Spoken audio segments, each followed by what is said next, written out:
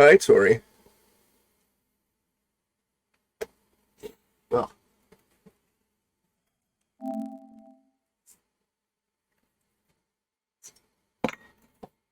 oh, that was a nice crackle.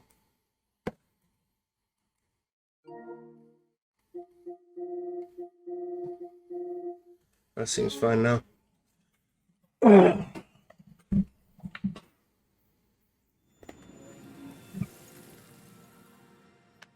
It's always spooky time, baby. Spooky time with Saber.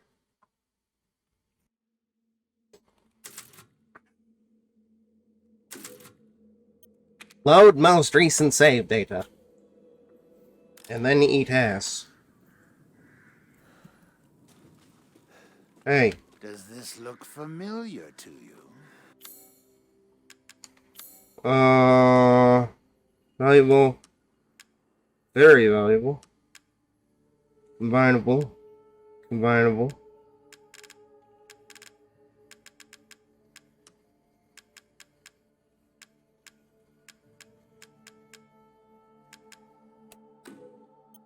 Ah, Miss Angie.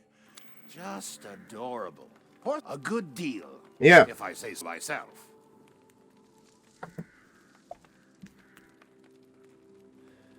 Alright, let's fucking go. So we're off to Moreau next, but there should be plenty of side shit that we can do now. Hey. Get out of here.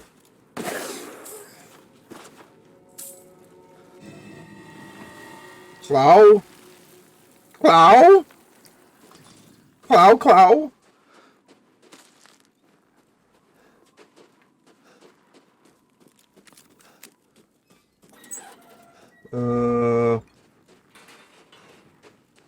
Yes, I'm pretty sure there is.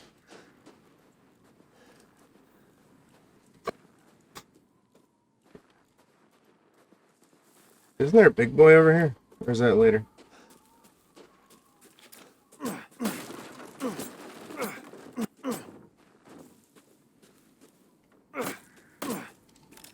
Guess it's later. Hey, Cursed, how's it going?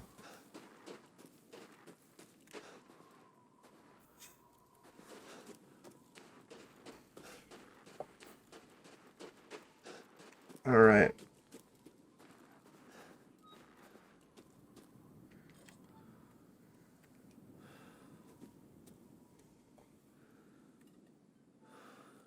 Thought I heard a mystic goat.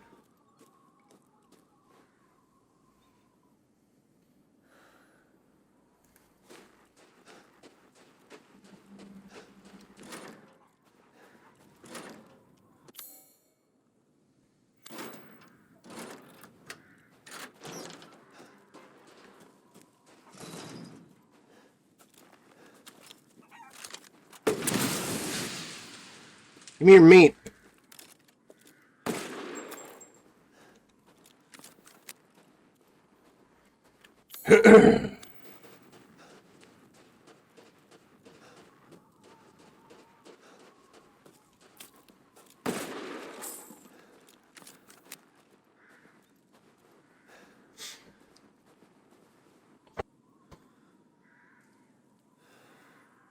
Oh, ho, ho.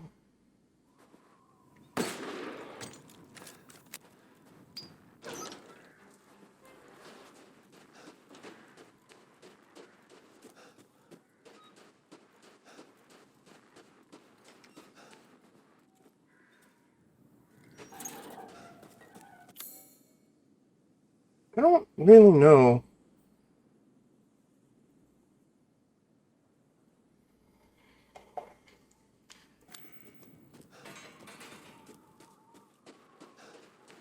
Hey.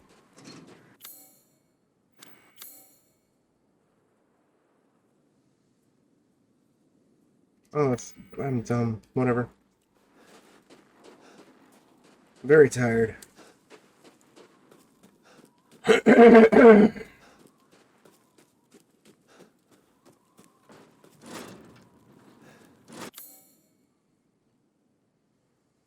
Isn't this the path to Moreau? Oh, I gotta take the other way. That's why. Yeah.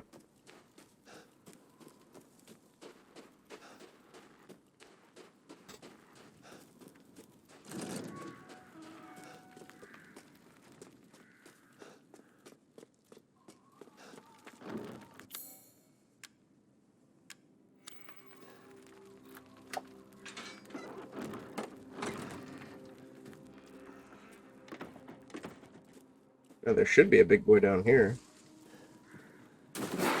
No! Hey! Hey, get off of me! Get off of me! Bad doggy! Bad dog! Ow!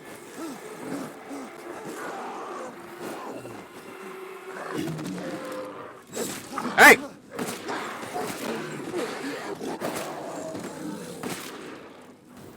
Bad dog!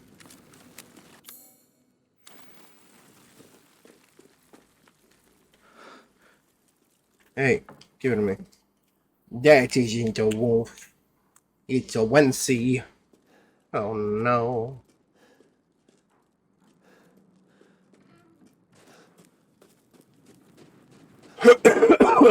Dying.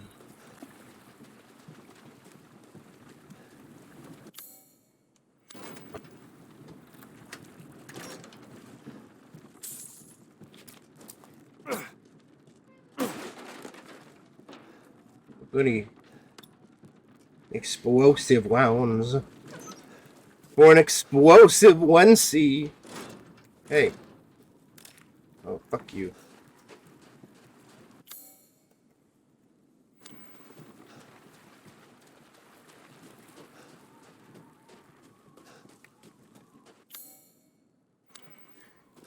The fuck is still in here? Oh. Is that it? Yeah. The most explosive of the onesies. Ow.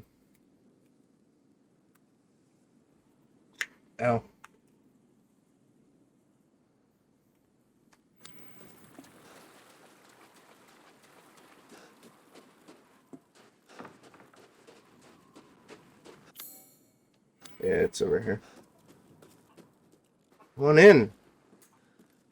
The fuck did I forget in here?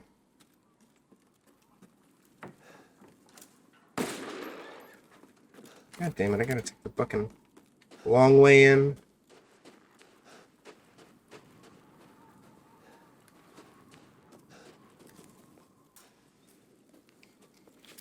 I'm gonna stab you. I should reload.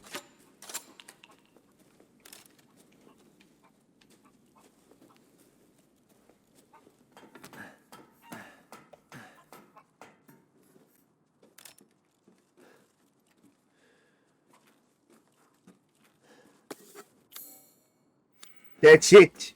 We've done it. Man.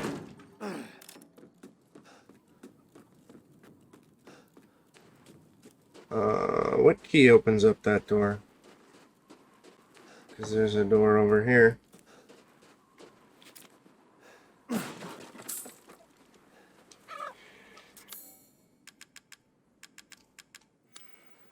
Fuck you.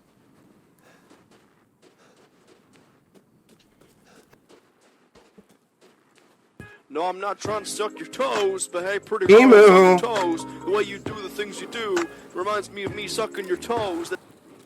Emu, thank you for the toe sucking. Hey. Get out of here.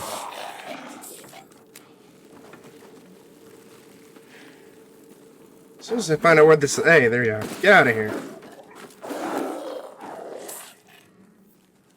Not much. What up with you, sir?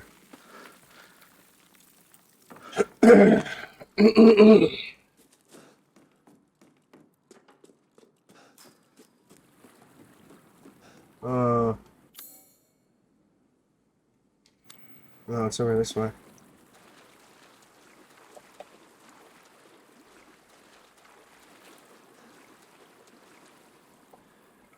I was actually trying to look for that blurb the other day so I could use it on run save. I couldn't find it. I was very sad.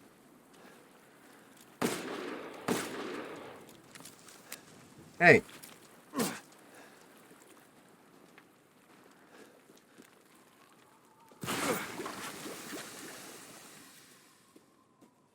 Nice. I hope your big plans go well.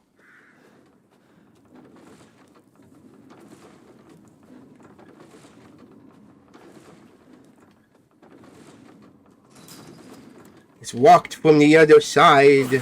Oh no.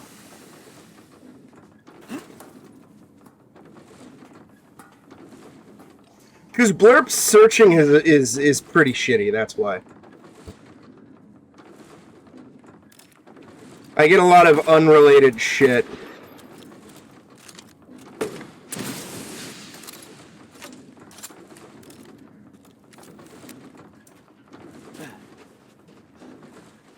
Hopefully I should be able to find it eventually.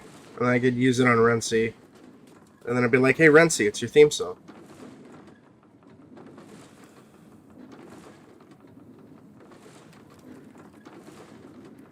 Alright, we gotta go back. We've gotta go back, chat. I forgot. I forgot.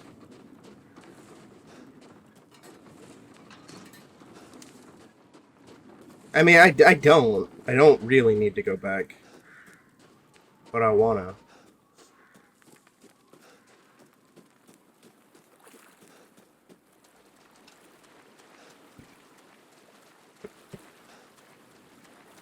I am a man of constant sorrow.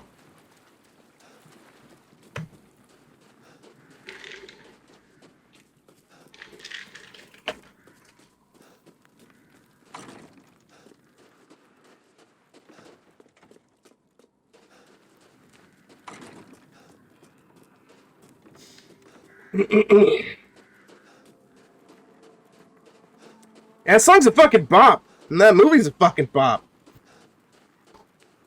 It might be my favorite Coen Brothers movie. And I mean, the Coen Brothers have a lot of fucking really good movies. A fair amount I still haven't gotten around to seeing yet, but Oh Brother, Where Art Thou is so fucking good.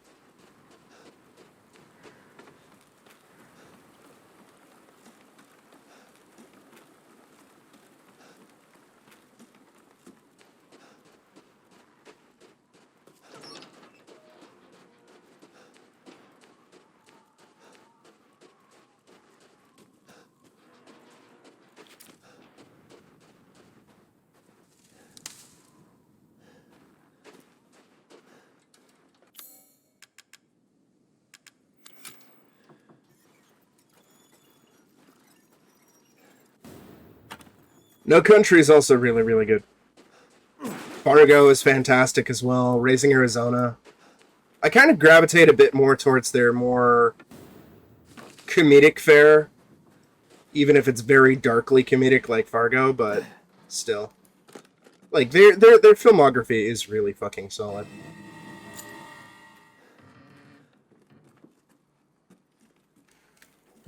Where do you get the ball?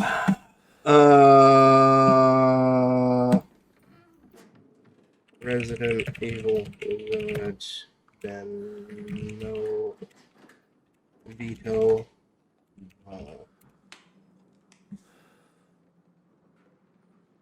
You know, I'm not clicking you, IGN.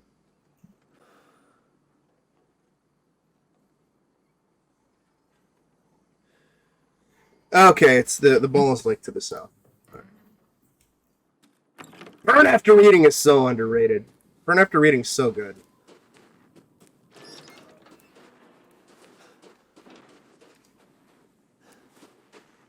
I also have not seen Llewellyn Davis. I've been meaning to for a while. It was playing at the movie theater that I worked at the time, and I just never got around to watching it. Same with A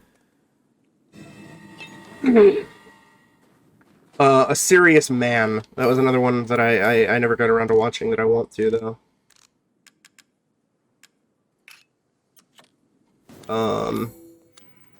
I haven't seen a lot of their more recent fare. I think the last movie of theirs that I saw was... Ah, God!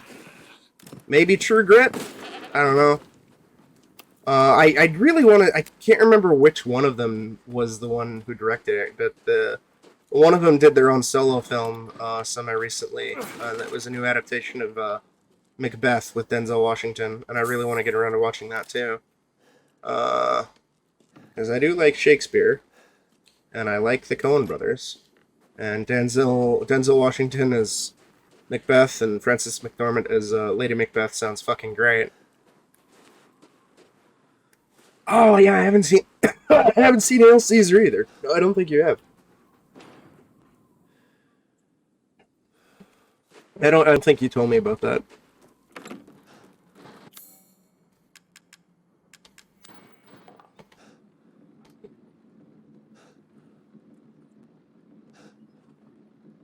Ooh.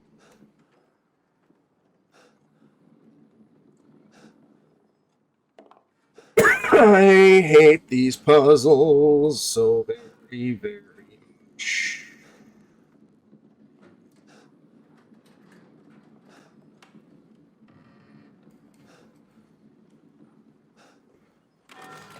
Give it to me. Yeah, go for it. Go for it. Yeah, that's fine. I mean, the movie's been out for a while. I'll probably forget anyway. It's okay. Don't worry about it.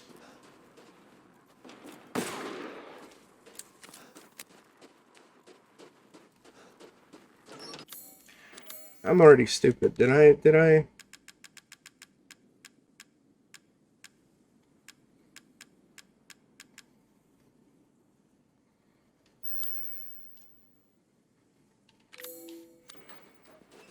I don't know if I did. Also, I don't know if I can place this yet, or if I have to...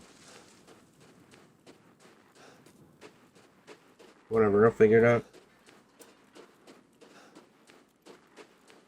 In constant sorrow, you sucking them toes. Oh, God! Big boy! Man! Man, get out of here! Bit! Get out of here! Get out of here!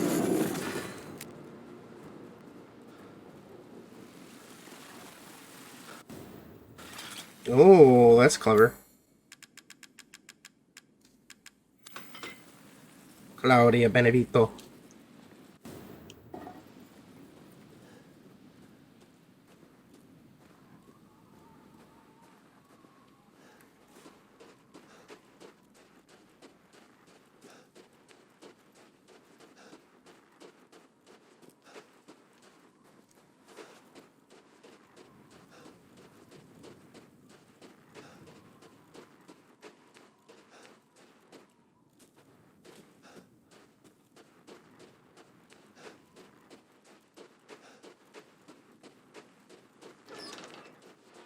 Yeah.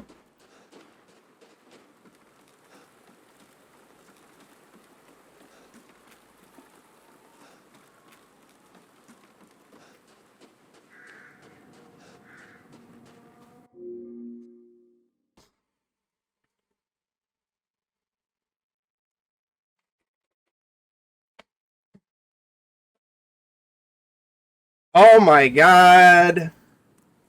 That's fucking amazing.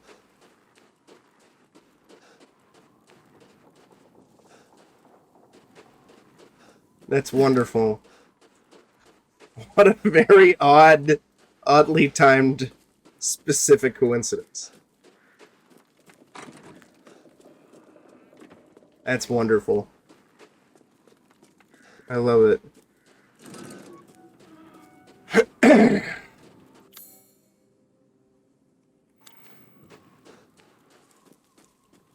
I imagine nobody was mad.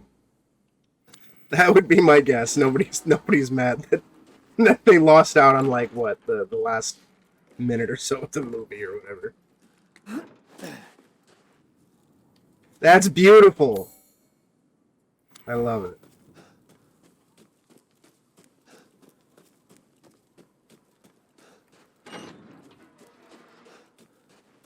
Hey, you fuck, knock knock.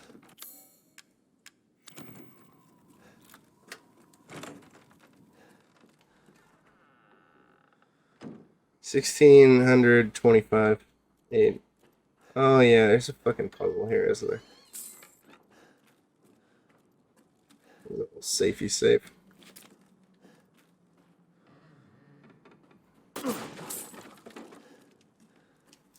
I'm too fucking lazy to remember. Resident Evil Village. Luther Code. 270917.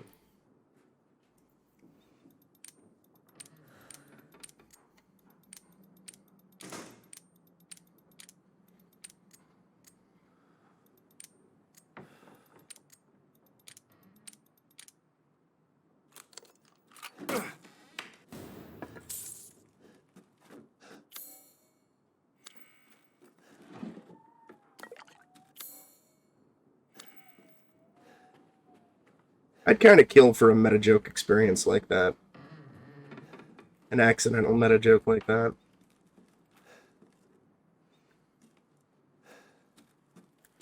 I never get anything cool.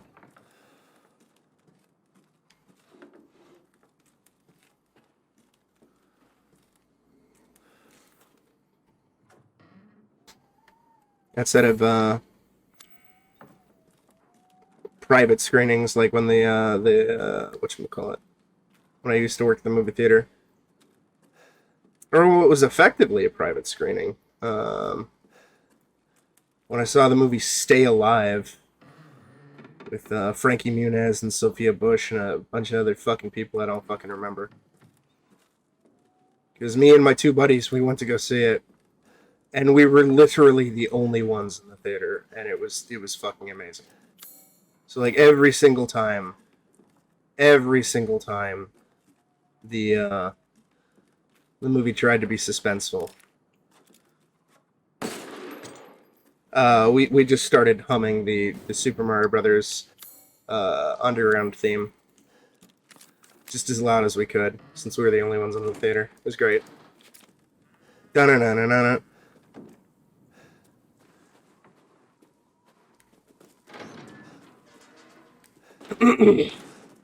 Yeah, it's rare when it happens. But when it does, it's amazing. I think that's the only time I've ever had it happen. I've had it where I was thinking it was gonna happen, and then it turned out, nah, fam. Some randy asshole bought a ticket, and I'm like, God damn you.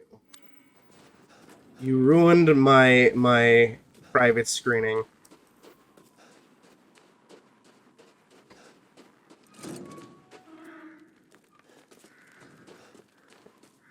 Naturally. It was going to be an instance with one other group in there, because there's like this elderly couple who went to see the movie, but they left like 15 minutes into the movie.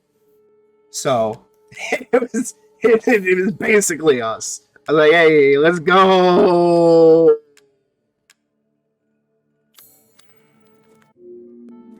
Till next we meet. Where is the...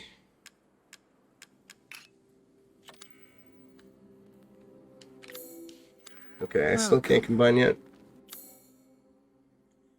It's the best. That's one of the things, like, when I did work at the movie theater and we did our own, like, little private employee screenings, in many instances we treated it like our own private rip tracks. Because we're just like, fuck it, let's just do a private screening of this movie that we're all expecting to hate. Do you know it? Like, that's how I saw all 5 Twilight theaters and Twilight films in theaters, Emu. Because I was working at the movie theater. And then, like, even when I wasn't working at the movie theater, they still had employee screenings and invited me to them. So it was just like, yeah, let's go! And we just riffed it the entire time. It was fantastic. It is also why I'm unironically Team Mustache Dad. Well before I realized riff tracks existed and did a riff of Twilight, and they too are Team Mustache Dad. The dad is unironically the best fucking part of that fucking franchise.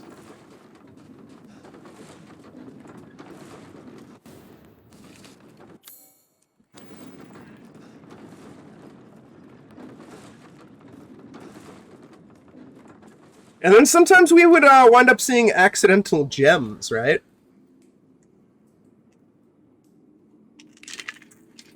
Like, I remember we got Let the Right One In, and because we had just seen Twilight, we were all expecting some other weak sauce tween vampire bullshit, knowing nothing about it.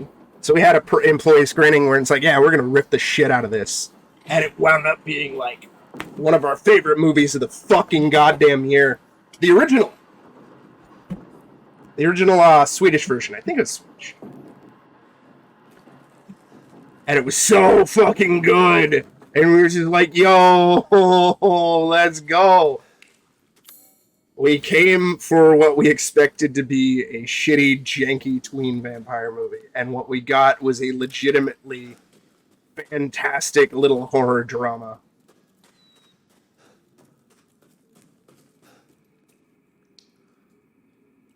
Yeah, I hear the US version's solid, but I haven't seen it. Apparently, there's now a Let the Right One In TV show, and it's basically nothing like the original movies. It's just they take the premise of, I guess, a young girl and young girl vampire befriending a boy or something. I don't fucking know. I don't care. I'm as much as I'm sick of Marvel and much as I'm sick of Star Wars, I think more specifically I'm sick of television networks digging up old films and trying to turn them into fucking television series. Like, I don't want a Lethal Weapon TV show. I don't want an Exorcist TV show. I don't want a Frequency TV show. I don't want any of this shit. The fuck? I don't know either. Frequency wasn't even that big of a movie either, but they fucking somebody turned that into a fucking television show that lasted a season.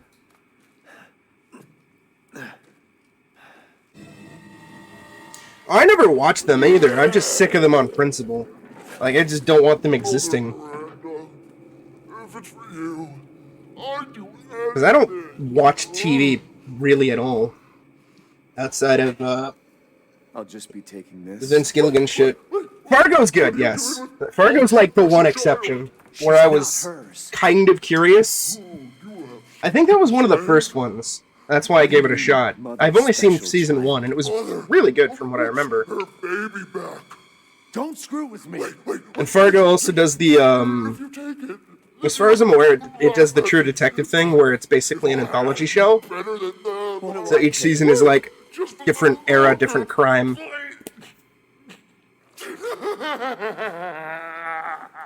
What's so funny? You're stupid. You talk too much. It's all over. I plugged the way in. What do you... This is my territory. And I won't let you leave. I do want to catch up on that at some point. Damn freak.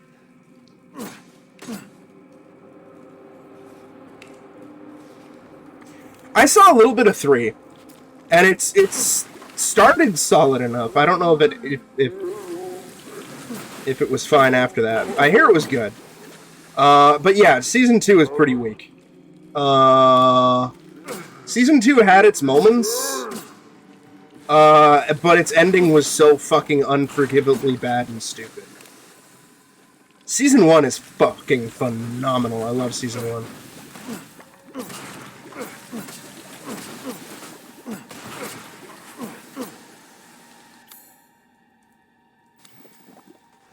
Season 1 of True Detective is so goddamn good. How do I get out of here? Damn, this way's no good. But the little I did watch of season 3, it seemed to kind of capture the spirit of season 1.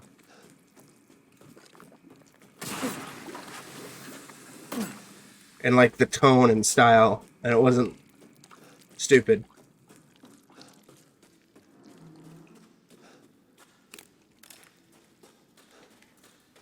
Like, I dug the casting of season 2, and I think there were some individual narrative moments that were pretty solid, but mostly it was just kind of a big, dumb, wet fart. And like I said, the fucking ending Good fucking God, man. That ending was so fucking bad. I was so mad.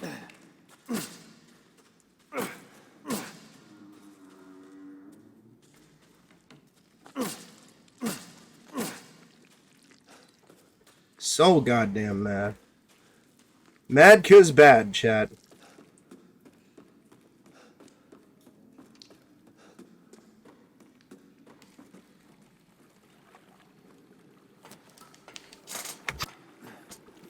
Oh, another one I do kind of give a pass to, although I've only seen, like, I think the first one or two episodes, is Chucky.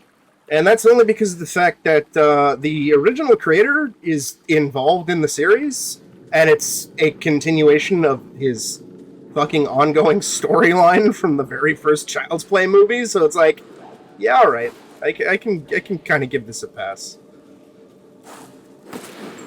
Still's got Brad Dourif as Chucky. Jennifer Tilly, Alex Vincent. Basically everybody who was in the original movies who aren't dead show up at some point. First one is legitimately fucking great. I highly recommend it. After that, it's kind of hit or miss. Some of them have their charm to it.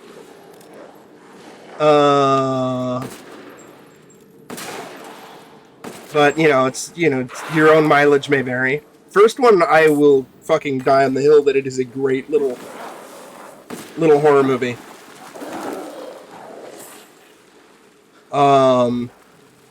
Remake fucking sucks, though. I hate the remake. Nice. And Brad Dourif is fucking menacing, dude. It is a solid little horror movie.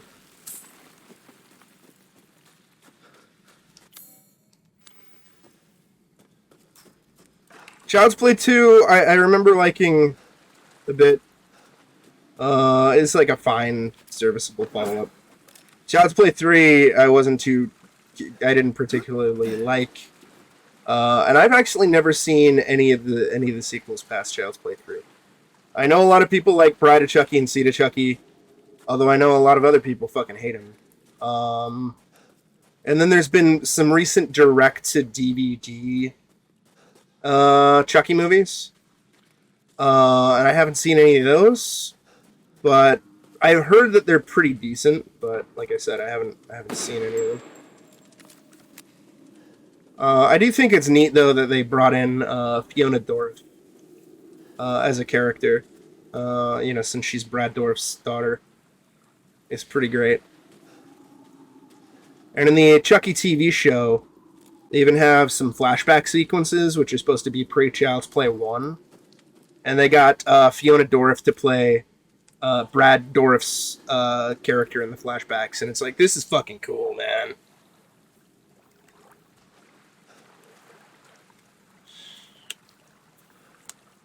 You damn kids and your marriages!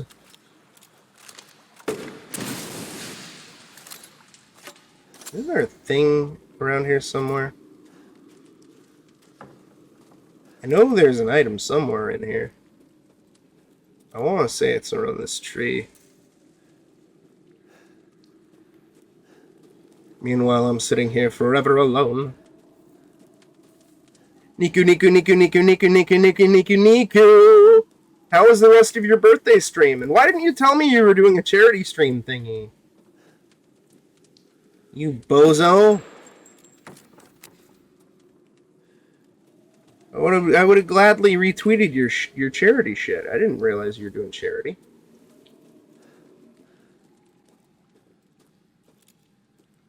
No, secret Niku charity stream. Gotta make sure the kids' bags are filled with sand. So they could sandbag too.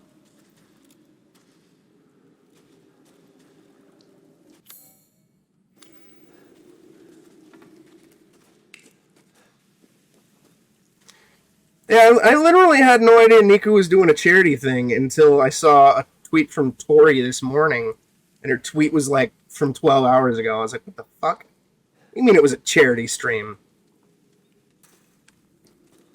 Niku, why? Why'd you do this to me?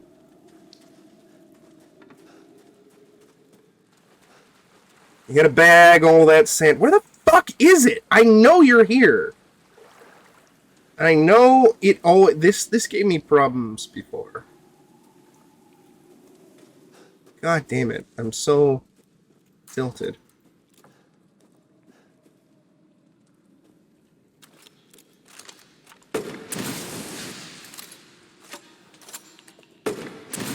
Why are you going through the tree?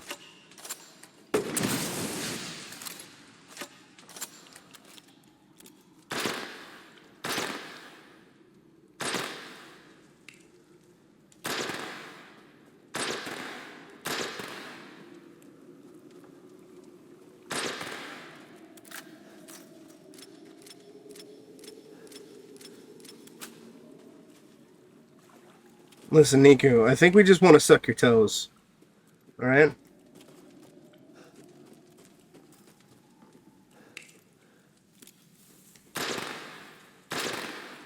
What would you do if Niku-san bagged your tune?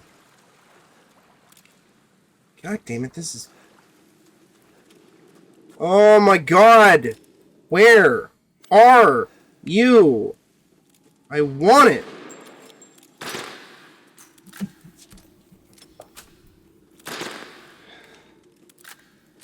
Wish the fucking X-ray specs were brought back.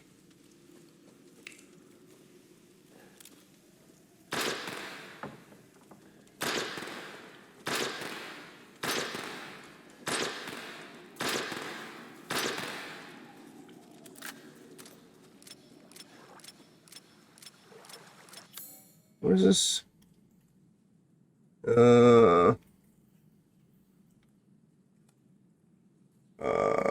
Resident Evil Village. Bro. Item.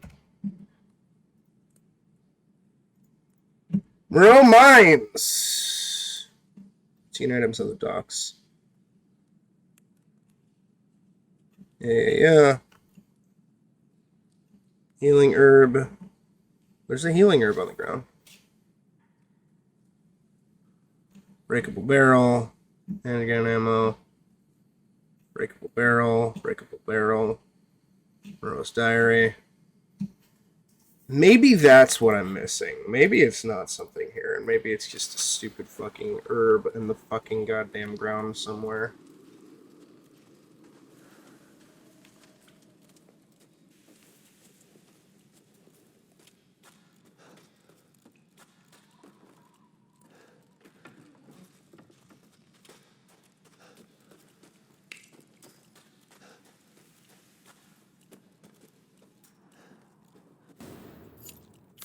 Oh, it was a God damn it!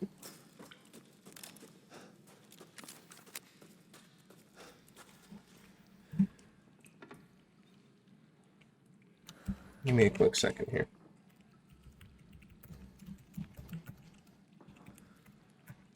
Speaking of the weekend, my fan just broke.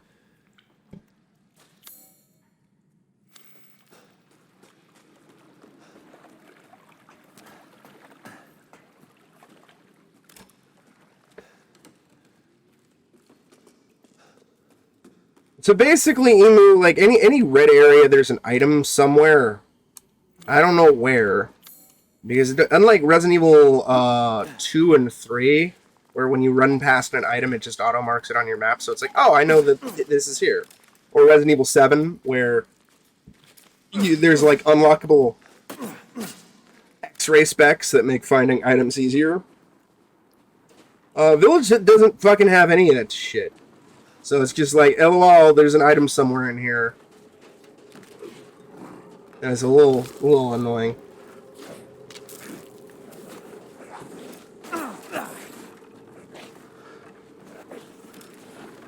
Oh, hey. Get out of here. I didn't even realize I took damage there.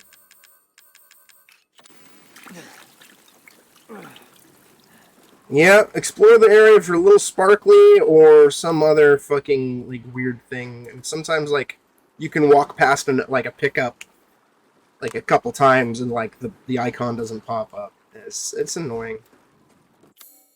The boat key.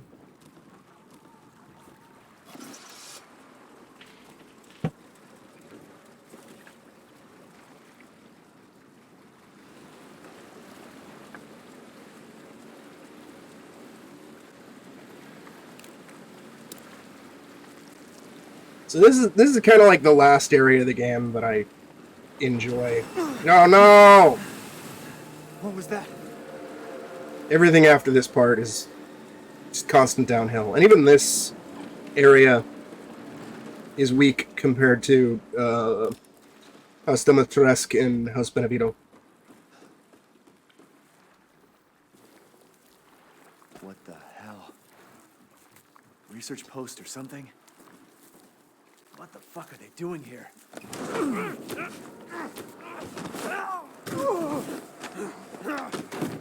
And the narrative of this game is really fucking dumb, even for a fucking Resident Evil game. Ethan! I gotta say, I'm surprised you made it this far. It'd be a shame if something happened to you now. Sure, Chris. Why not? You killed Mia. Now do me and finish the job. Hey, Cap. I'm getting some serious motion readings out here. We should move on. What kind of readings? What's moving? Unknown, but my guess is we've been here too long and Miranda Sam. knows it. Hey, did you say Miranda? How are you involved? Leave it alone, Ethan. You are out of your depth. What about the sample analysis? It's definitely related to the mold. I kind of expected her to have like a bigger presence in the game, considering how much she was advertised. You stay out of our business. Like I wasn't expecting Now look out! Lady D to be taken out that quickly. That's true. I agree with you, Emu. At least for me, the drop in quality with RE7 isn't nearly as severe as an 8. 8's drop is pretty fucking... Ugh. Stay back.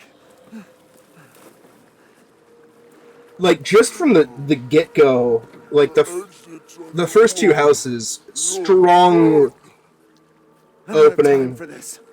top 5 Resident Evil game potential. And then just... Especially when you get to Heisenberg's Fuck Factory. Miranda sent you to slow me down? You're pathetic. It just starts going into fucking RE6 territory. And then Chris on duty. What are you talking about? Basically. What the fuck is wrong with you?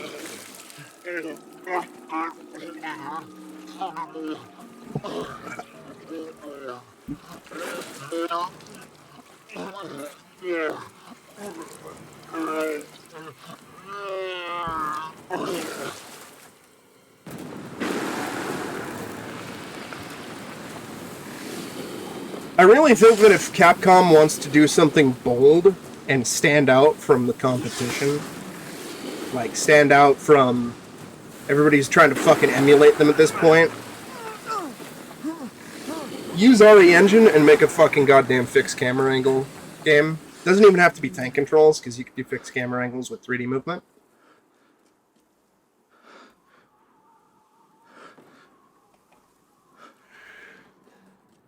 What am I supposed to do?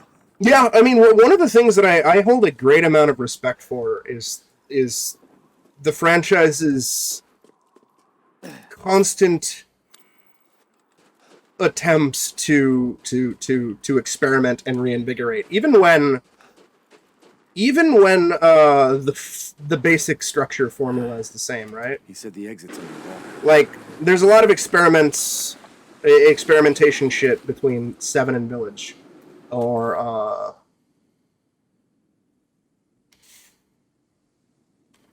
4, 5, and 6, right? If I can drain the water. Shit, there's no power.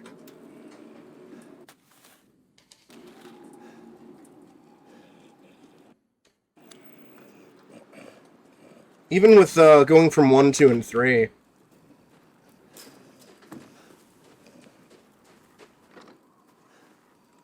Yeah, exactly. Like, it may not always pan out, but I do really appreciate Capcom for not wanting to just recycle the same fucking thing ad nauseum.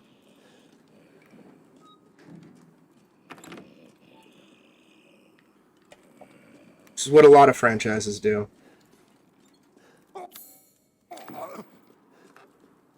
Naturally.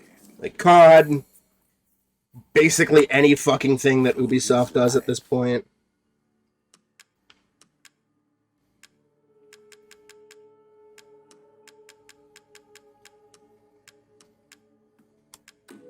Little and often fills the purse, as they say.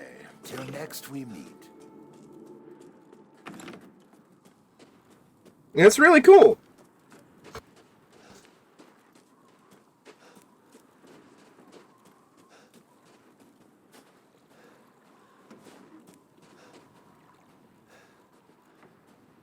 Oh, I think I gotta do something else somewhere.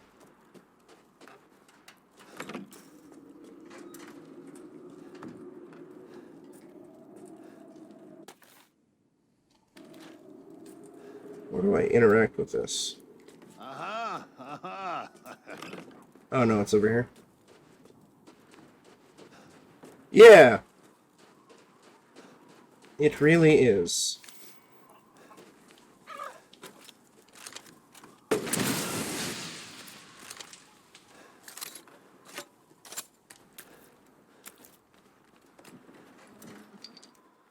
And I'm hoping that whatever 9 is, that they continue that trend and that it's not just a carbon copy village.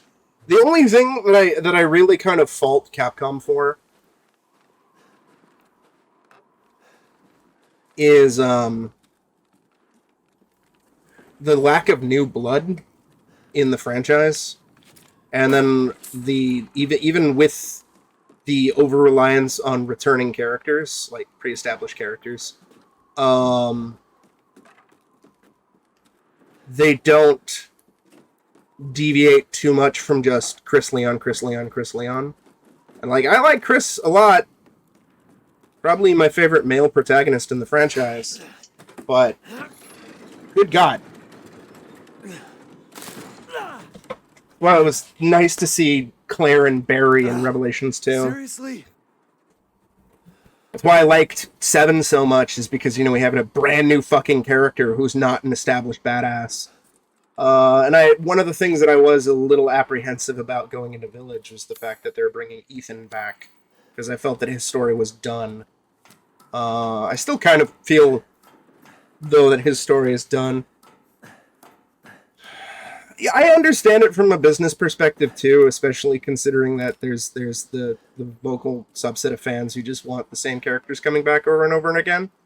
But considering how many characters that this franchise has, it would be nice if they brought back more than just Chris and Leon. Make like Resident Evil 9 with Barry or Rebecca, or Claire, or Jill. Or fucking Carlos. Or Billy.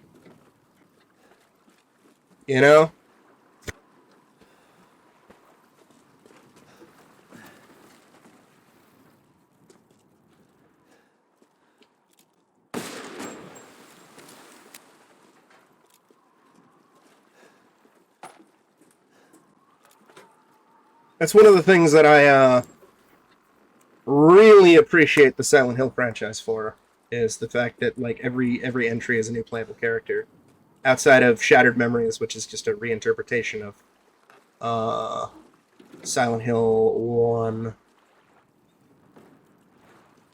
I don't know if I can run across that or if I'm gonna get booty blasted. I can't remember. I think we'll be fine.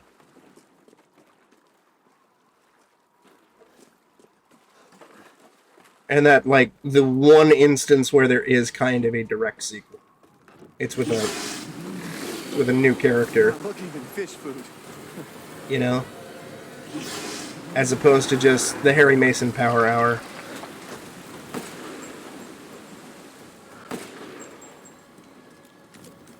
Like, if some fucking asshole ever decided to make a direct sequel to Silent Hill 2, and give us a definitive ending for that game, and it's like another story about James Sunderland, I'd be pretty mad, honestly. Even more mad than the remake announcement.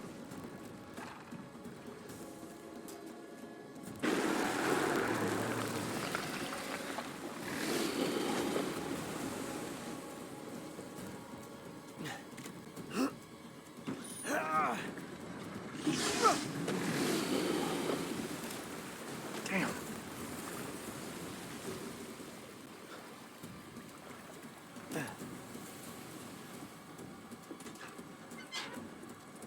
Oh boy. Stinks. I remember this part. I remember it being tricky.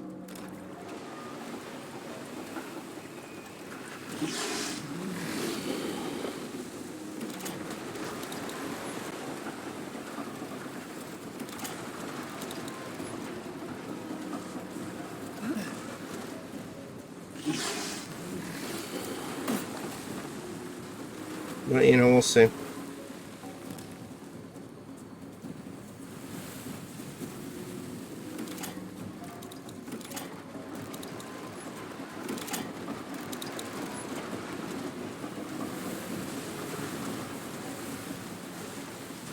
No! Yep. So... we gotta be a smidge faster.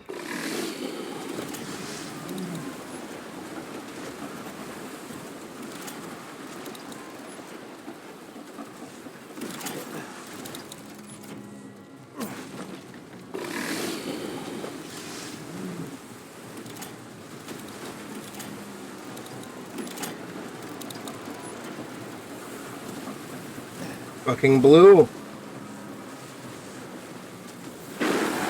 Yeah! Now we did it. Hey, get out of here! Get out of here, you fuck! Stupid ass fish. The best! I love you, Moreau. You're so dumb. I love Moreau so much. I don't know if it's safe. Nope. Mama!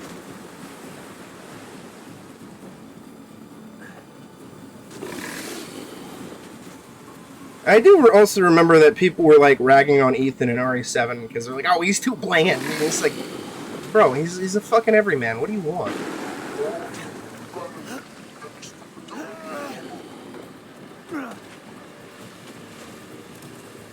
I'm depressed. I love it. He's adorable. Little baby boy. Little stupid baby fish boy. Hey. I already pushed this! Whatever. Hey! Bad Moreau. Get out of here, you stupid fish.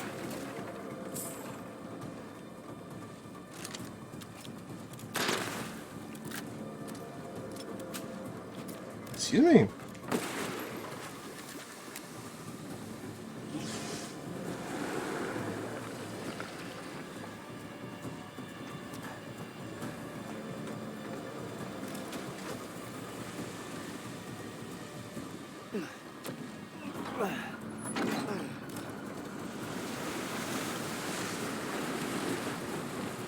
Caught myself a big one. Need to get out of here.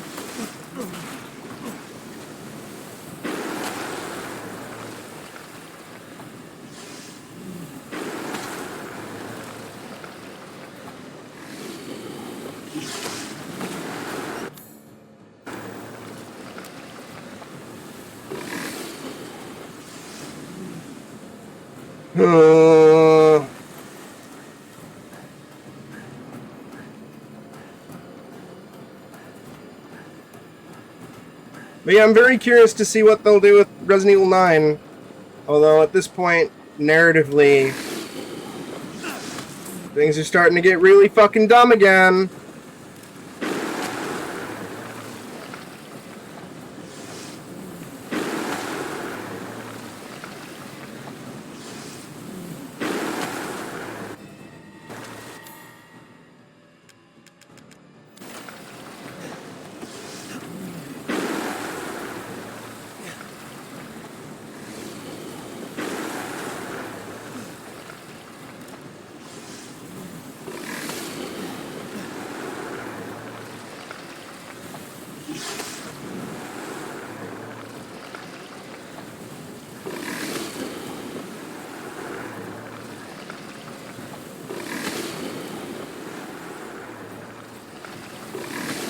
What's also interesting too is based on the little gameplay footage I've seen of the Resident Evil 4 remake,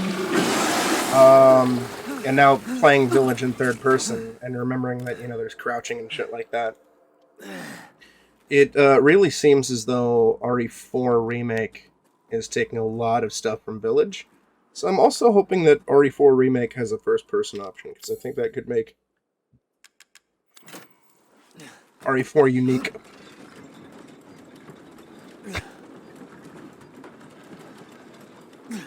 It's kind of my expectation too.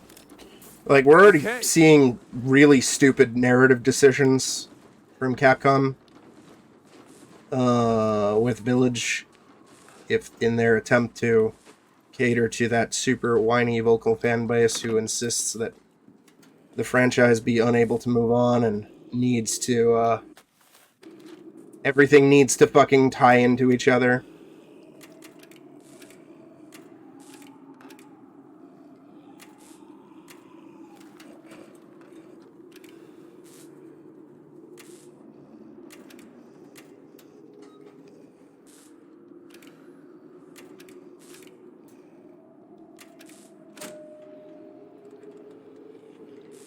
Like, oh, the molded umbrella knew about the molded. Yeah, it's same engine. Got it. I don't think anything or Capcom's going to be swapping out of RE Engine anytime soon. They're just going to keep upgrading it and refining it and stuff like that. So Village is RE4 is using the same engine that all the more recent Resident Evil games have been using, and Devil May Cry, and I think Street Fighter 6 is actually using RE Engine too.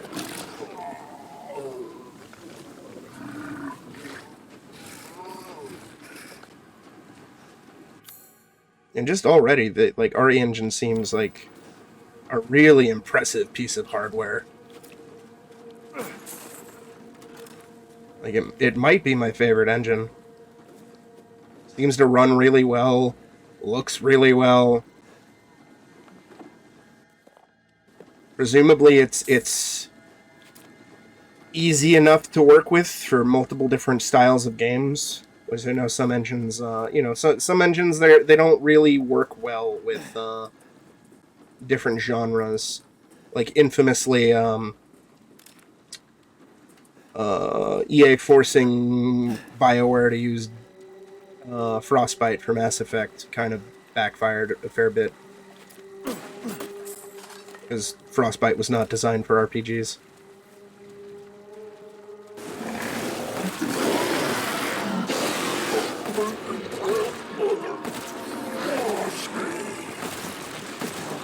I guess I gotta do this.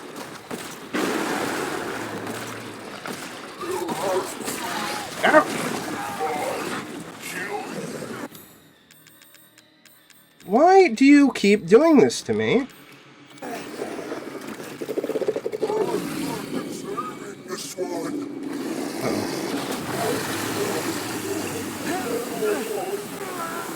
Where's the roof? There we go.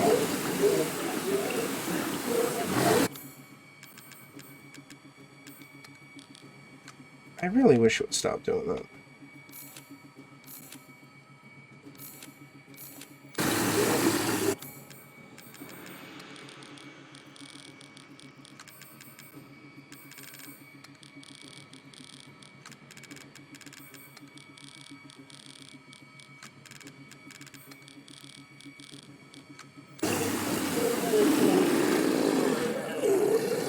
Yeah, I want to. Can't get caught. I really want to like start dicking around with more engines and doing, god damn it, side projects, so I can learn and make my own shit. I keep talking about wanting to make my own shit.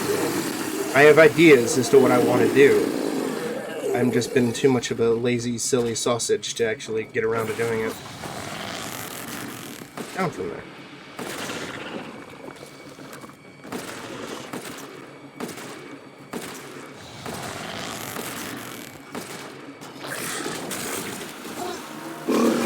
Hey! Get out of here, Moreau.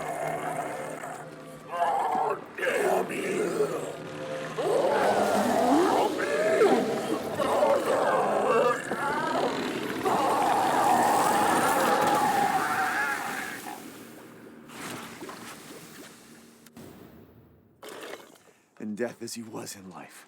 Disgusting.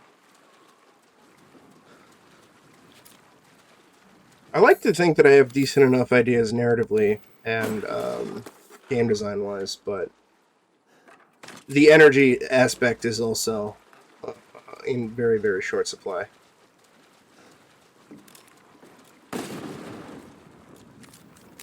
The other thing too is I always second guess.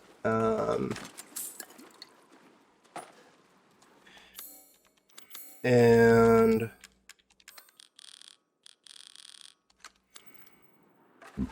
excuse me. I may like kind of have an idea as to what I want to do, but I don't necessarily know how to get there. Which is another reason why I'm like, fuck, what do I do? Or like I don't have the motivation to do it.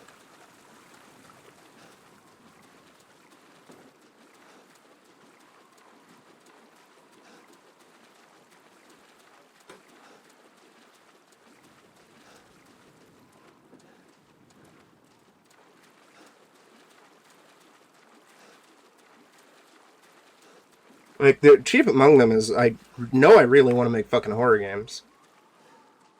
Probably primarily focusing on fixed camera angle, pre-rendered background horror games, because that seems generally easier, and it's a niche that is not really being filled, outside of maybe a handful of other retro throwback type shit.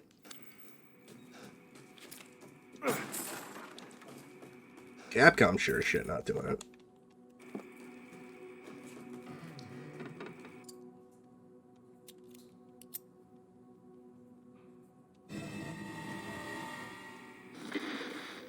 You're better off than I thought. Who's that? Oh, come on.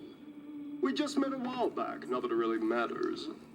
You're the last asshole in my way, aren't you? You've got fight. I'll give you that, Ethan. But what's the plan when you have all 4 flasks? What are you trying to get at? Yeah, I feel I that. could lend you a hand. Not trying to get on my good side? Oh, don't get cocky. I'd kill you if you weren't worth the trouble. There's a stronghold not too far outside the village. Go there and get my flask. Do that, and you pass. First, head back to the graveyard. Self-centered prick. No!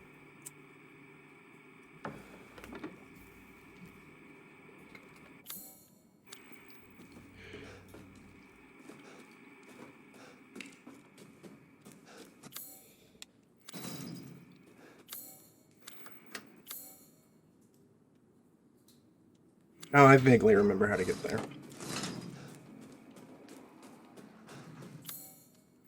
This shit, though.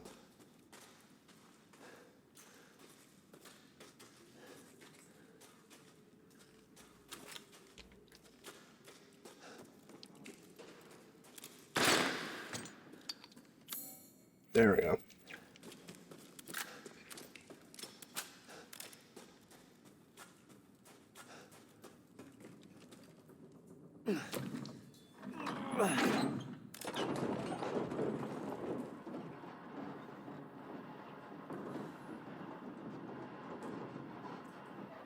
Well, that's also the other tricky thing is like people in our position, because we have to work on normal jobs, and do normal life shit.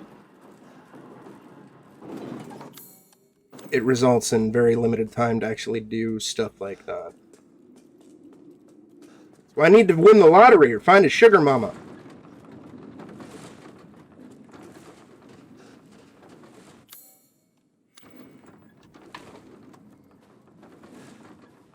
Oh, I'm fucking stupid.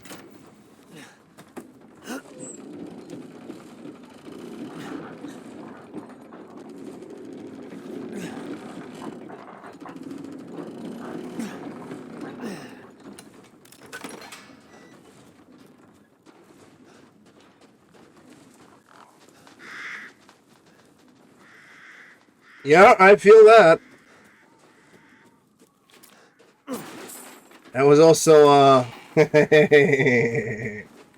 one of the distinct reasons as to why when I first started out in QA, I barely played video games outside of work. Because even though testing and playing games recreationally are different, there is a little bit of overlap, of course, and it feels the same. Especially, like, you know, having the same controller or whatever. Like, there was a period of, like, I don't know, I think the first 9 or so months, I just could not bring myself to play anything when I got home from work. And I kept buying shit, too, which was stupid of me. Gears 3, Modern Warfare 3, Uncharted 3. A lot of 3s.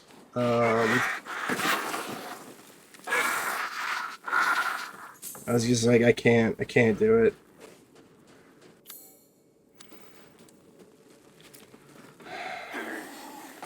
The worst was the first few months where I'd get home, and after you're trained to find bugs, right? You start noticing all sorts of little bugs in, you know, normal games that you buy and you're trying to play for fun. Some people, doesn't necessarily really bother them. For me, initially, it really bothered me. And instinctively, I'd, like, be sitting there and I'd run to a fucking bug. And then I would, like, turn to my computer as if I was going to write it up. And then remember, wait, I'm not at work, I'm at home. And I'd get really sad. Really sad. Very, very, very tilted. Just be like, God damn it. Hello? Goose baby. I hear you, fat man. There you are.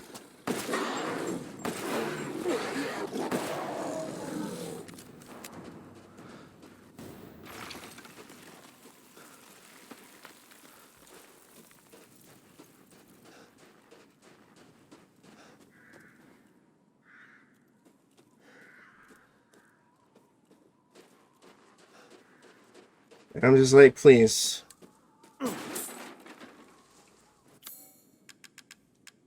Please let me stop finding bugs. Oh fuck, it's the well wheel. I don't want to find bugs at home.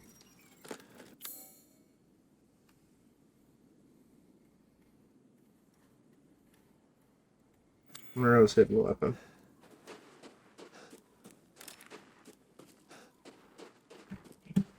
Now I've gotten like a lot better about not giving too much of a shit when I see bugs, especially like lower tier issues or whatever. But I will be flabbergasted when a game releases in a super fucked state, and I'm like, how are the devs okay with shipping this? How did this pass cert? You know. I don't blame QA, because I'm 99.9% sure most of the issues were, a fair amount of the issues were found and maybe waived. Not to mention it is physically impossible to find everything. Like, it's what a fair amount of people don't particularly realize when it comes to writing bugs, or, you know, when it comes to game dev, is it is 100% impossible to find everything. You could have a team of 1,000 QA testers working split shifts, so there's 24-hour coverage 7 days a week. Keep a game in test for like 3 years, and when that game ships, it is still going to be pretty buggy. And a lot of people don't realize that. That it is a fucking miracle to get some games out the door. Because it is... Stars have to align, and you have to have really talented people and the time to fix everything.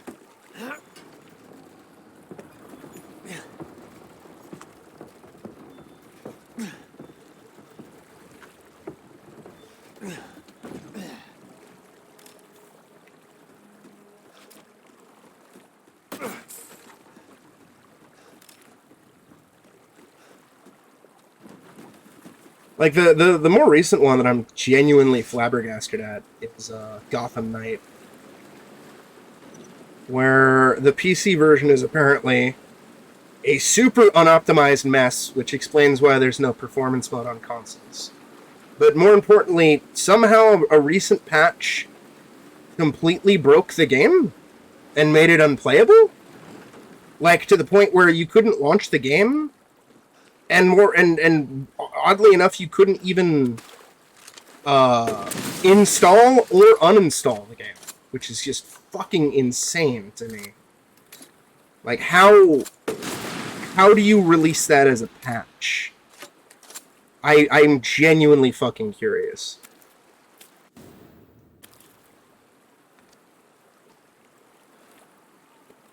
Yep. Oh, well, I mean, that's also, like, on that note, too. Same thing with features as well. Like, yeah, there's some things which are super easy to implement, right? Like a costume, especially if you don't necessarily give a shit if it's, like, a bonus costume, there's, like, maybe some issues. But, you know, so long as it's not severe, who cares? But, like, I've seen some people go, oh, it would be so easy for FromSoft to patch in an easy difficulty to Sekiro. It's like, no, fucking it wouldn't. No, it wouldn't, fam. Not if they want to do it right.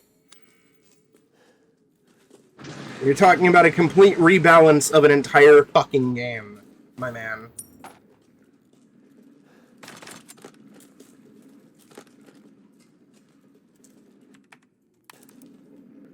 You can't just tweak a couple difficulty values and then ship it. It has to be thoroughly tested.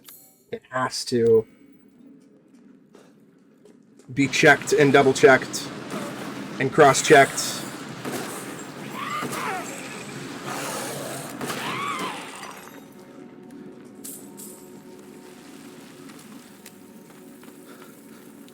Mm-hmm.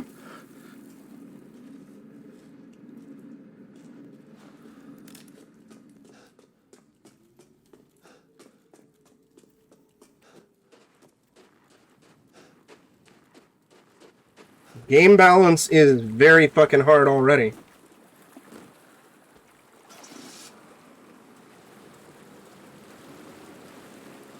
Now, granted, there are some genius level programmers out there. Some of them specialize in mods and stuff like that. And sometimes you see game devs with stupid or dumb takes on Twitter. Like, there's that whole Breath of the Wild multiplayer thing where some YouTuber issued some challenge to make Breath of the Wild multiplayer mod, and some game dev from I forgot what studio was like being really piss baby about it. He didn't even fucking work on Breath of the Wild, and was just like, oh, it's impossible. It's like, no, it's not impossible, especially if there's a fucking modder, man. Like, it may not be worth the effort. It may not necessarily be the best idea. There's probably going to be a lot of fucking bugs with it, but it's possible. And, like, I think a couple days after that game dev tweeted it out, some modder already had a working prototype of it. Like, it's not easy, 100%, but if somebody has the dedication and the tool set, they certainly can give it the good old college try. May not be a great idea, but, you know, it is possible. It's a slippery slope. And I just wish people... I think the moral of the story that I'm trying to get to is, I wish people would just maybe think before they tweet stuff. Or think before they make a silly-ass statement like that. Like, there's that one game journal from Polygon years and years and years ago. About SimCity. Dude's not even a game dev, and he was, like, simping on SimCity's always online component. Forgot the guy's name. Arthur Guys, I think. And he was like, oh, you know, it's impossible to play the game while flying. You know, like, gamers just need to get with it. Blah, blah, blah, blah, blah. You never mind the fact that always online, especially back then, it's fucking terrible. There's, like, no fucking reason for an always online SimCity. And then, like, 3 or 4 days after the dude... 3 or 4 days after the dude made those comments, somebody had already made a fucking mod.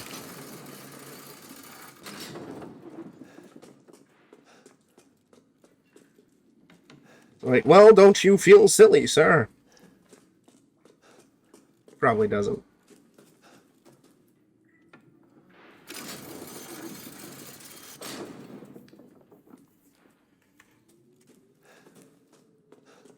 Yeah, I'm just as shocked, Emu. But some people are just so adamant in their viewpoints. And I'm just like, why, my man? Why? The one that I'm getting a little salty about more recently are the people trying to, like, defend Gotham Knights being 30 frames a second and how 60 frames isn't that big of a deal. And my general stance at this point is just shut the fuck up. Please. Just stop. Just stop talking. Stop tweeting. If you don't really care about 60 frames, that's cool, but a lot of people really do at this point.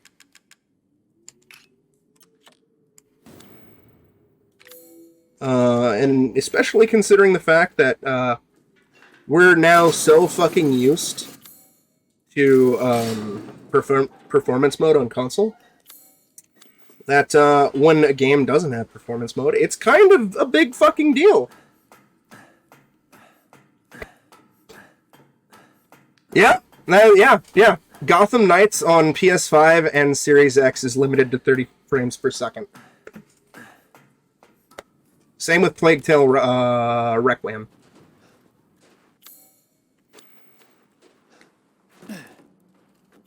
And it's like, no, stop it. And my general stance is optimize your shit better and maybe scale the game back, because I don't think the world is ready for that kind of tech that you're pushing. Oh yeah, it's always fucking hard. Sure. But it's worth it, and I'm tired of fucking devs making what people like to call screenshot builds. 30 frames per second builds look good for screenshots. And that's it. And we're kind of well past the era of game magazines. People want to see gameplay footage, either through previews on websites, or through Twitch streamers, or Let's Players, or whatever. And if you're making an action game, like a game with combat, maybe you should really consider focusing on 60 frames a second as opposed to, like, I don't know, 8K visuals and ray tracing and all sorts of other shit. My apologies.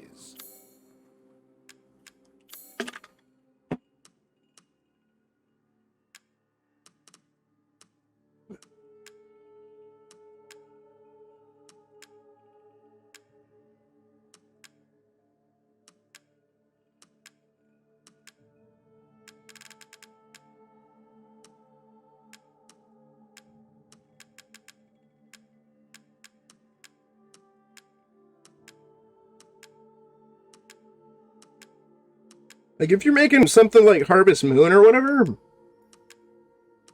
sure, maybe 68 frames per second isn't, like, the most important thing in the world, but something with actual combat, I think that's probably a big deal.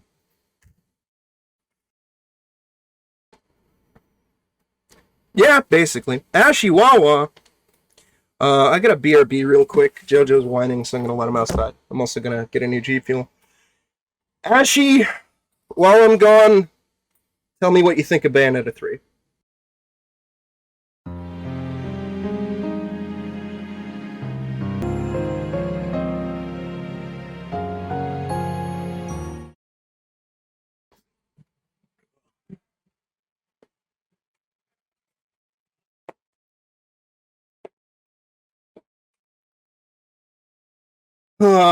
Anything else of value? I'm glad to hear that you're liking it.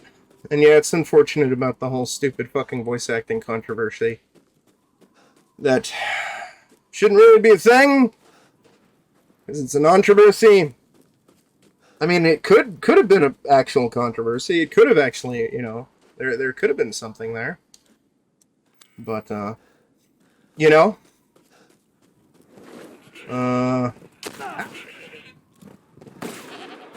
I still think there is a very important conversation to be had about the money that voice actors make. And I do believe that voice actors should be entitled to fucking residuals, considering the fact that apparently every other field of acting grants the actors residuals and shit like that.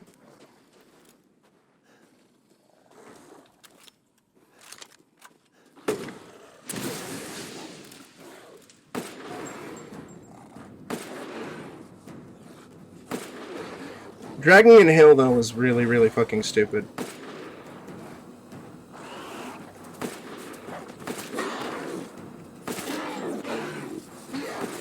And what was even stupider was the handful of dipshits online trying to cancel Hill because of it and calling her a scab. And it's like, wow, you're a fucking idiot, and you probably don't even know what scab means, do you?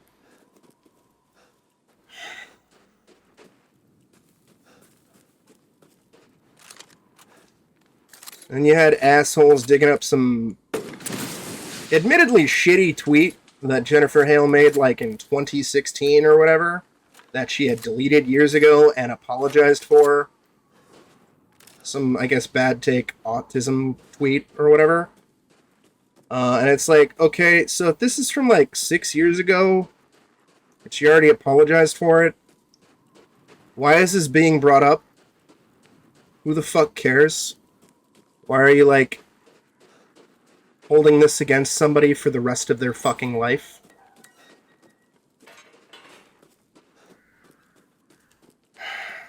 The whole fucking conversation should have been something much more straightforward and simplistic and nuanced, and instead it was really, really toxic and really, really fucking stupid for the most part.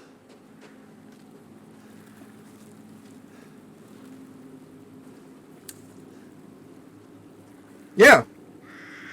Like, people make mistakes, and if people aren't allowed to fucking grow and learn from their mistakes, and have to be shamed and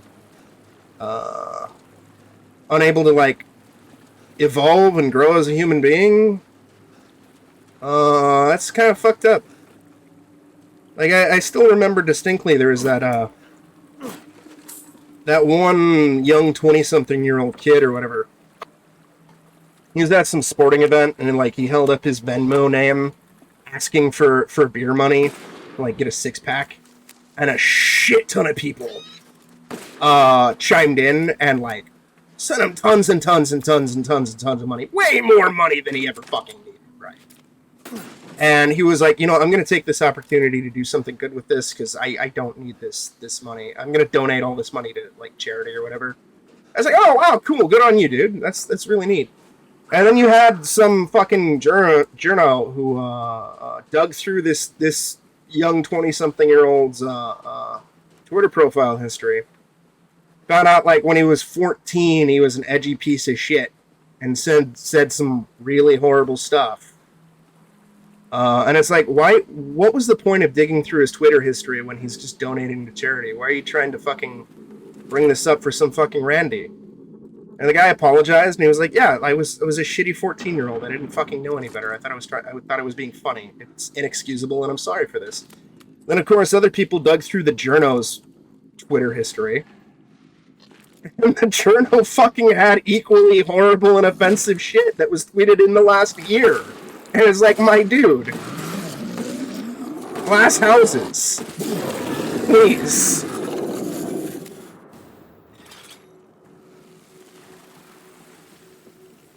Yeah, when you're a teenager, a lot of people are fucking edgy pieces of shit when they're teens. Takes a while to fucking realize that no, it's not cool to be an edgy piece of shit. Unless you actively fucking committed a crime or fucking harmed somebody. Did something truly heinous. I don't care. Especially if it was like from fucking 10 years ago. Like that James Gunn bullshit. He was an edgy dude who fucking worked for Troma. He made edgy movies, so he tweeted and said some edgy shit. Now he's not that person anymore. Why'd you try to get him fired from fucking Disney shit over this? This is fucking stupid.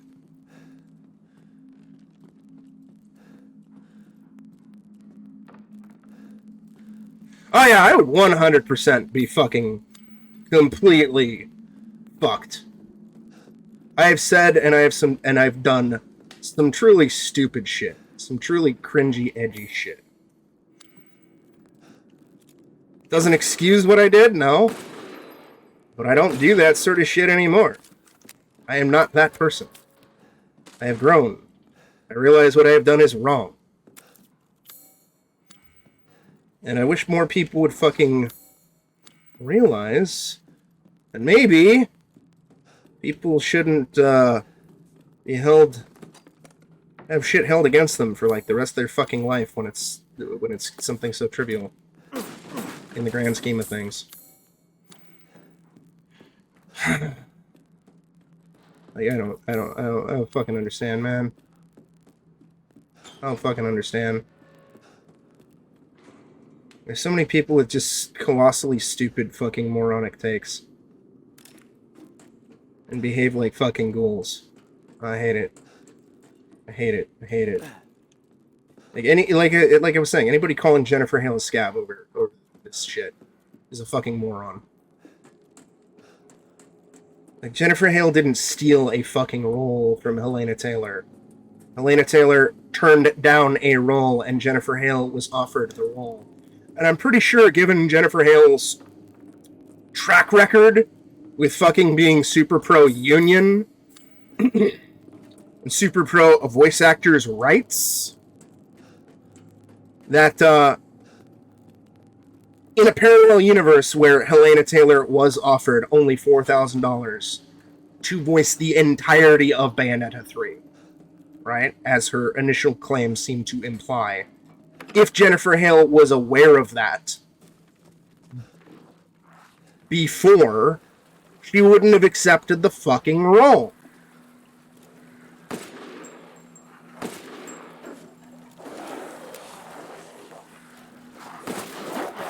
But I highly doubt she would have been privy to the fucking offer made to another fucking voice actor that she's replacing. It's not that difficult to imagine.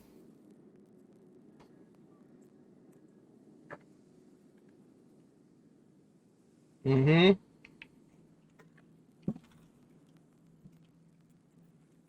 Yep.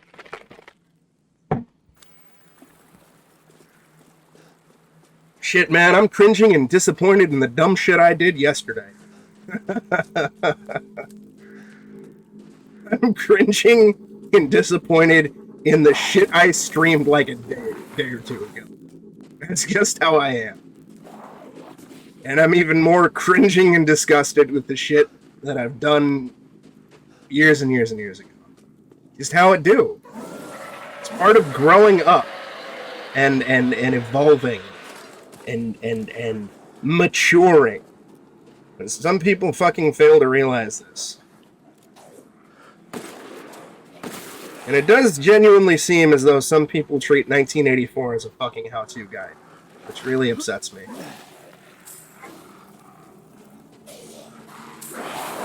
I don't think we'll ever get, or at least I pray we'll never get to a genuine 1984 type state, but seems a lot of people are very silly sausages about stuff and have colossally terrible takes. Enjoy your lure, Kashi!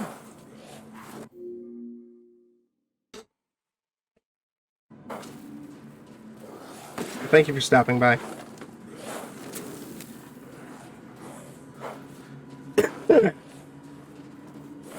Brave New World, baby!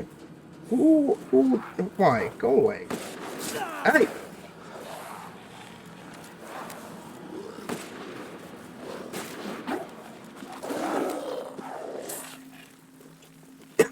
I'm just colossally flabbergasted at how stupid humanity is.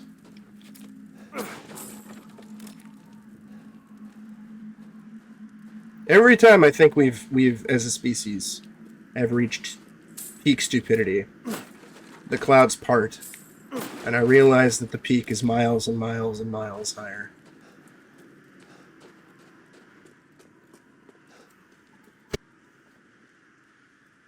Very upsetting.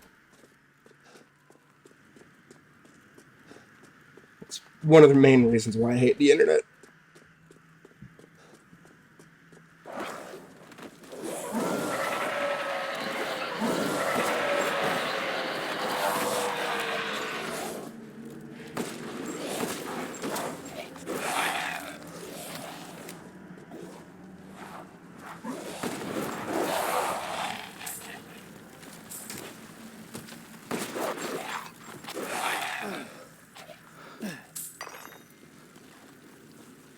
It's very silly. Yep!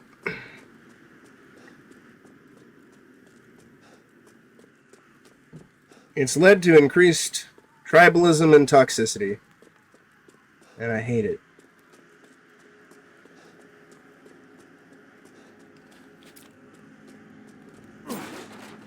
It's like those shitty fucking schoolyard console war bullshit, except for amplified, and usually with a lot more vulgarity and hate.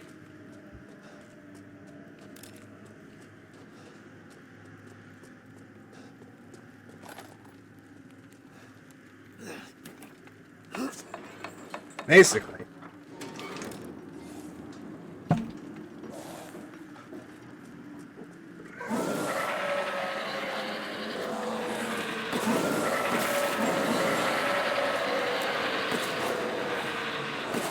A lot of projecting, too. Like, I saw this one thing where some lady was getting dogpiled by a bunch of people because she just randomly tweeted out about how she enjoys spending mornings with her husband, like having coffee in the garden for a few hours before they start their day. And people were dogpiling her and hating on her and just sending all sorts of vile shit because she just randomly tweeted out about how she loves her husband. And I'm like, the fuck? What the fuck is this shit? This is the silliest nonsense. I hate it here. I hate it here. Stop it. It was super fucking weird. It was like this weird projection shit. It was like, oh, it means that you're privileged because you get to make your own hours. Like, off. Or like, oh, you're making people who don't have a loving person, a loved one, feel bad. It's like, fuck off. Stop it. Get some help. I seriously considered deleting social media because of all this shit. It's exhausting and it's stupid and it's dumb. And it's stupid. And it's dumb. And it's stupid. And it's dumb. At this point, I just use Twitter for memes and sharing links when I go live. And that's about it. And Facebook I barely touch anymore.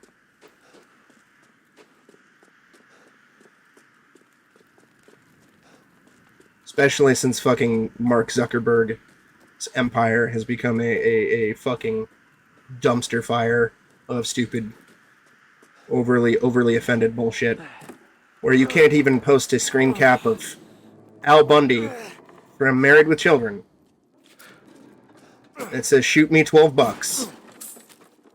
Something that was on basic network television in the 80s and early 90s. Something that had been on my Facebook account for fucking years. But nope, it's 2021 or 2022 now.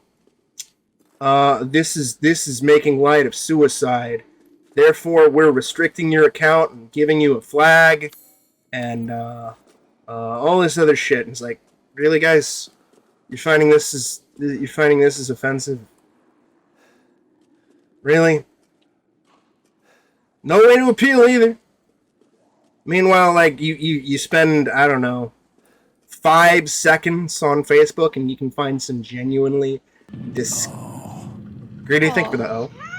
Genuinely hateful or disgusting and toxic shit. But no, Al Bundy, shoot me $12. My God. We must ban this sick filth.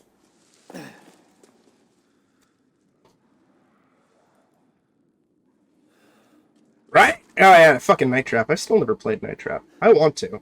I want to see what the big hubbub is about. I heard it's not very good, but I don't care. But yes, there was a congressional hearing about Night Trap. That entire ESRB thing is the funniest goddamn thing. And it's also... It also... is very sad in some respects. Especially that one president of Nintendo of America or whatever, who like this fucking like, oh, we never have this sick filth on our console. Yum, yum, yum, yum, yum, yum, yum. It's like, my dude, shut the fuck up.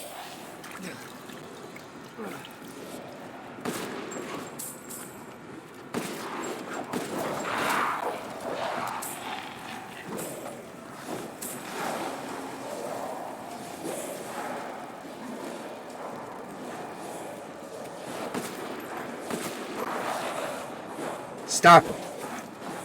No parkour. Bad.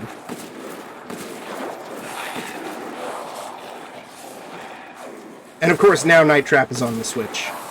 It's like, haha, eat shit, you fucking nerd!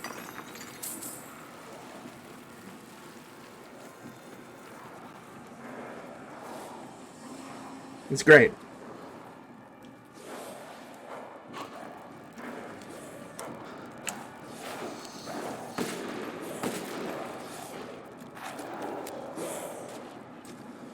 Mortal Kombat is so offensive.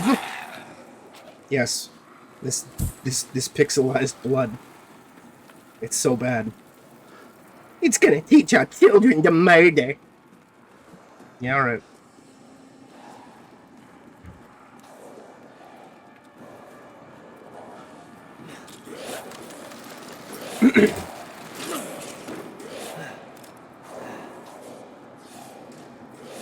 Oh, hold on.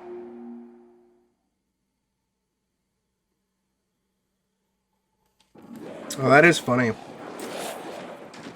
Blindfolded Night Trap speedrun. Hey! Okay, big guy.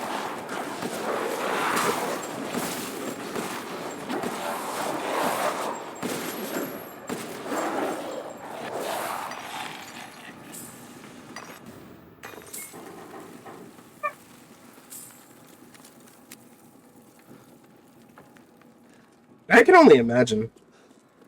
Nintendo censors back in the 90s were fucking bonkers.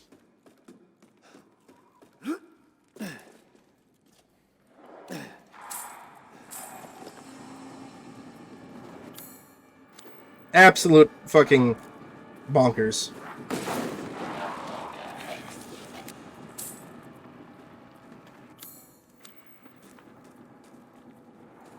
I don't know which is more bonkers, though. The Nintendo censors, or the people who censored anime for children back in like the 90s, because some of those censors are fucking hilarious and pathetic.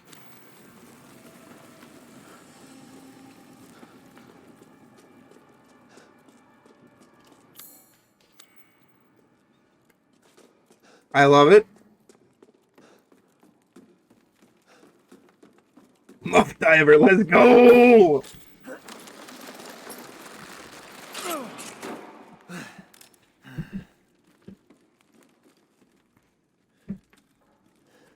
Nintendo endorsed muff diving.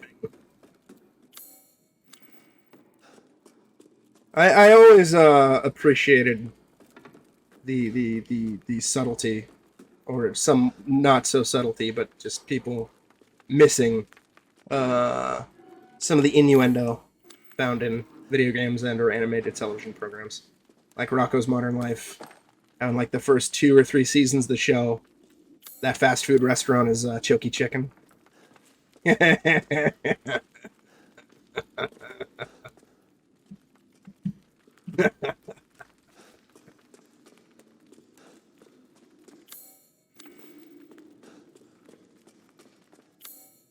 Mad Lads.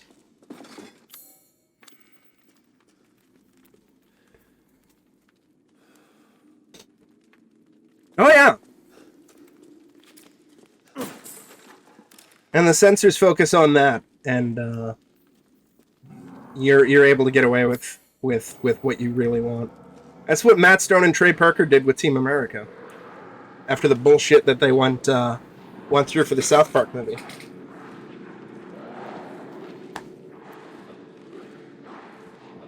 That's why the sex scene in Team America World Police is so comically graphic in the unrated cut.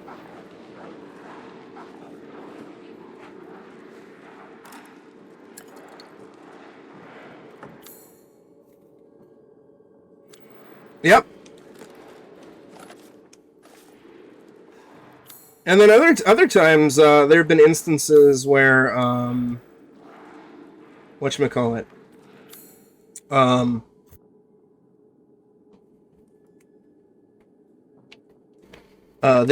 some censors have been kind of like gaslit, into a proper rating. Like for Texas Chainsaw Massacre 1, allegedly Toby Hooper told the MPAA that he was aiming for a PG rating. In reality, he wanted an R, and he was really praying to God he wouldn't get an X. So he told the MPAA he shot it as a PG movie, and they took one look at the movie and said, "No, this is an R."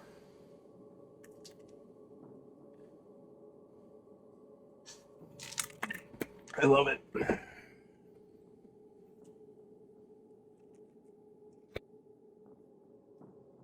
Always make the dildo bigger. Always. Yes, PG-13 didn't exist until the 80s. I forgot what the first PG-13 rated movie was, but specifically Spielberg was partially responsible for the creation of the PG-13.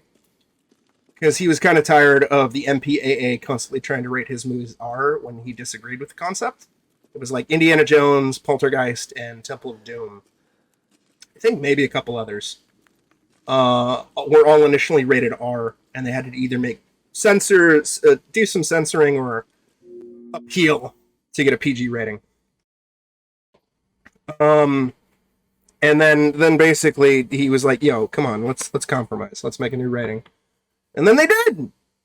Although I still think they should probably make another rating that's in between PG-13 and R. And similarly, I think ESRB should make a rating in between teen and M.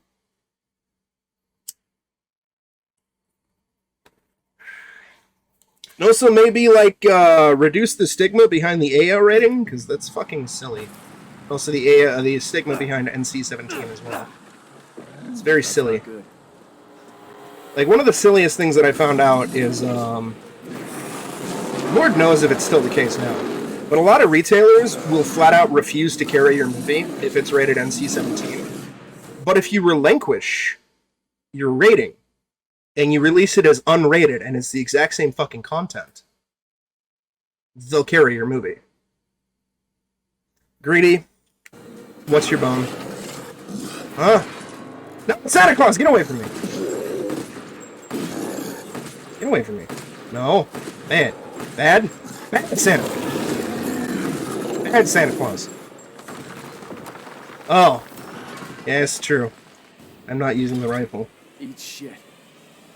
It's so OP. Chat, did you know that the rifle is OP?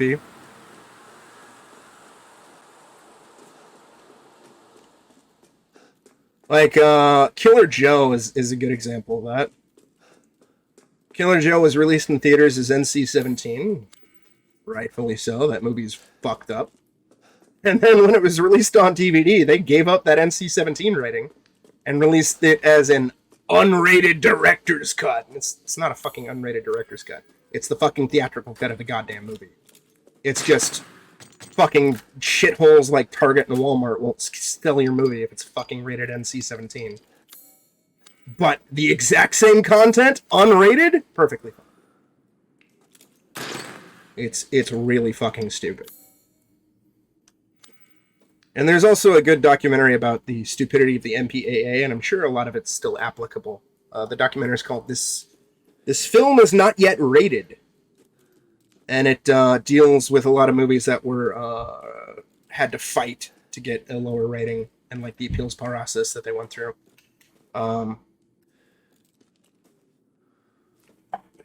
And incidentally, the documentary was initially rated NC-17 because it happened to show a bunch of footage from movies that were NC-17.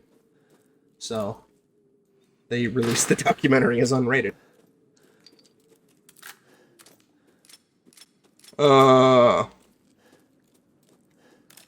You can, Emu. It would make my job easier, because then I could just, like, I don't know.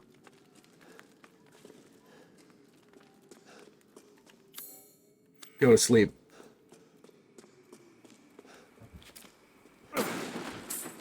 I'll just play Mansion Basement as my commentary.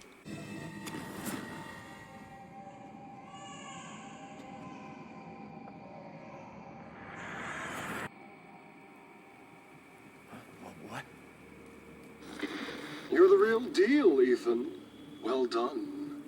Like, Clerks was infamously originally rated X or NC-17 Cool your just based on its jets. fucking Just a little dialogue. bit more, and you're all wrapped up. I'll lend you a hand. So And another really funny instance of Exchange what? MPAA being really first fucking of all, stupid. come to me.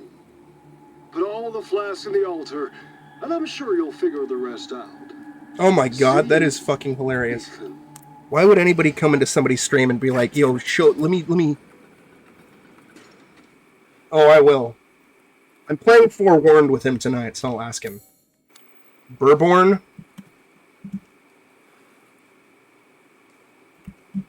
Alright. I gotta make a note of this. Ask Rio. So, my favorite MPAA stupidity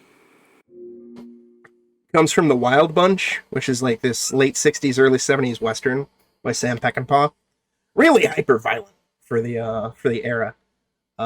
Anyways, it got a director's cut in the early 90s, right?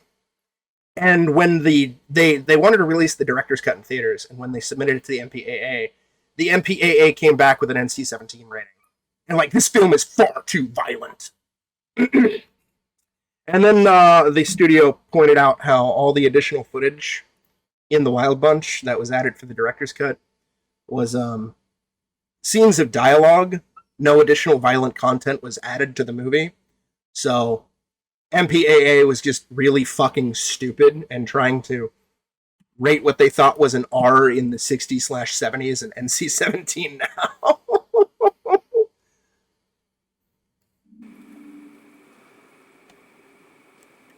It's like, my guys,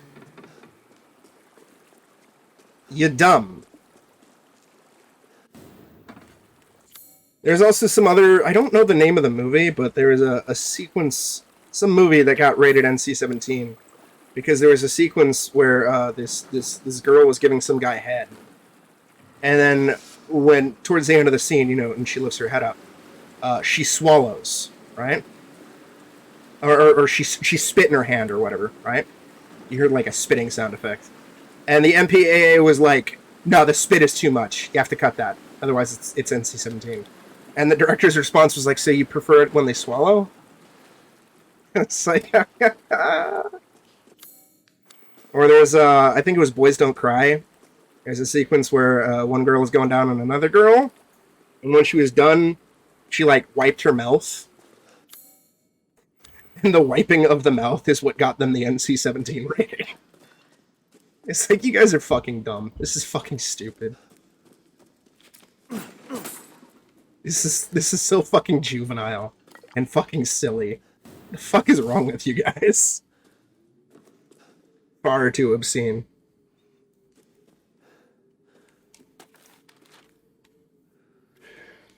Hey, Kendall.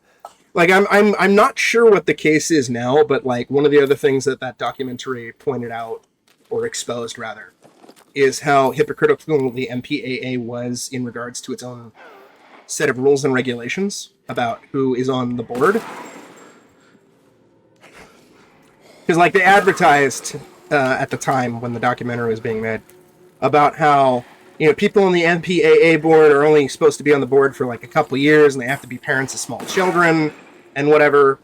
And like none of the people who were on the board had small children or whatever. Like most of their kids were like in their 20s or 30s. And some had been on the board for like 10, 15 years as opposed to the couple-year mandate or whatever. It's a really fascinating documentary, and it just goes to show how fucking stupid and hypocritical and dumb the MPAA is. Like, I'm not against a rating system, but it definitely needs to be done better. Same with the ESRB.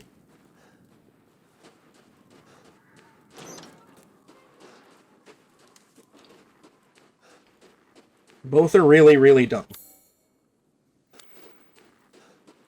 And do a lot of stupid shit. Like, I think it was Lair, that PS3 Dragon game, where, they submitted it to the ASRB, and it was rated M for mature because of the blood. So all they did was change the color of the blood pixels from red to white to imply it was, like, sweat or something like that. And then the ASRB gave him a teen. Never mind, you know, you can still light people on fire and devour people with your dragon and shit like that.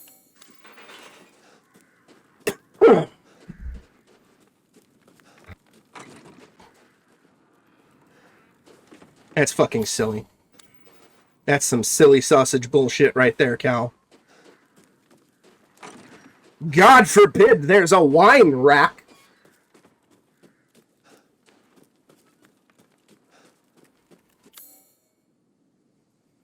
God forbid. How dare a child know that wine exists? Depends on the situation and depends on the alignment of the stars, really. But I wouldn't be surprised. But that said, you know, the ESRB is still filled with a bunch of morons. It's my greatest But pleasure. at the very least, we don't have some silly I'm sausage skilled at all sorts of government oversight on the ratings for board, a small fee. like in a lot of other countries. Like, I don't know if y'all heard, but the Callisto Protocol is canceled in Japan because the game's too violent, and they don't want to censor it. Granted, you know, anybody who wants to play it in Japan can easily import it. But still. I think it's like the first high-profile game that I can think of that has been refused classification / canceled in a good long time. Normally you just hear about that in fucking Australia because they have a crotchety old man government. Germany too. Deal, if I say so myself. Sounds good, Emu. Take care. Oh my god, what if kids smash glass? Well, you know, it's easy. You just, as a parent, teach your kid to not smash glass. You know, it's not hard. I never really understood that. Your kid could try to replicate it. Excuse me. Riverbank treasures. And it's like, my dudes, just tell your kid to not replicate it. Like, don't do this. It's plain and simple. Stop blaming media. You know, like, maybe parent your kid. I don't know. I don't have kids, but it seems like a easy solution. Is this gone for me forever? No, it's not. I gotta... Okay, I remember how to get there. Oh, just seems easy. That's what my parents did. Like, hey, don't do this.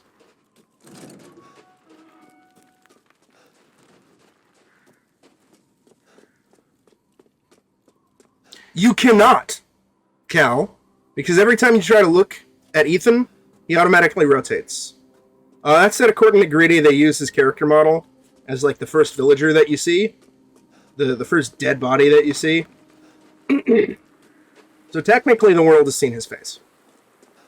He's very shy. And I'm sure PC mods can allow you to see his face too.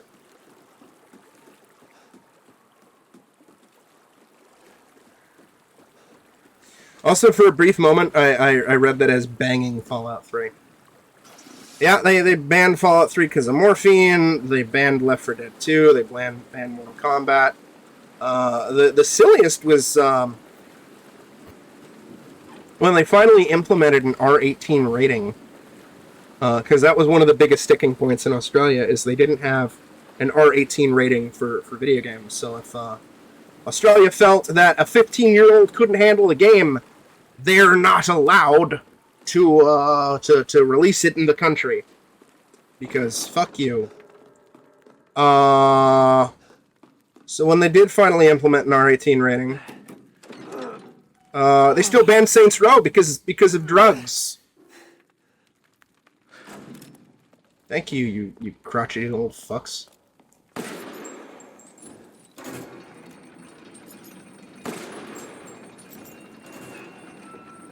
It's very silly.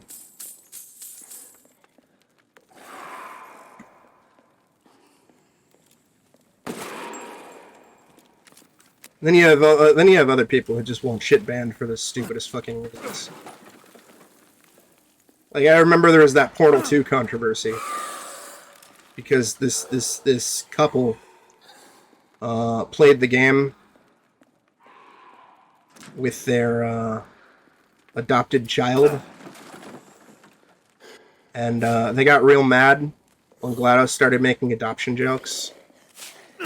So they somehow got on like the local news and were insisting that the game needed to be re-rated to be M because of adoption jokes.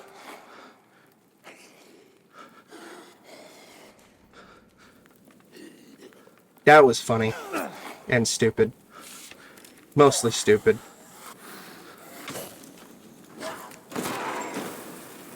Or like all the people who were mad about Deadpool because they didn't do their research and they took their like 8-year-old to go see Deadpool. I've had a few experiences with dumb parents like that when working in retail. Either at the movie theater or at GameStop.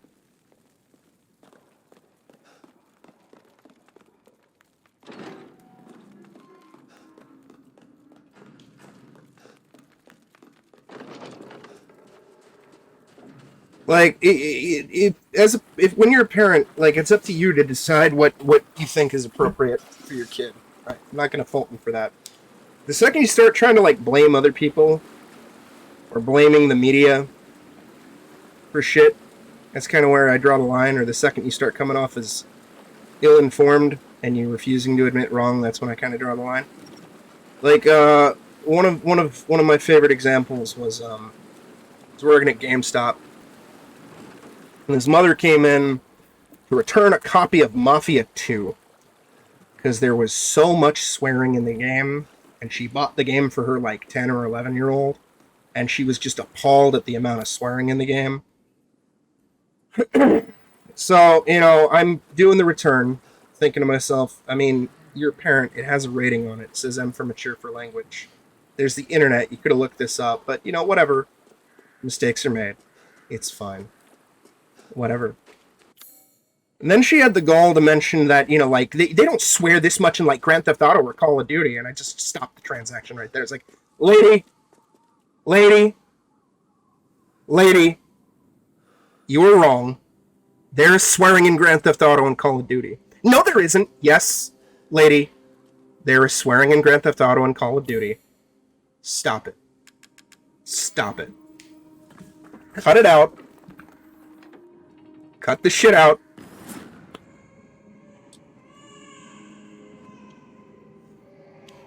There's an extreme amount of swearing in Grand Theft Auto 5, lady. Calm the fuck down. Stop this shit right now. Cut it out. Get some help. Stop it. And I'm not, if you're fine with your kid playing the game, that's cool. I don't care. But, stop trying to blame the dev.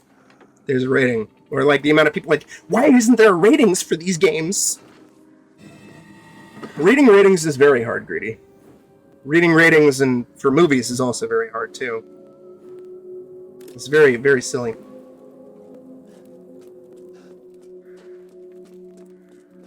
Now, educated parents who know the content in their game and shit like that, and make informed purchase decisions, that's cool. Like, the amount of parents that came in and they'd buy their kid Halo, and I have to do the whole fucking spiel about how the game's rated M, and they're like, oh yeah, I know it's rated M.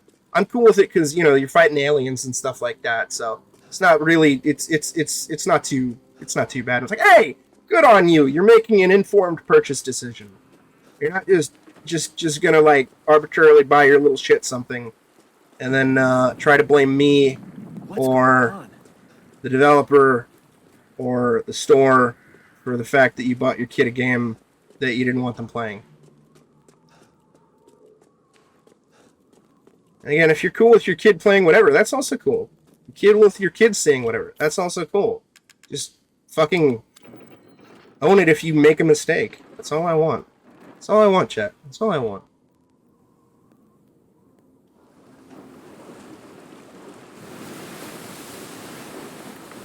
I took my child to see Deadpool and I was so offended. How dare they make a movie with this sort of language? Why wasn't I informed?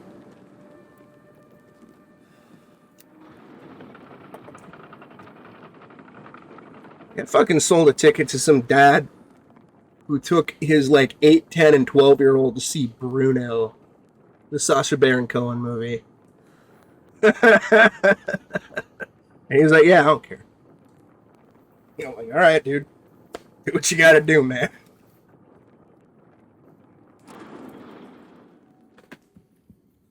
Don't worry about the kid, Ethan. It'll be fine. Ha!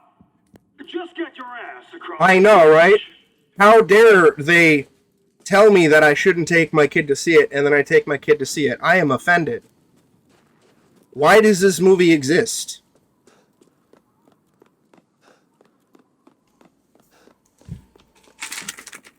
Ah, Ethan Winters. Welcome. I didn't think you'd make it past Daughter Moreau, but I suppose you survived worse back in America, hmm? I like you. Oh boy, the fuck factory. I'd like to speak to you about Rose and Miranda. Oh, come on in. Don't worry. It's not a trap. What are you planning?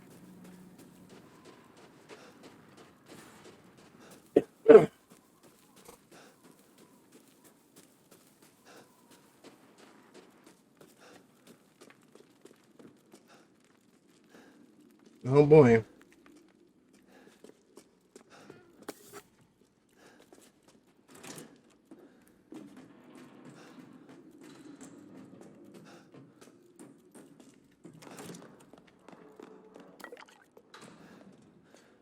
Well, we're almost there, Chad, at Chris on Duty Modern Werewolf.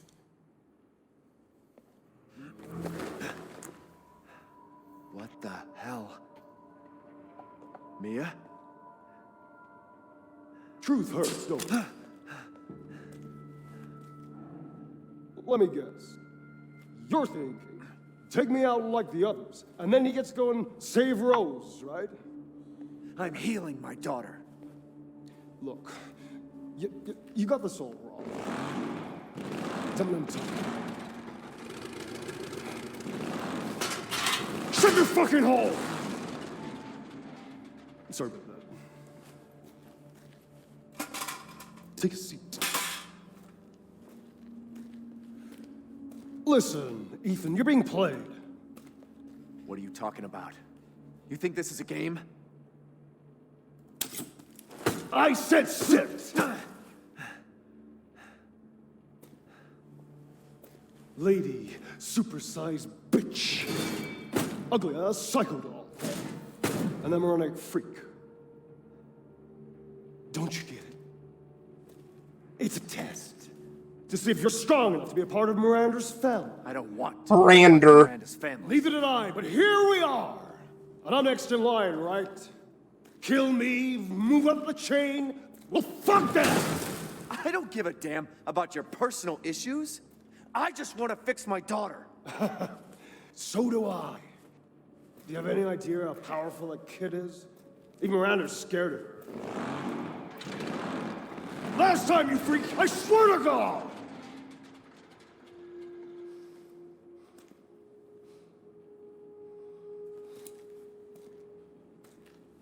You and me, Ethan. Together, we can go save Rose, and we can use her to grind Miranda into paste. We can rule this city, Spider-Man. Fuck you.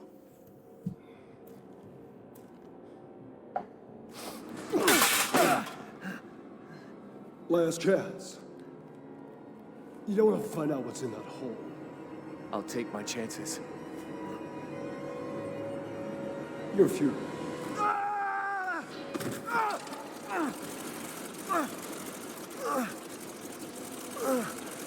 Oh, interesting. His VA is also in Resident Evil 3 Remake, and apparently he's going to be in Resident Evil 4 Remake as well. So Capcom likes him. And he's a good voice actor. No, no. Oh, fuck it.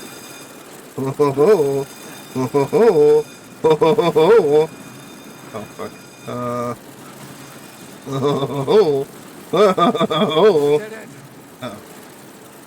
Damn it. Oh.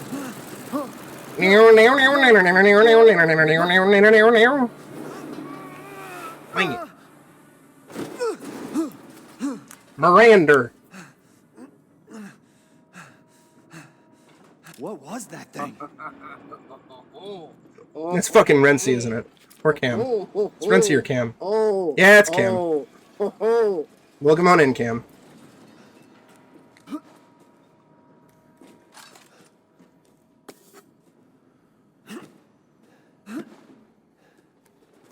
See, I know who it is usually now when certain blurps are used.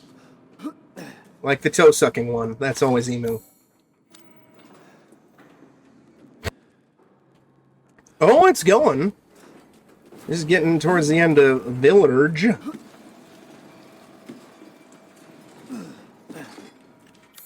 Oh. Oh.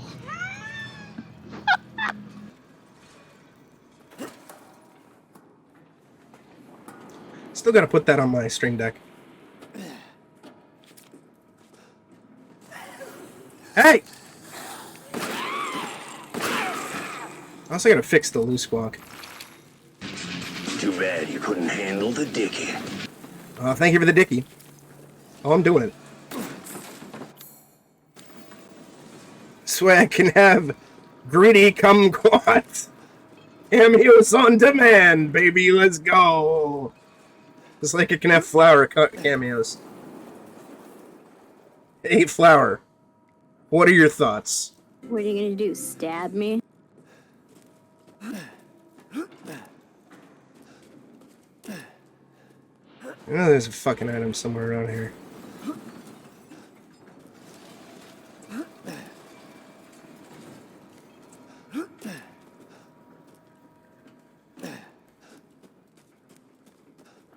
Where are you? I'm gonna spend 98 years looking for this item that I don't need or particularly care for. But the fact that this area is red really upsets me. Oh! Hey, let's go!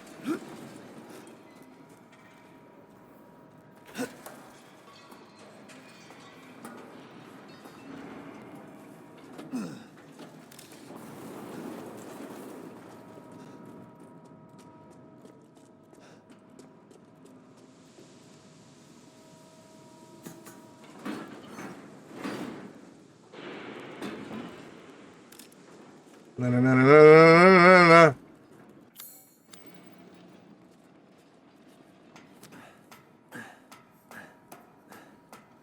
What a thrill.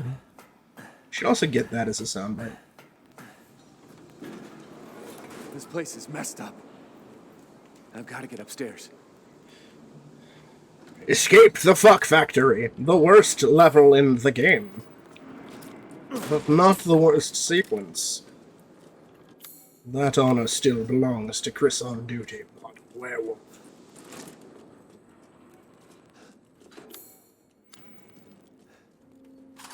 Oh, fuck, I forgot to do that. God damn it. Oh, well! I'm not gonna be able to do it now. I forgot to fucking do the Moreau ball thing. Whatever! I'm mad. Chad, I'm mad! Yes, yes.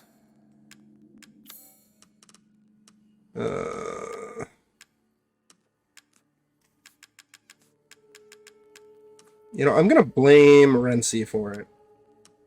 Yeah, let's go with that. Now, this is something to splurge. Madka's real bad. Thank you for your patronage. Hey, you're welcome, you fuck.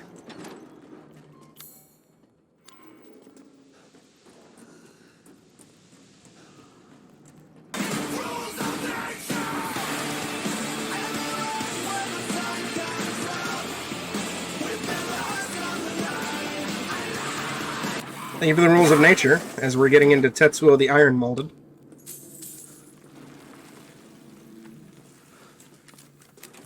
Actually, never seen that movie. I know of it, though.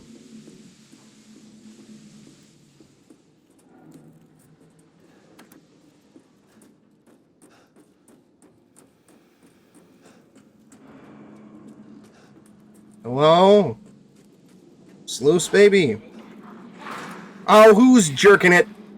Get away from me.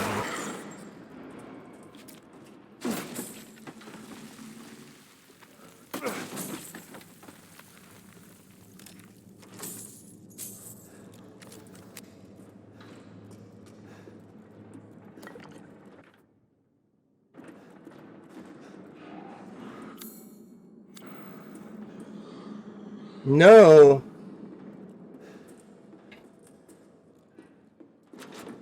It's locked from the other side. Hello?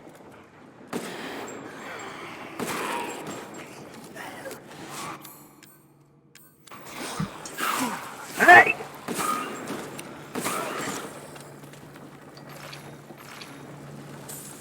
Oh yeah, and Lee also told me that, because he went through Shadows of Rose as well.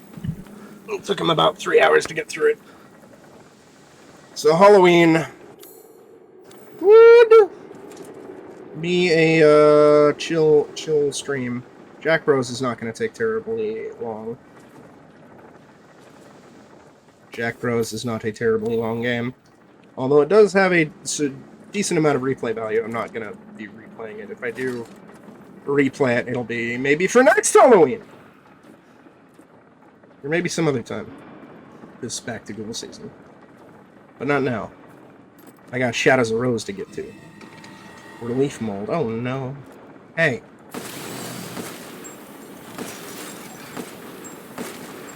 Surprise me more. Get out of here.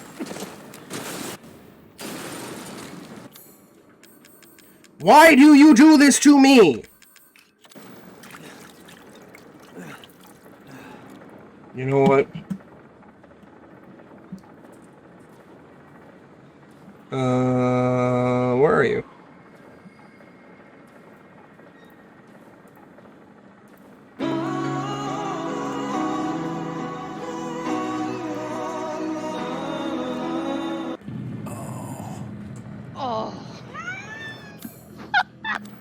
Also, the two community challenges, they will be extended if we don't wind up reaching them in time. That said, if they, don't get extended, if they're not met by the time Back to Ghoul ends, whenever the fuck that is, then,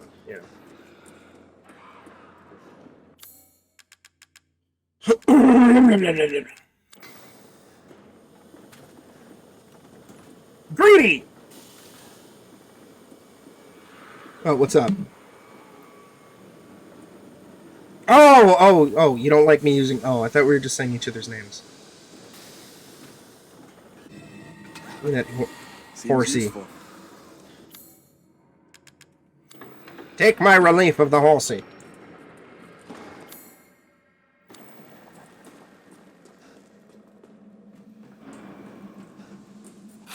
No! Hey! Fucking cheeky. Am I, like, auto-using a heal... What the fuck is... Why is all this shit getting moved? I mean, these maybe, but, like... Do I, like, auto-heal when I get hit or something? Or, like, I lose a fucking healing item when I get hit? Oh, this is getting weird. I don't like it. Okay, this is fucking... getting on my tits.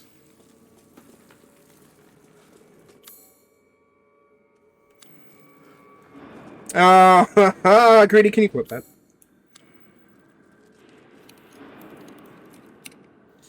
Greedy kumquat, more like greedy punquat, am I right? Hey. You won't still. Hey! Gal, thank you for the quote. Lean. Hey, Lamau.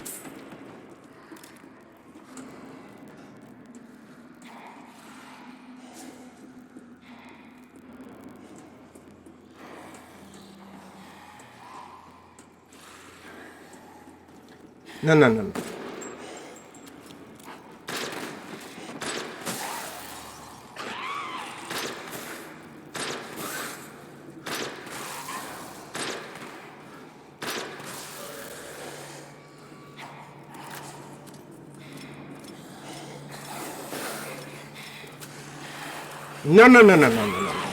Get out of here.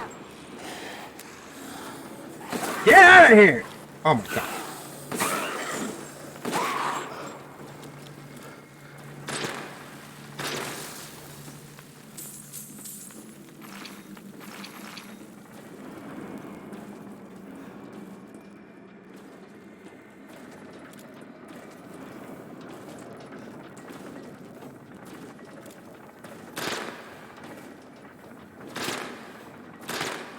God damn it. Fuck you. Thank you.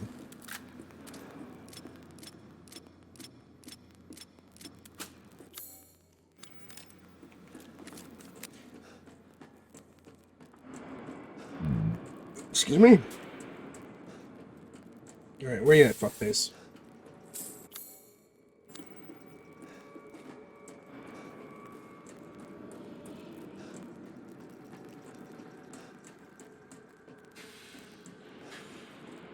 No! Yeah, fuck it, I don't care anymore. We already missed the fucking stupid ball in Moreau's house. Also, at some point, I'm going to do another, way off in the future, another Village of Shadows playthrough, because I realized that my first Village of Shadows playthrough is, lost forever. Since I was back before I archived my streams. But it's going to be on the PS4 version. Since I want that double plot.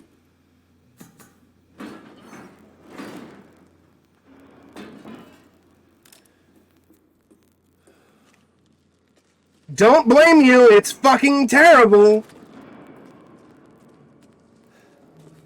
I'm just a stupid asshole who wants 2 platinum trophies. Since I own both because of the whole cross-buy shit.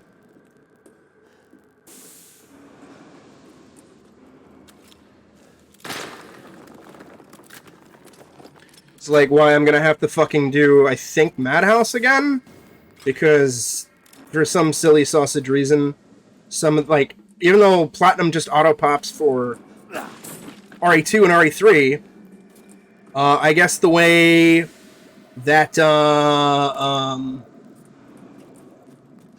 RE7 was designed, you actually have to redo a fair bit of the trophies when you transfer your save data. I'm like, hey, thanks, jackasses. Now, for Village, it makes sense, because I started on PS5.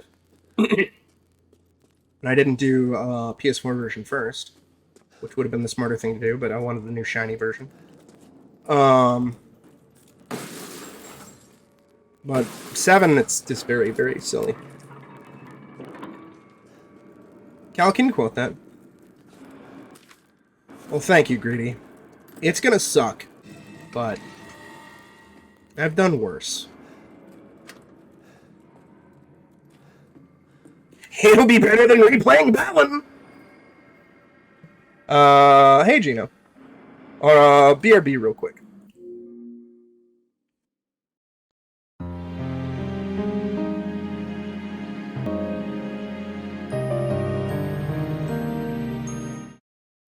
Actually, though, I just thought of something. Yeah. What if there's an Ethan face reveal, and right when we see his face, right when we see his face, this happens. Oh.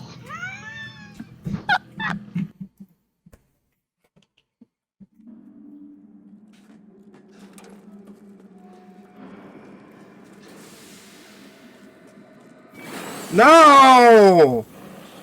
Get away from me, cum robot.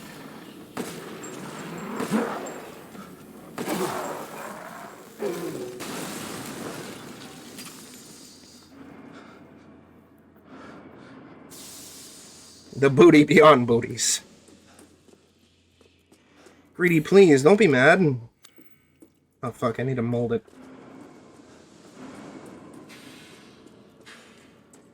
Listen, if it makes you feel any better. I think it's on my thing.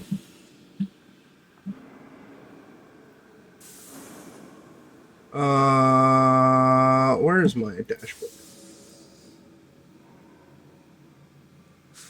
The moaning puppyish. Oh,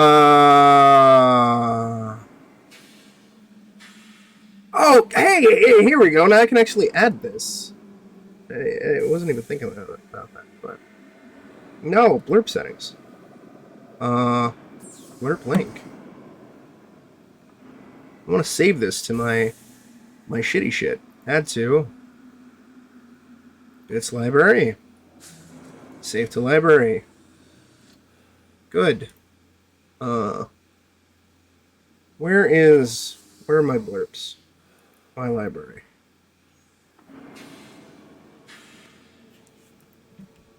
Yeah, alright. Like, Rio. Or Greedy. At least, you know, there's this, too. Ryu-senpai! That's for the fanfic. I think that was a Faz session.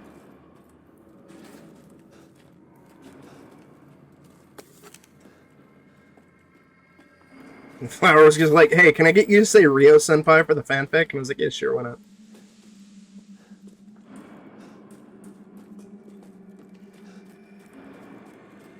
Flower has allegedly been writing erotica about all the streamers. I think it started with Niku and Aya.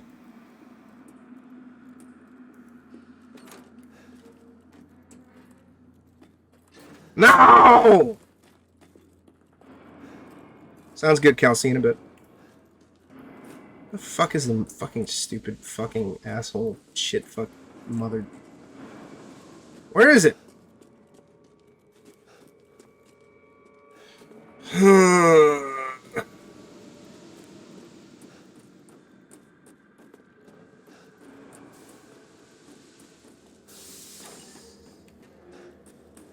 Oh, hello.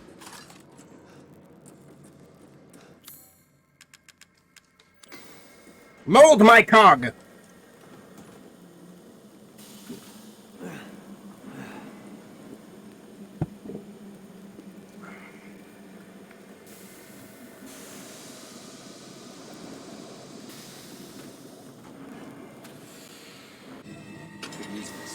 Mm-hmm.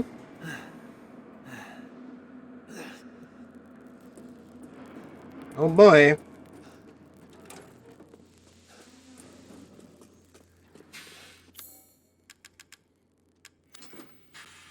Take my cog.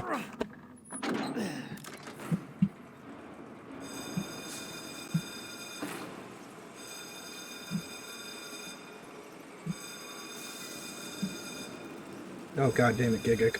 Oh, Ethan. Such a disappointment. I thought we could join forces against that bitch Miranda. Truly, truly disappointing. No, Daddy Heisenberg, don't be disappointed in me. Yeah, get out of here. Took us to be her children. She locked us away in the village. The village! Decades of being forced to serve her. Can you even understand that humiliation? I mean, I can. You're a better villain than Miranda. I'm not like my siblings. I want nothing more than to be free of that bitch. So I need power. I need enough power to destroy her. Do you really, though? Because it was proven at the end of the game all you needed is a gun. These are the fruits of my power. The strong will destroy the weak. That's the way of the world. You should have never refused me, Ethan. What a freak. Hey. Get out of here.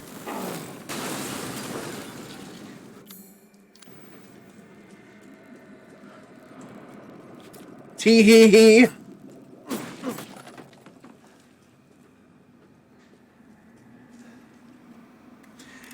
I think Lady Benevito's alright and Moreau's alright, but Lady D and Heisenberg are 100% far better. Like they're the fucking cream of the crop. And I will take Doll Lady and Fishman over fucking Miranda. Miranda is just annoying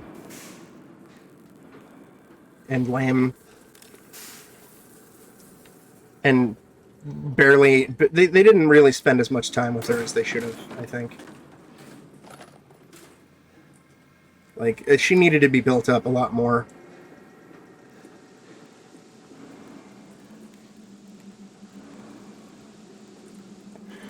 Oh, absolutely. Fishboy and Doll Lady needed more time and more development. Miranda needed a fuck ton more development for me to give a shit.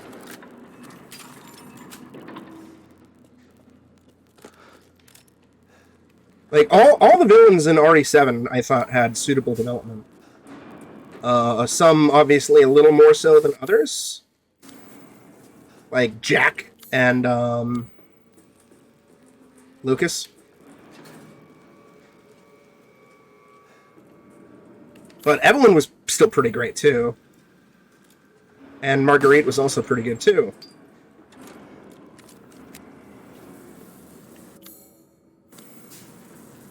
But here, it really feels like a lot of the effort went into Heisenberg and Lady D, and then everything else kind of got left by the wayside.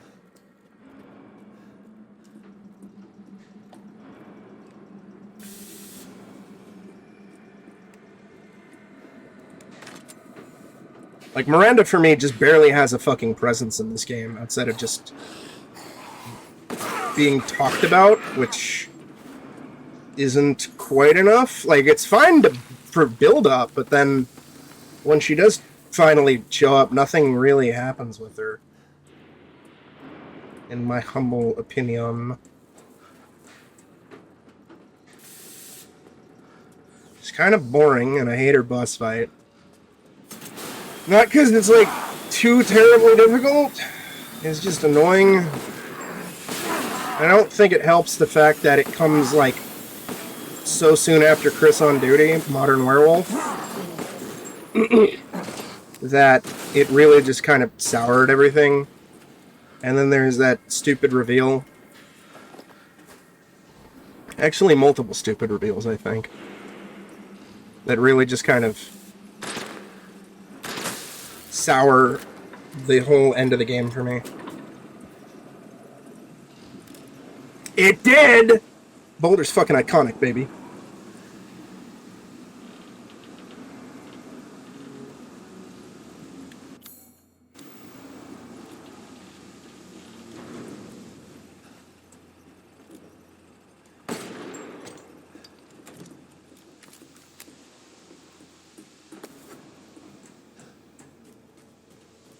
Like, I really wanted to love this game. I was so hyped for it.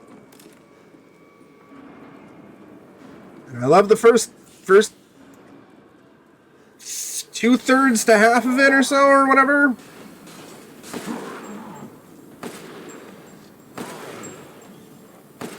I don't know, I don't math.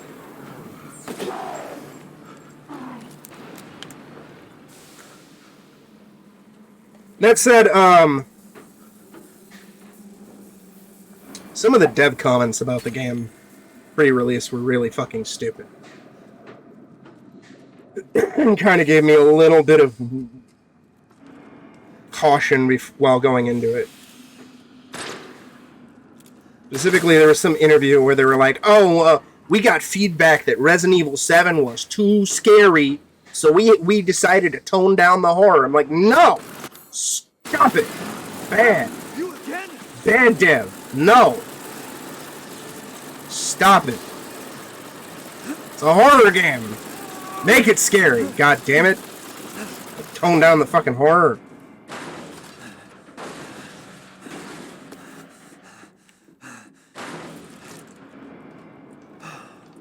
Bad dev. It causes so many fucking plot holes. I'm not terribly thrilled with the reveal about Ethan, but I think it's mostly because of the plot holes.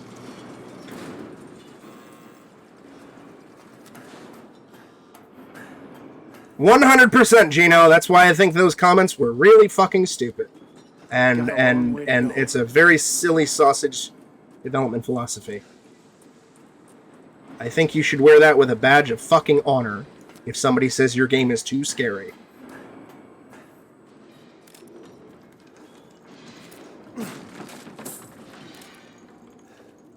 But, you know, that's just me, a horror fan. Miranda thinks we're not. Miranda. Oh, she doesn't care for us. No. She's long lost all. Hey, you stop it. Destroy her. I don't give a shit about your family drama. I give a shit about the family drama. That's why I play Resident Evil. I want the family drama.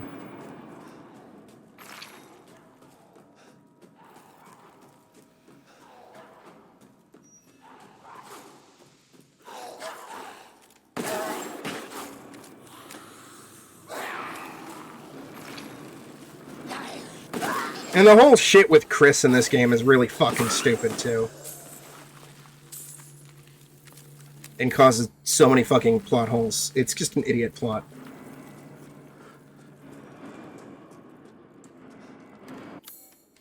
Although I was genuinely amused at the really, really stupid, terrible articles that came out before the game came out. Is Chris really a bad guy this time? No. Capcom would never do that. If they did that, they better have a damn good explanation for it. But no! That's obviously not the case. Also, we've seen Mia in Resident Evil 7. She'll be fine. And lo and behold, she was fine. Yeah, good, Flower! Now you know what I went through. It's so good! Where are you, Flower? Where are you? Have you met the sugar daddy in yellow?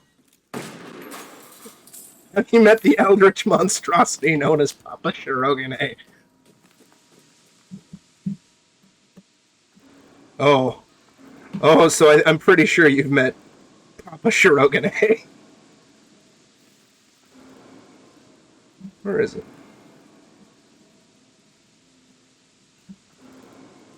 Where'd I stick it?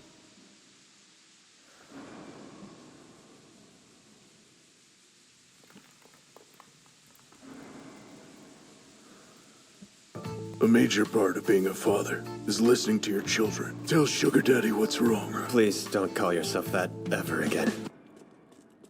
Fucking love Kaguya-sama so much.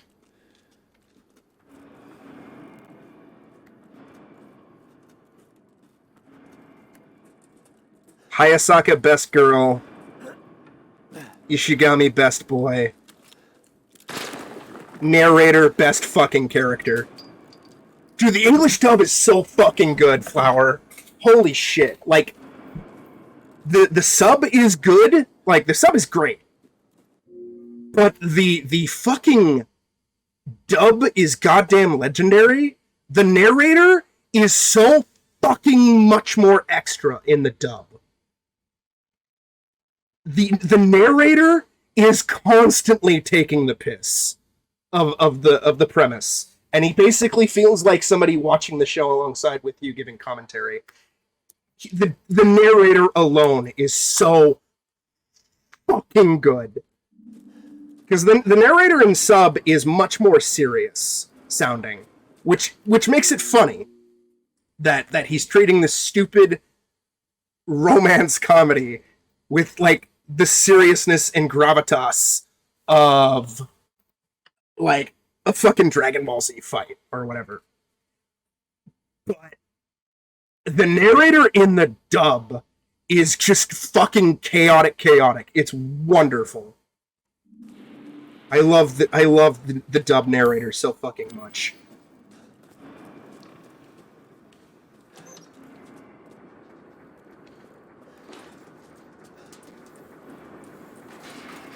One of us.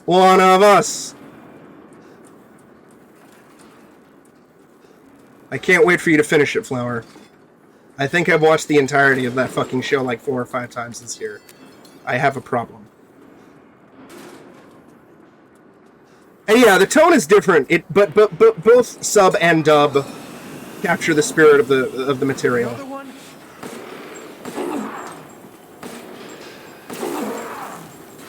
I think both are good. Both are valid ways to experience the show. But I do prefer the dub because of how insane the narrator is and just how good all the performances are and how it makes it a little bit easier to follow without having to read.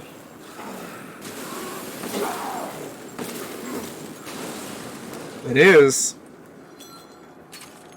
I started it subbed because I was, I was just like, fuck it, because I usually start shit sub. Not out of just like, oh my god, it's just, fuck it, whatever. It's the original language. I like to experience it how it was originally done. And then I got lazy, and I didn't feel like reading one night, so I swapped to dub. And the dub is so fucking good.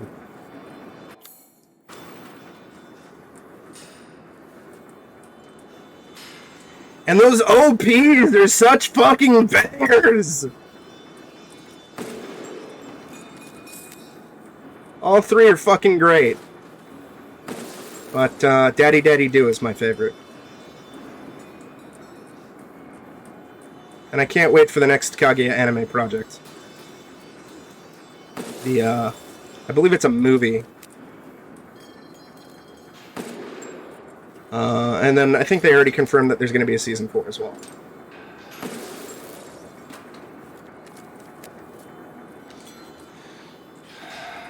I saw that Giga posted a video about some hentai game. I don't know anything about it. I just saw the title that was the hentai game that broke 4chan or something like that.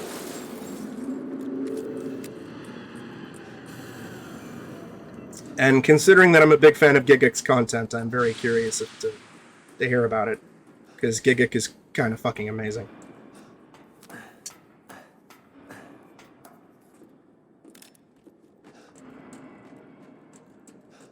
Oh, Jesus. Oh.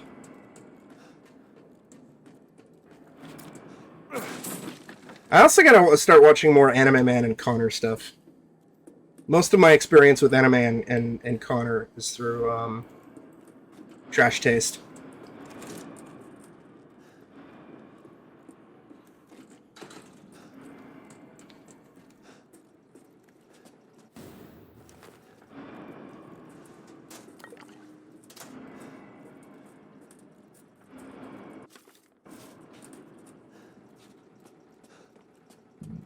Mm-hmm.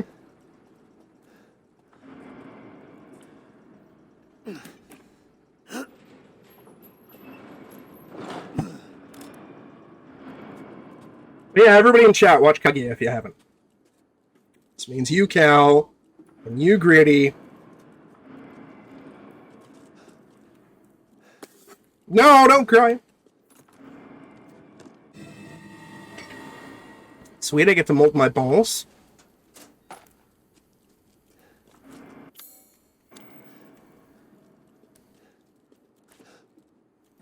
I was saying everybody in chat needs to watch Kaguya.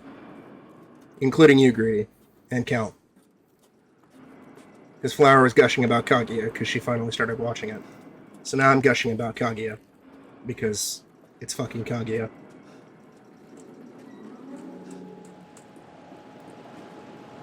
So fucking good!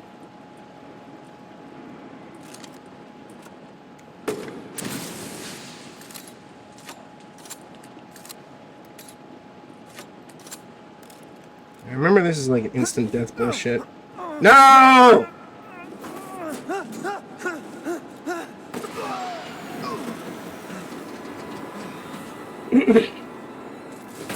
Man! Oh my god, what shows? Shit, that was close.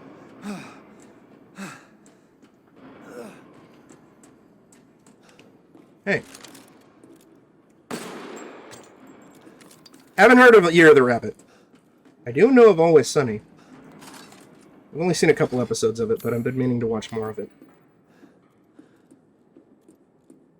And I highly respect that show, because every character on that show is a complete piece of shit.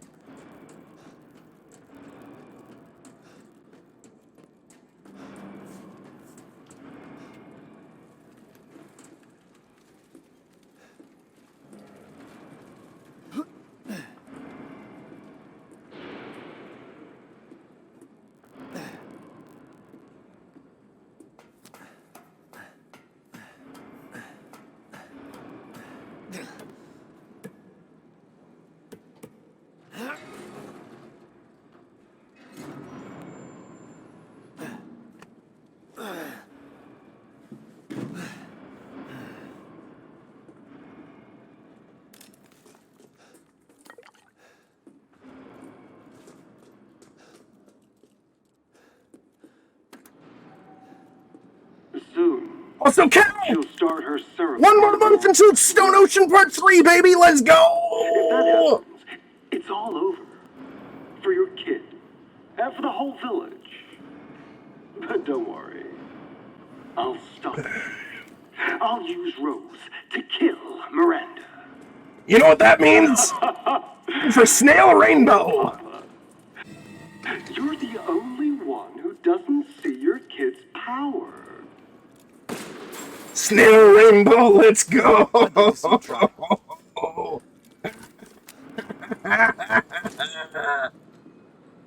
Let's go.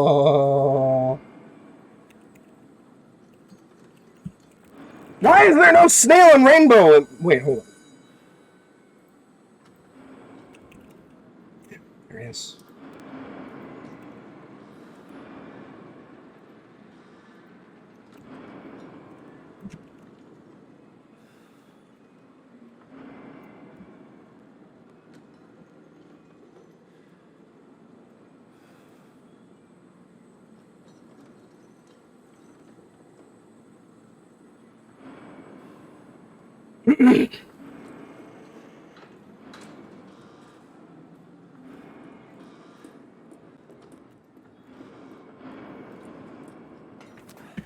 Yeah, I can't wait to experience that in animation. There's more? It's gonna be great. It's gonna be great.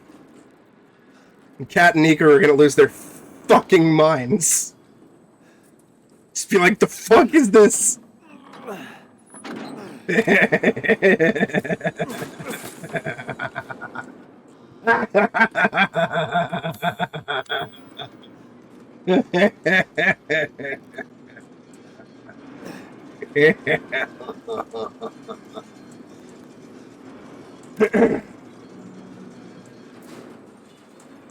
Snail Rainbow. We're talking about Snail Rainbow, Gino.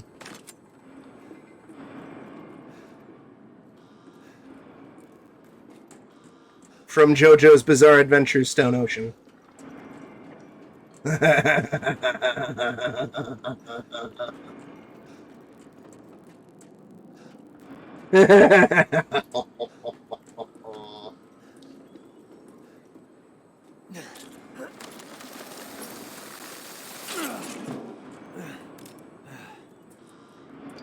It's gonna be great.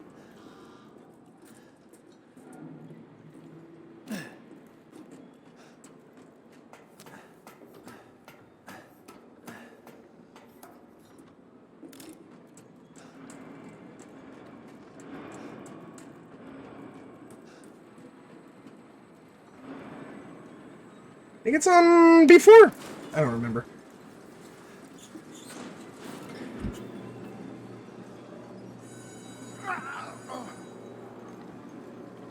Stop jerking off! Everyone loves Snail Rainbow.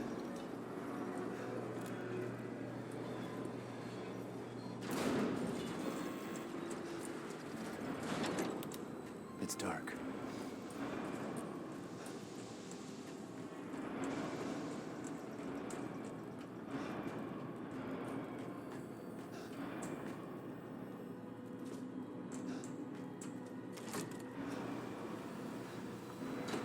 I've seen season 1 of One Punch Man, and I love season 1 of One Punch Man. I haven't brought myself to watch season 2 yet, partially due to the whole animation thing with the different studio. I should get around to watching it though. I heard Overlord's pretty good, but I'm just kind of not into isekai, so I've been very reluctant to even give that a go.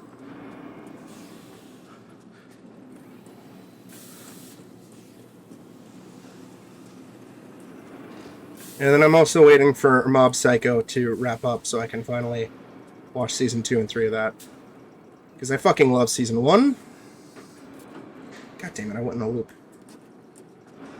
And I love the OPs for season 2 and 3, and Reagan is best boy. I can't wait to fucking see what sort of nonsense occurs. And how it'll break my heart and hype me up.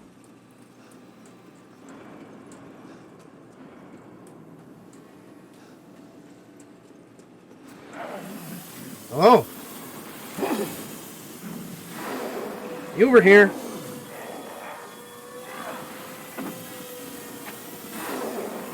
Oh no, you're down there.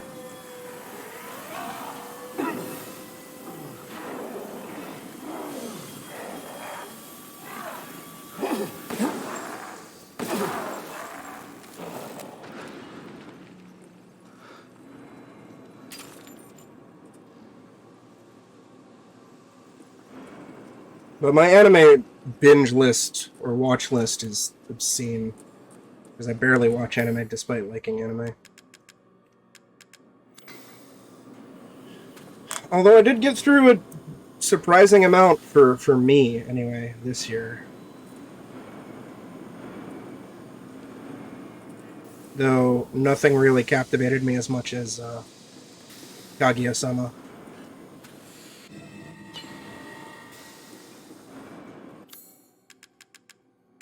The other two that I wound up watching were Rascal Does Not Dream of Bunny Girl Senpai and My Dress Up Darling. And they're both alright.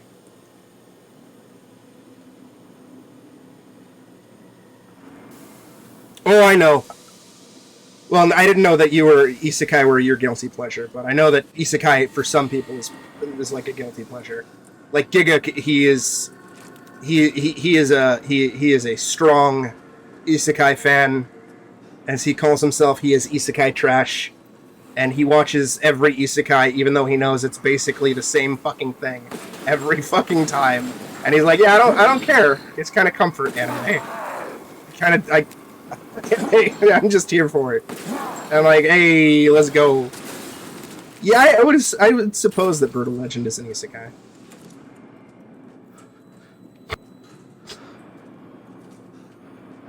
There was one, I can't remember the name of it. There's this one isekai that came out in the last year or two that I was moderately curious about, because I guess it's based off of some light novel series that was one of the first to do the concept.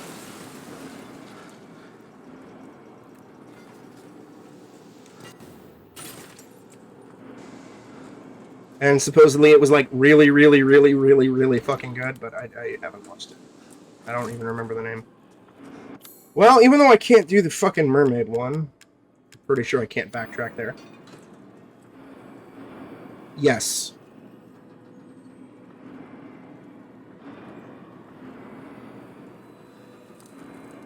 Also, Cal, I guess ending E of Drakengard is an isekai.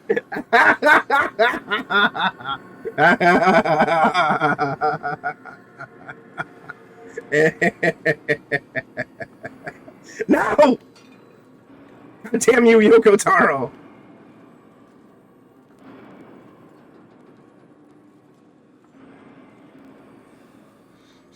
Ending Eve, Drakengard is an isekai.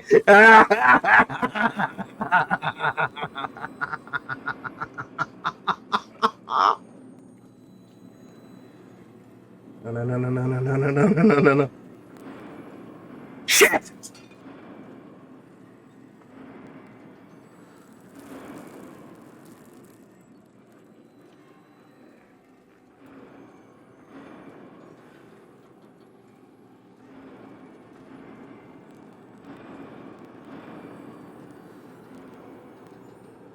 Probably. I guess Alice in Wonderland is technically an isekai.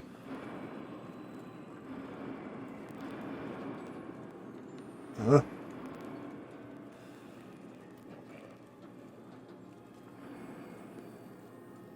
Oh, no! Oh, no! Too far! Drop.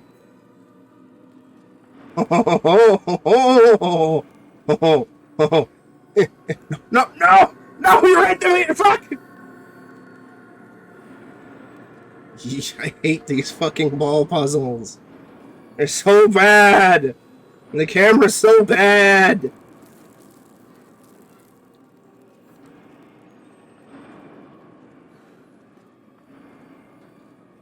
Alright. Tease it.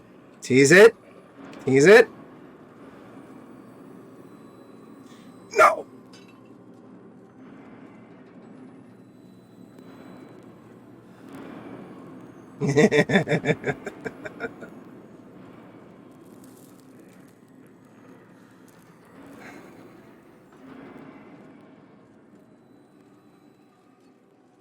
Fuck you!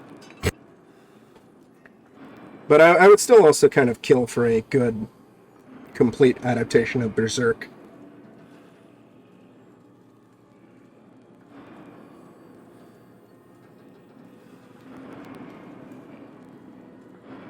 No, no, no, no. Oh, oh, oh, oh, oh, oh, oh, oh. No. No, no, no, no. I mean, even so, Greedy, I hate these things. Even with the camera rotation, I hate them so much. I hate them. No, no, no! Oh, tease it. Tease it. Tease it. Tease it! Oh, ho, ho, ho, ho, ho, ho, ho, ho. No, no!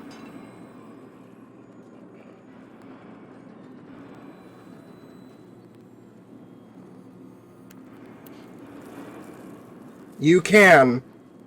It has happened to me. I believe on my first playthrough when I was getting tilted at this shit. Yes, pun intended. I tried to cheat it in a few instances.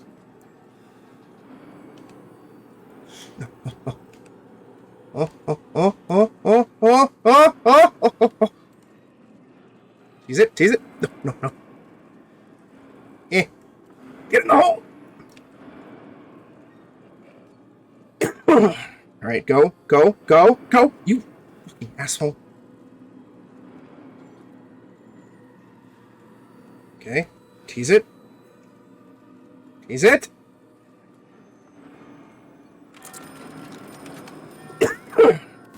Yes.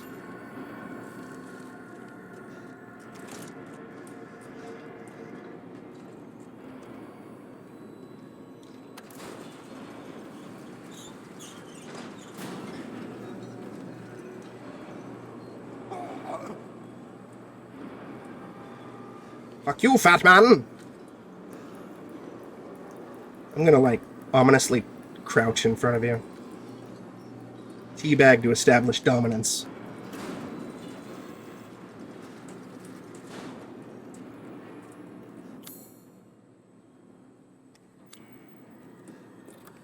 Take my key!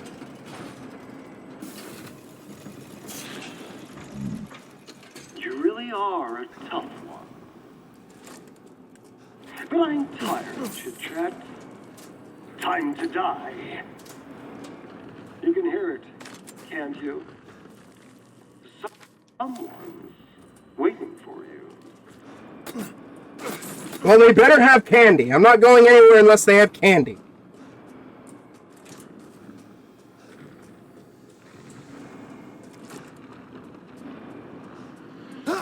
Oh no. I don't have time for this bullshit. Out of my way. No! Ow!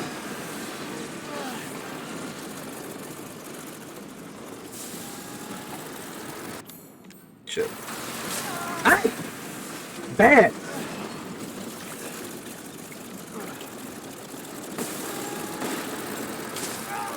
You know, I'm so bad at this.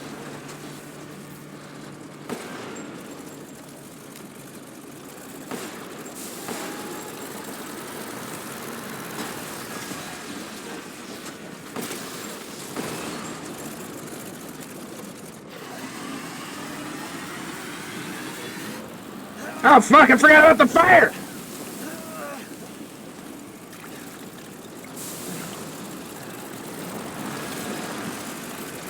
Hey! You're fucking rude, bro. Uh-oh. No!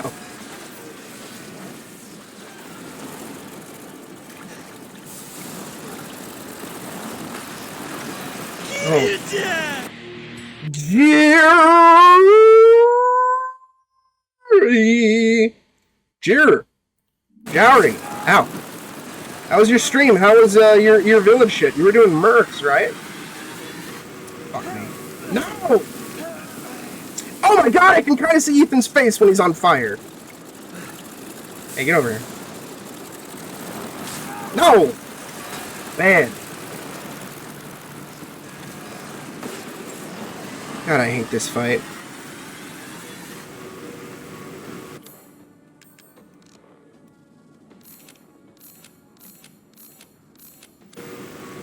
Come on now.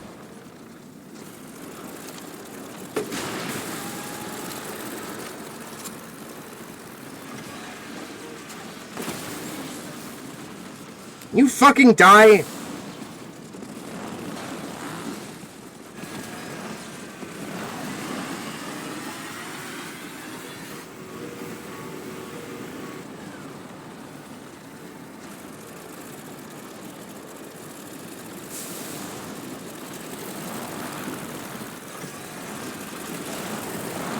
How do I lose you? You're so big and fat.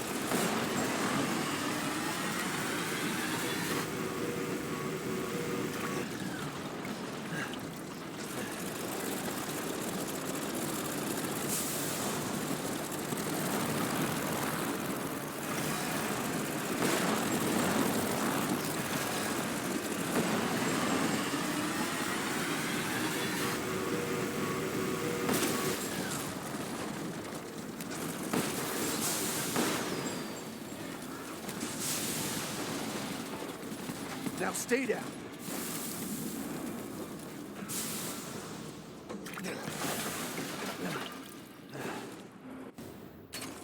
Alright, fucking finally, Jesus.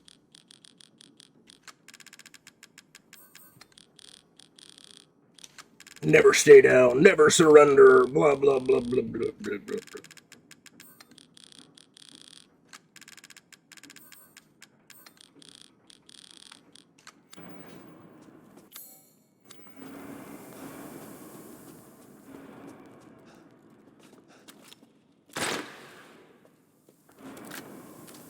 Yeah, fuck it, I don't care.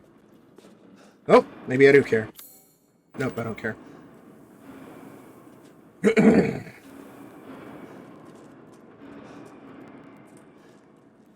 Goddamn Miranda!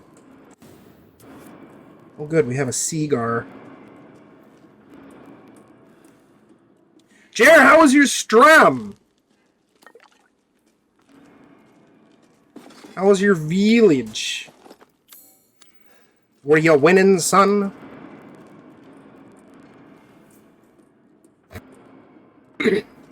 Well, how's Mercs? I've actually never played Village Mercs.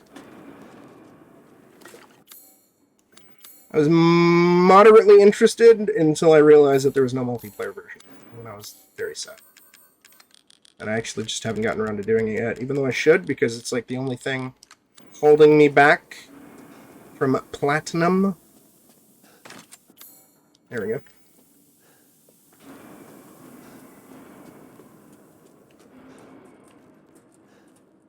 Ooh, shotgun only.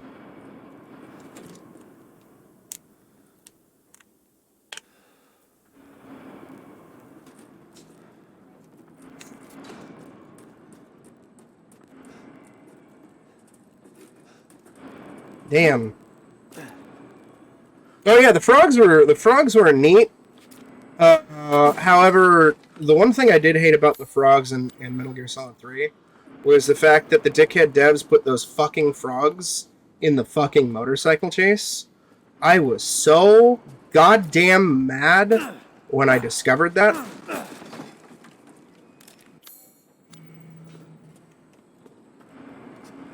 Alright. I'm gonna BRB, and then I guess we'll just finish off the game. BRB, chat.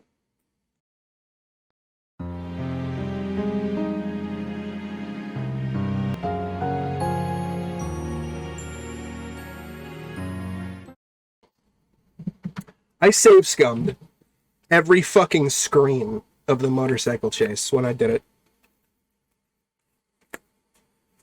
Every fucking screen I saved.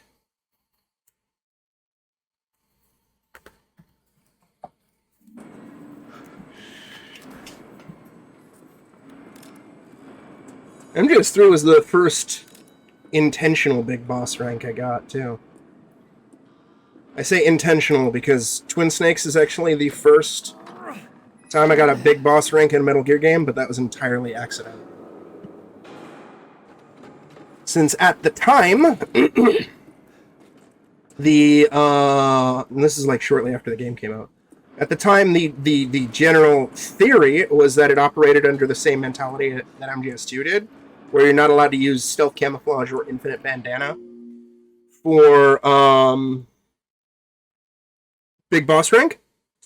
So I did a practice run using stealth camo and infinite bandana, just so I can get familiar with the difficulty of extreme and get familiar with the other criteria required for big boss rank. And then at the end of the game, I was surprised to get big boss rank because it turned out Twin Snakes operated on the logic that MGS1 did, where you are allowed to use stealth camo and infinite bandana. I was, I believe at the time, the first person on the Twin Snakes GameFAQs board to discover that.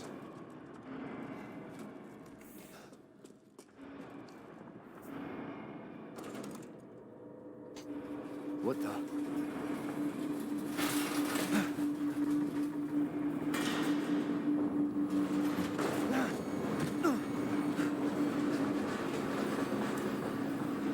Not bad, Hunters.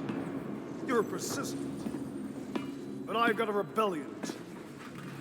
So stay out of my way.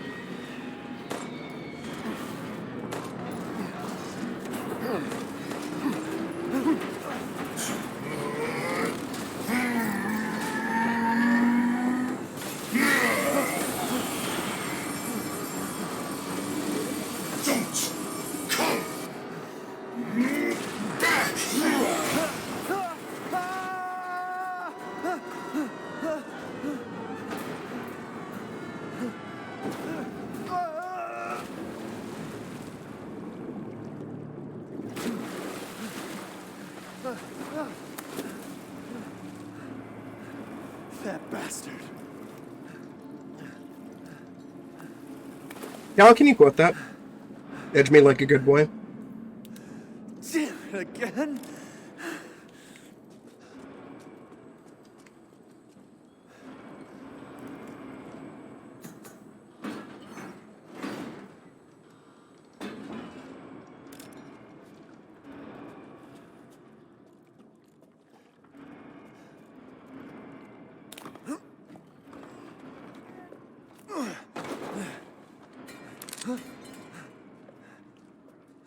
Cal, can you also quote the mommy one? I told you to leave it alone, Ethan. You are in the way. What do you care, Chris? You killed my wife, you son of a bitch! You think I killed Mia? That wasn't her. Yes, yes I do, because you didn't explain anything. What? Because this plot is stupid. She's a bioweapon. She changed her appearance and pretended to be Mia. Seems she also survived the Thank you, shots, Cal. and now I'm here to finish the job. Bullshit! Why don't you fucking tell me right away? Because I knew you would want to be involved. And this job is hard enough without civilians getting in the way. Uh-huh. Why us, Chris? What the hell is going on? All right, Ethan. All right. Finally to tell you what I should have told you at the start of the fucking game. Also, I was a dumbass and moved you right next to this stupid village when I put you in witness protection.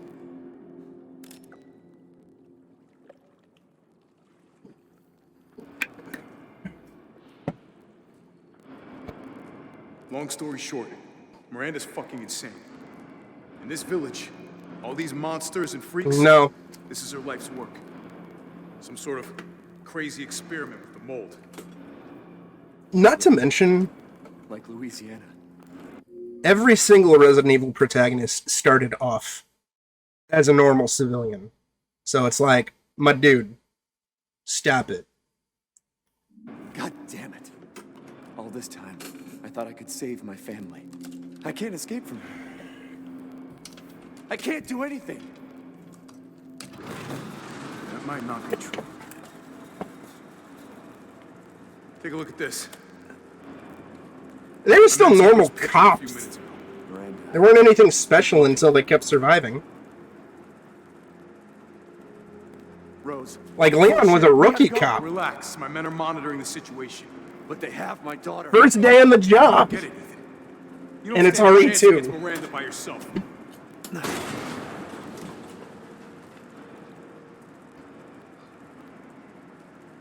I will stay down here and finish planting explosives.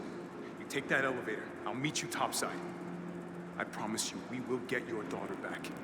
Together. Damn straight we will. And when I find Miranda, she's a dead woman. All right, Ethan. Then you take this, and do me a favor. Try to stay under the radar. Yeah, that's not happening. You're giving me a fucking tank. You can't turn back now.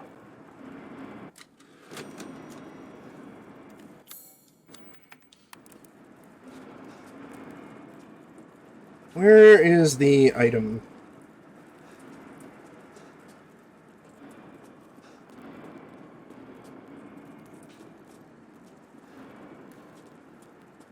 Over here?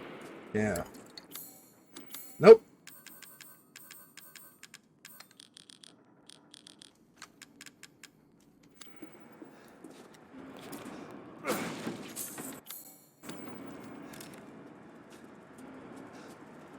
This is gonna be weird driving this fucking tank in third person. Unless they make this first person.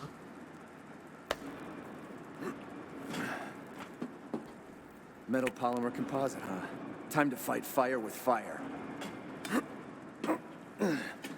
Yeah, worst boss fight in the game. Let's go. Coming, Rose. Oh, this part is still first person. Okay.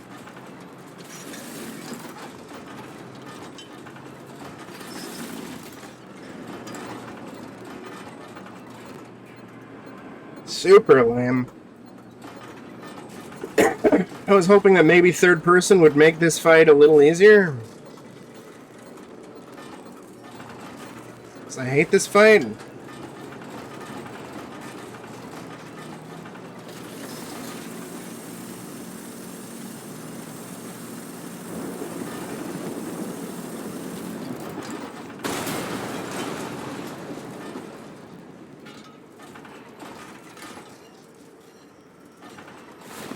I don't remember the nuances of the fight either.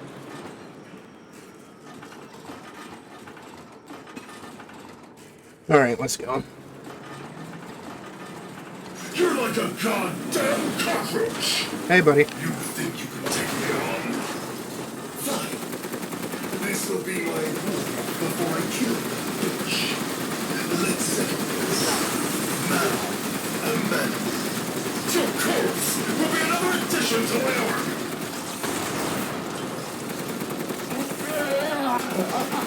Keep shooting.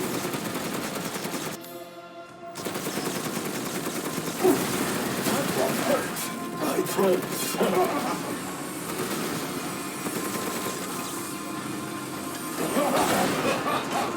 So this is the power of Father Lord, huh?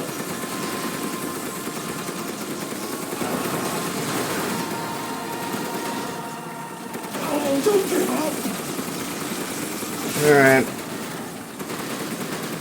Impress all there. Don't die like the world's watching. Coward, in the face of my steel glory! Guess I do have to thank that bitch here and her for this. I'll kill her with the power she used. That's what I call being a good son! I felt spending years under the bitch's thumb. The Dodgers are nothing but a bunch of worthless peons. I'm a goddamn freedom fighter! I'll use your cue. The clock is ticking, Ethan. Don't I don't?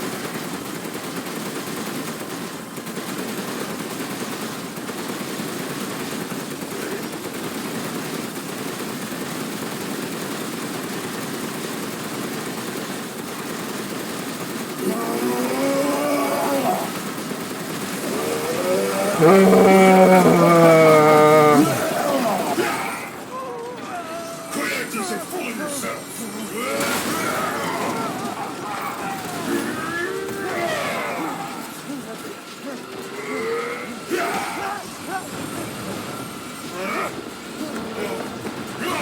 I'm a lordy! That boulder punching asshole! But you're first!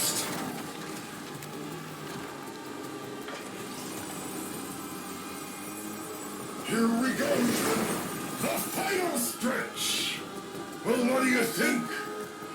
It's hope. Oh, alright. Guess the steak is... The steak did it! Hey, how's it going? Hey, stop it. This fight is so fucking bad.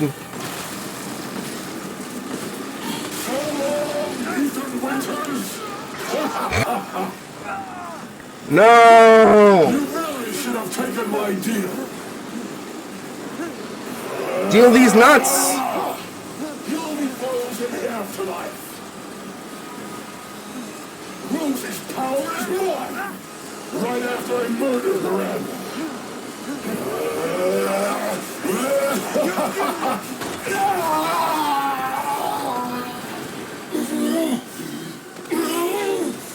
This can't be the end for me. It's a shame too, because he's like one of my favorite characters in the game, and his boss fight fucking sucks.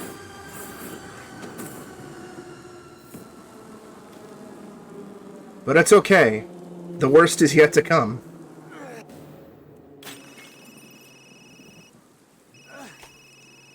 What was the point of going into third person there for 5 seconds? Ethan, I heard explosions. What the hell happened? You blew up the I place. dealt with Heisenberg. Now I'm gonna find Miranda and get Rose back. Not without me. It's too dangerous. Wait there, you hear me? Ethan? Rose? Ethan! Ethan, respond! Also, the mold kind of became nanomachines. Our child. Just do everything. She's so important, isn't she? She's everything to me. And mine to me. With Heisenberg gone, you've lost your lead. What are you going to do? I don't know, but I'm saving Rose. You'd never know, do you? Even when I took Mia's place in your home. Poor Ethan. Who are you? Where's Rose?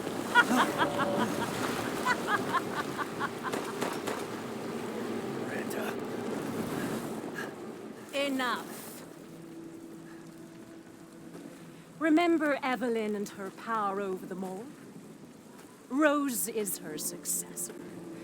No. Rose is Evelyn's true, complete form. She will grow to fully control the masses. And I must have her.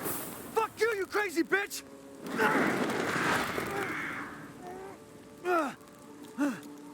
Calm yourself. Rose will be saved. The Megamycete catalogs all of us. However, she will be reborn as my daughter. She's my child, not yours. Where are you? Show yourself! Why did Rose come to be? Oh, she was the old lady all along. What a twist. And you are truly a special case. But I've learned all I can from you. Your worth as a lab rat has run out. Miranda! You coward! Come out and face me! Don't worry. Your death will come quick. You will join the Megamycete's records. I will make sure to sample your blood for later. Okay. Once dawn breaks, the ceremony will be complete, and I will become her true mother. Okay. Bound for eternity in blood.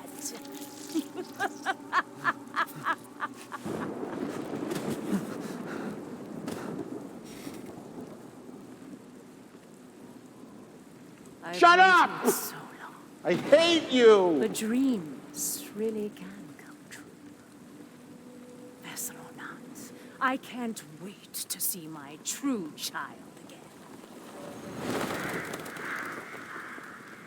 God, it's so dumb.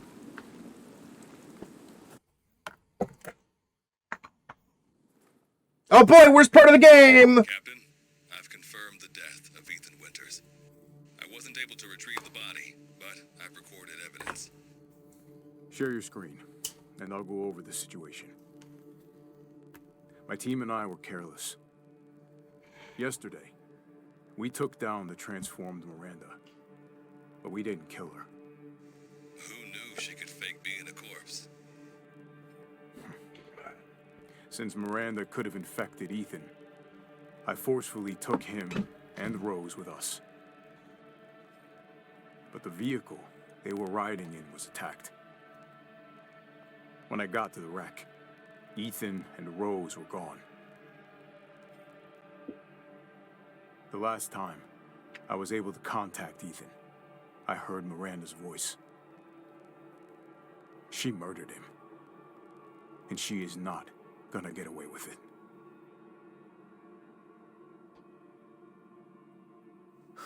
God damn it, when does it end? What's that, sir? The mission? Although it is nice to see Smoking Chris back. Yeah, that hasn't been a thing since Resident Evil 1 on PS1. 3 years too long. The nicotine allows him to punch boulders, chat.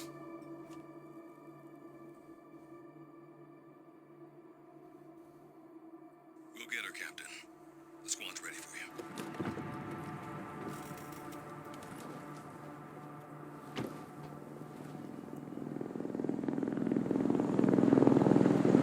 Oh boy, time for more stupid plot twists. So BSAA got here already? Like the BSAA bullshit.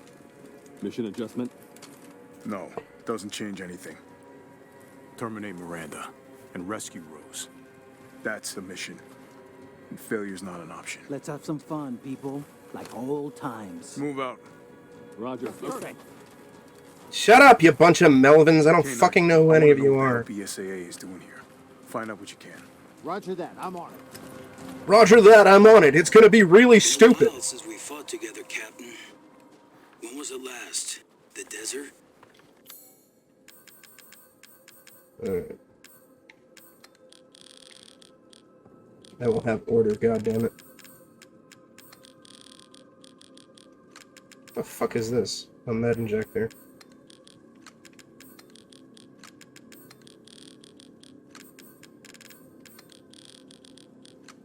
Doing nothing but recon's gotten me out of shape. But thanks to your recon, we know Miranda's plan. Couldn't quite believe Exactly. she turned herself into Mia, though. Taking 5 shots to the head's nothing to sneeze at either. Spooky.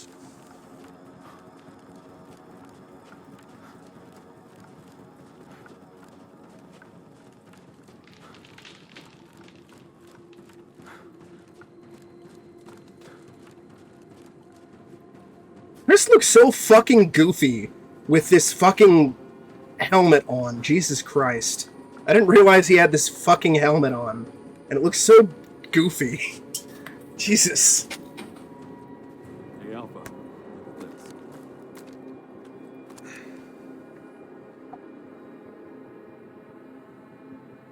this. BSAA.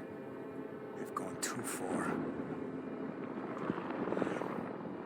Like, I don't understand any of this. What do you mean they've gone too far? It really feels like there's a fucking game missing. I have not. Take that thing out. I haven't even played normal mercenaries in this yet. Let's get to work. I will eventually.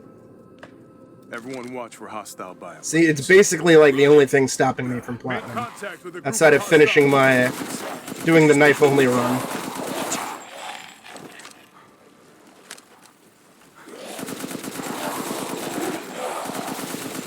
Which I still haven't done yet. I thought I did it, but I guess not. Western Rat's clear, moving out. Roger that.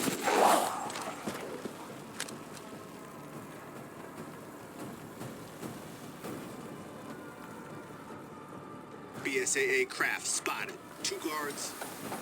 I can take them. Don't get cocky. I'm like, god damn it, like, why is BSAA evil? Doesn't make any sense. Comes out of fucking left field. Feels as though there's a game missing. I don't understand. What the hell is that thing? It's all new to my seat. That's probably where Miranda is. Oh no!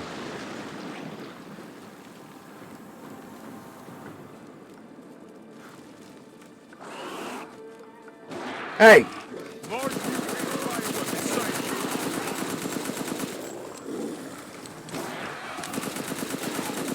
mold may be releasing infectious particulates. Keep your masks on.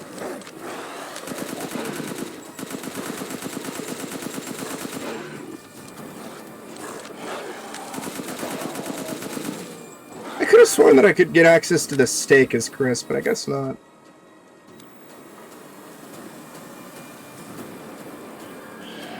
That was, I don't think that was BSAA.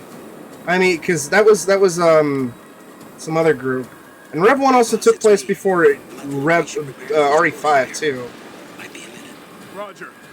Tundra here, leaving some supplies in one of the houses. Yeah, FBC. Help yourself. FBC was the one that was full of corrupt assholes. BSAA was just...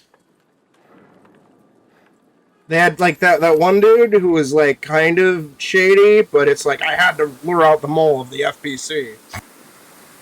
And it was also really dumb.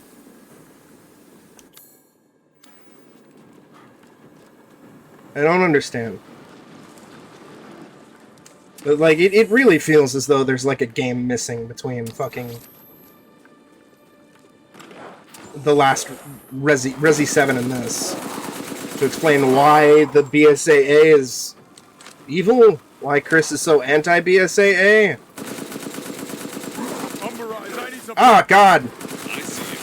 Because the last I remember, Chris was on loan from the BSAA to Blue Umbrella. I don't even know what fucking organization Chris is part of in this game.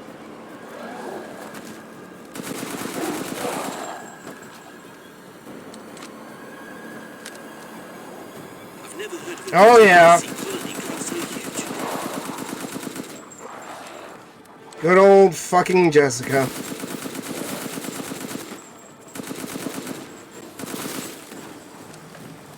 Chris, I want your dick! Also, I'm evil. But I still want your dick!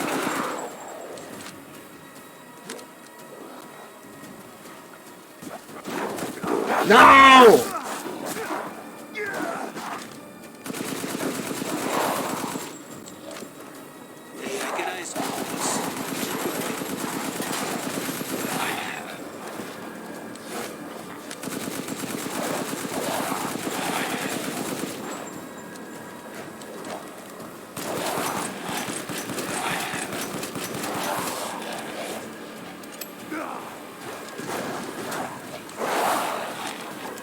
Nice synchronized death there, bud.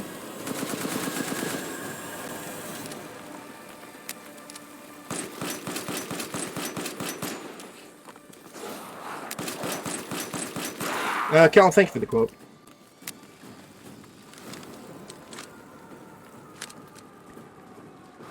Also, I'm gonna dress like a moron! Because I want your dick! But I also want everybody else's dick! That's my only character trait is I want dick!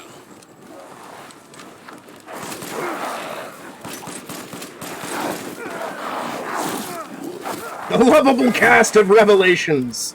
Somebody who just wants a good dicking. Somebody who's a creepy incel stalker. And a dude who bullies you if you're a nerd. Oh, good old Mayhem.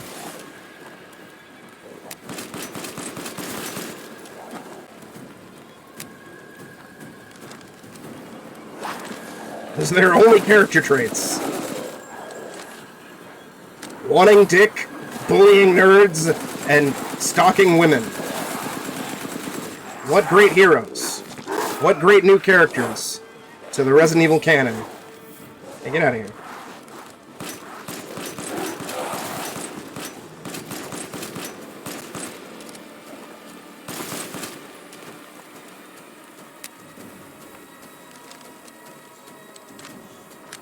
Cal, can you quote that? Her name is Mayhem because she has a stupid dress. Get out of here. I've reached the target location. Damn, this is big. Oh boy, it's the most insulting and condescending part of the game. Roger that, boss.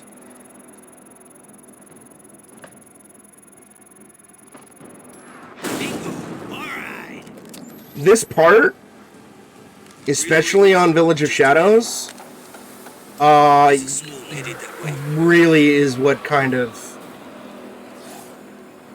solidified my disappointment and kind of mid-opinion of this game. This specific part. And what's his name? Lobo? I wish he would die.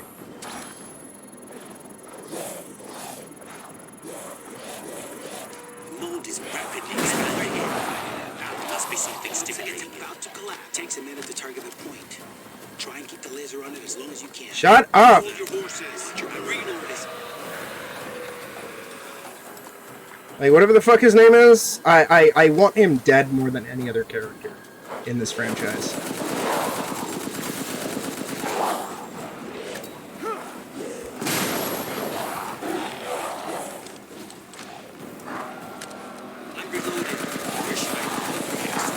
The same location I've been targeting this entire fucking time?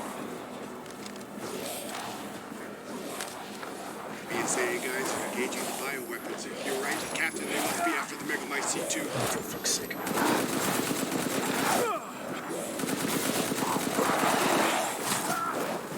Okay?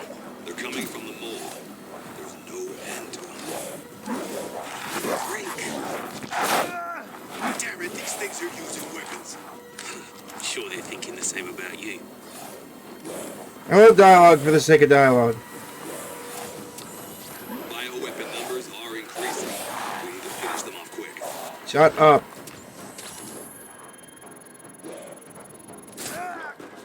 For fun. More from the mountains. East side. I'm nearby. I'll handle it.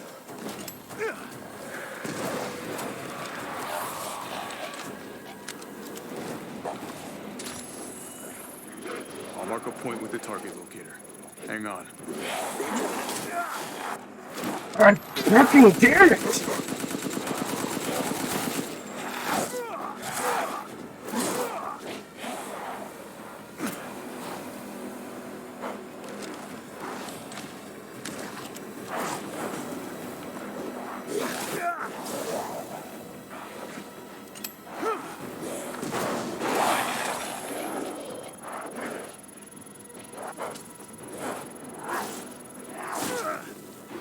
Fucking asshole!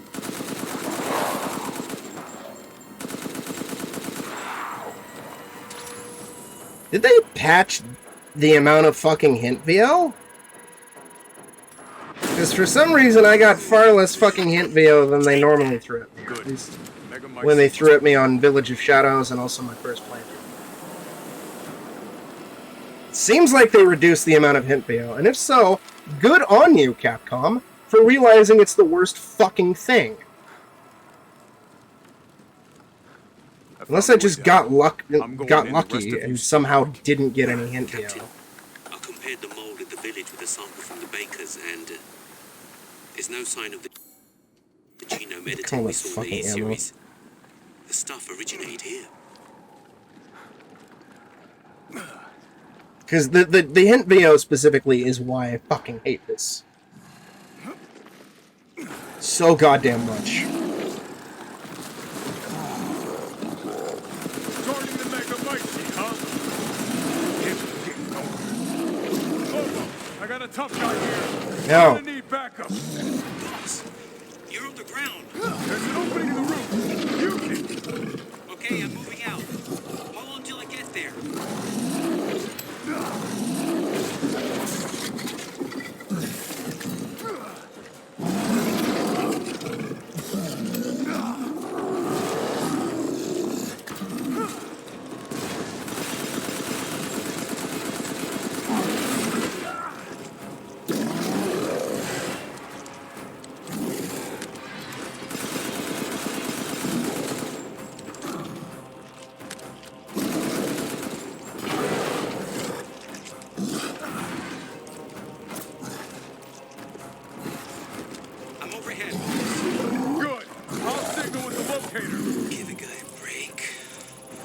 That said, the amount of dialogue in this sequence is still fucking infuriating.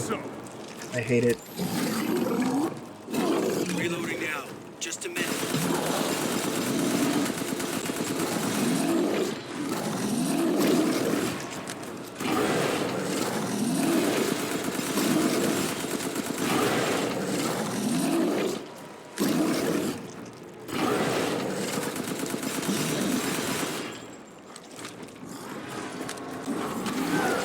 Ow. Okay, Captain. Ready when you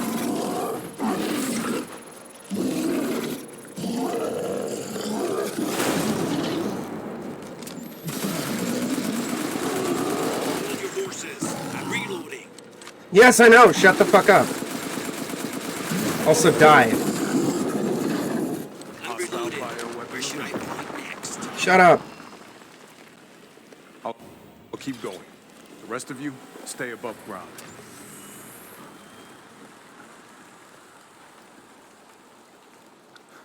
So if Miranda was the fake Mia, where's the real one? I doubt she saw any further use for her. I don't get any of this. How did Miranda even know Rose exists? What convenience. Bird told her, maybe? We can figure that out later. Focus on the plan. I found it. It's the Megamycete. I'm gonna BRB while this cinematic plays out. Apologies if it ends before I get back. Squad, I've located the Megamycete. So now we can end this mess after all. About damn time.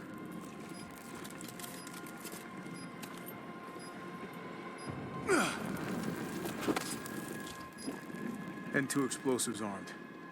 There's enough there to blow the whole village sky high. Let's get out of here and blow the damn place. Not before I end Miranda. I'm not taking any more chances. I'm going in. Roger that. Standing by. Captain, I have eyes on Miranda at the ceremony site. Keep your distance. Do not move until I give the order. I know it's too late now, but we really should have told Ethan the plan. There wasn't time. Oh, cool. We didn't expect Miranda back so soon. Even so, you should have told him. Yes, yes, Chris should have. But, you know, we're not allowed to, because really dumb. Really dumb. Also, the worst file in the game is coming up, too. Even though I've skipped every single file, I'm going to read it just because I hate it so much.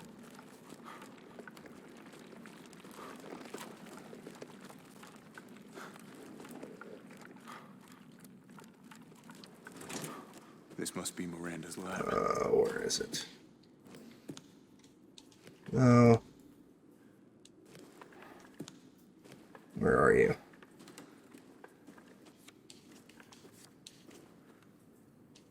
Yeah, here we go. Dear Miranda, my deepest apologies for not meeting you in person. I would love nothing more than to visit your quaint village once more. However, I am incredibly busy. Then again, I suppose for an immortal woman such as yourself, you no longer remember this poor, half-dead medical student in the snow.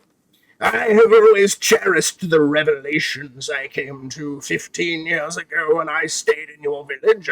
I was inspired by your research to think one could transform a human by infecting them with an organism. Positively visionary.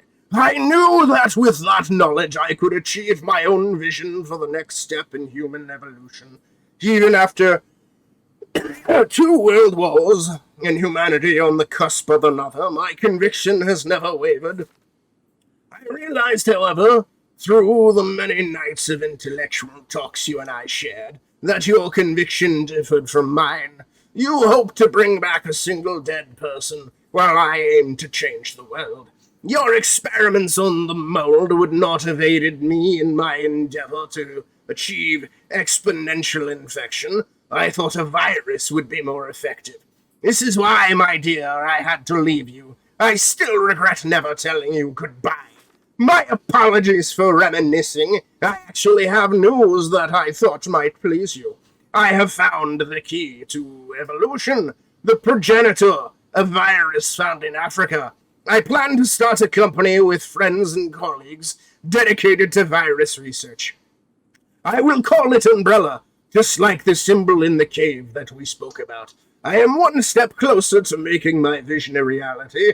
I hope you will be able to achieve your goal someday. You taught me so much. And for that, I will forever be in your debt. Sincerely, your lifelong student, Sir Oswell Spencer. You fuckhead. That is the stupidest thing you interpreted there. He's so fucking dumb. Spencer, here. No way. Such fucking trash. Oh, people were mad because RE7 didn't tie into Greater Umbrella. We have to tie it into Greater Umbrella. Let's give an origin story for the Umbrella logo. Fuck off. God damn it. I will never get over how fucking stupid that is. Show me your hands! Bryce, this is Alpha. Where is Miranda right now? Still at the ceremony site. Whatever she's doing, she's staying put. God damn. It really is you. I'm glad you're safe, Mia. Why are you here? I was caught in Houston experiments. Wait, did you say Mia? Mia Winters? In the flesh. What's the situation up there? Kind of a war going on. Nothing we can't handle. Don't get distracted. Stick to the mission. I'm headed to the ceremony site. Wait. You can't leave me here. You promised, damn it. You said that you would keep us safe. Yeah, well, I kinda lied. And I'm We dumb. did everything that you asked. We moved over here, everything. And I didn't care. So long as we were together. So you tell me, where is my husband? Where is my daughter? Well, your husband's kind of dead and your daughter's in pieces. Gone. I couldn't save him. But I can save Rose.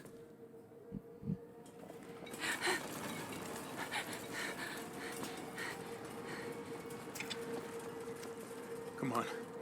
It's not safe here after all. What do you mean he's gone? He's dead. I'm sorry, Mia, but we have to leave. We have to destroy this village. No, you're wrong. I tried to keep this a secret, but This is also a stupid plot you point. don't understand how special he is. Because it causes so many fucking plot holes!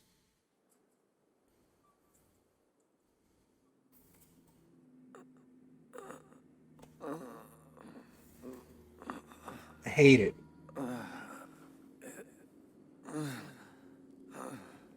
What's going on? Oh, hey, my fingers. Oh, hey, the little shit from RE7. Someone there? It's cold.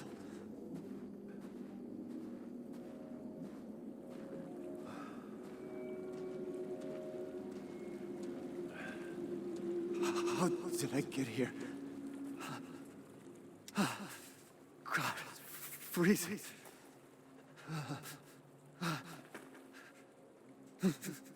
This shit in my body. Yeah, I like that Ethan is too stubborn to die until his family is safe. And I do... In a different context, I would really like the ending of this game for being bold for a Resident Evil game. I just really hate the endless fucking plot holes that this causes. You're dead. Yep. Ethan is such a great fucking character. I don't know why people hate on him so much. No. I still have to save Rose. He's an everyman who rises above the occasion. Wasn't Miranda. Rises to the occasion and overcomes impossible fucking odds to save his family. I can still...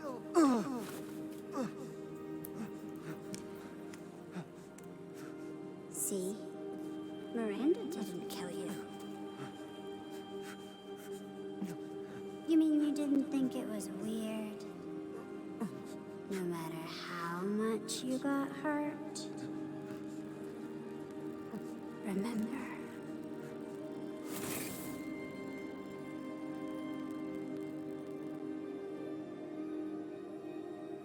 Years ago, the Baker house.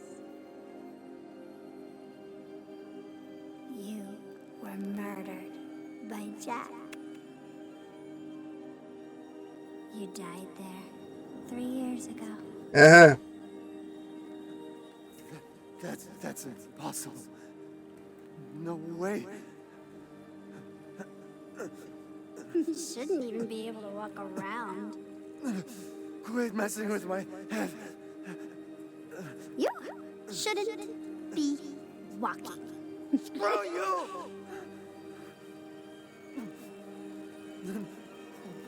What am I?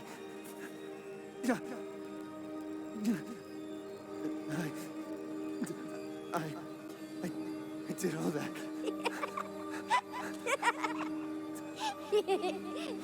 Rose. Mia.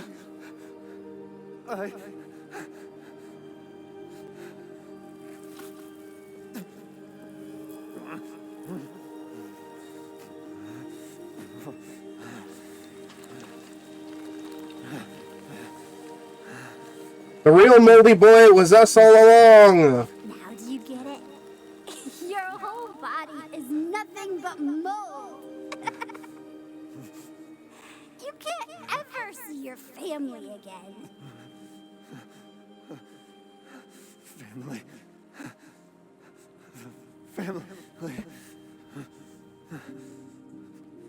No. Rose. I have to save my daughter. You're already dead.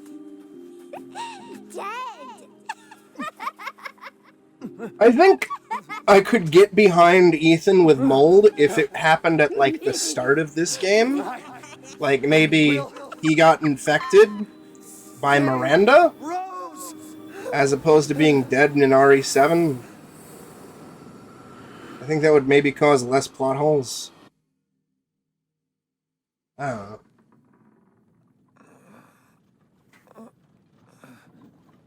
know. Still doesn't fix the BSA shit. At last, he awakes. Where am I? My carriage, Ethan. You were having a nightmare. Duke? Your battle with Heisenberg was a sight to see. But to think Miranda would show herself. How long have I been out? 10 long years. Until dawn. Duke, I need a favor. Take me to Miranda. I assumed as much and am already on the way. Yeah. We should arrive shortly. Not to mention the whole, nobody who's infected with the mold can leave the estate. Are you sure of this? Your body Which is why Zoe couldn't go with you. falling apart.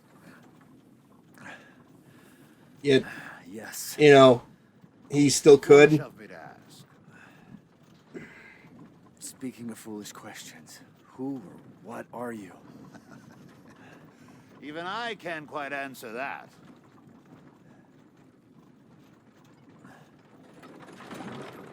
We're here. I owe you one. Mr. Winters, I'm afraid you can't return to your old world any longer. Are you ready?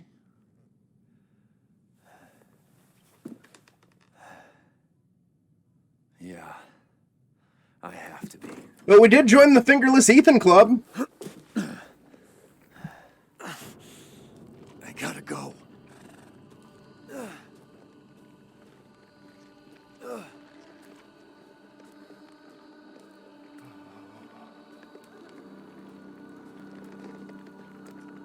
Do be sure you're prepared.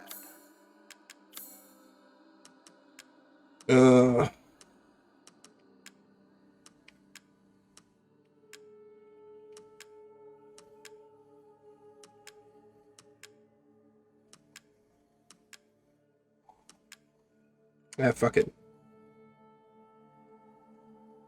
Yeah, fuck it.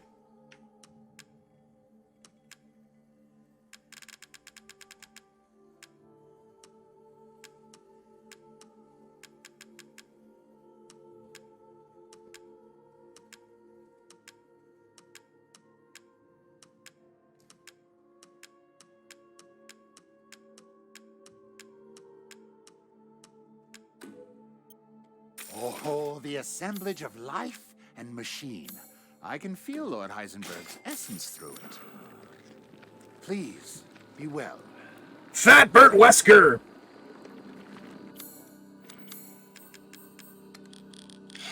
Oh.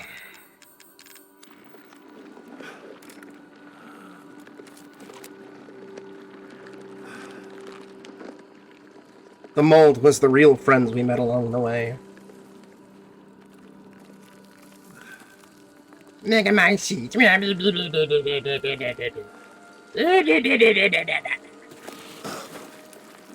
of my way.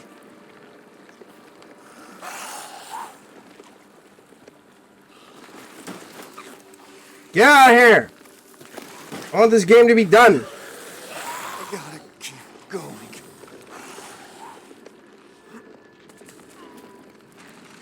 Ah, little Ava, my beautiful daughter. Come to me. Ava, is that you? Oh, how I've missed you. Uh-huh. What?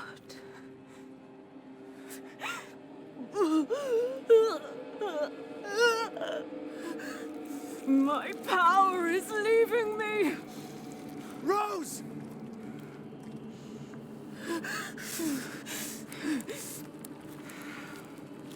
Miranda! Interesting. Your body certainly isn't normal. Give Rose to me. Now! You will see. Once I kill you properly, everything. Get her now! Yeah, give me that baby. Let go! Hey! I've spent a lifetime creating this moment. And you tried to take it away from me. I will take what is due. Uh-huh. My desires will be fulfilled. Uh-huh. Rose is mine! What the fuck?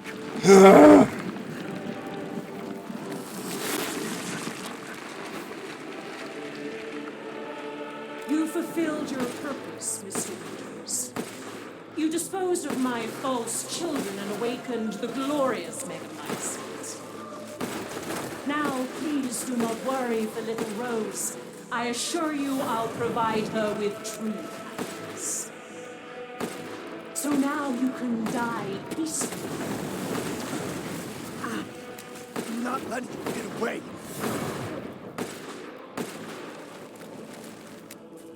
Get away from me. No, this is a bad Miranda.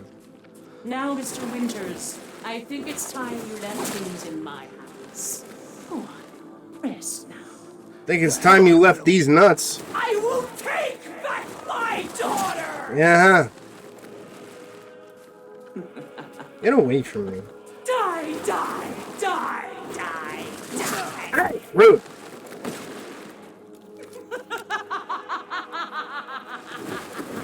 I understand your feelings, Mr. Hey! Winters. Truly. But this is the end for you. If I combine Rose with a Megamycete, my daughter will be made manifest at last! Yeah, I don't care. A century! All for this day! Uh-huh. After all, everyone dies. Impudent! Why do you interfere? Surely you have no need of Rose now, so close to death. No! End the Winters. To ensure I never see your face, I will feed.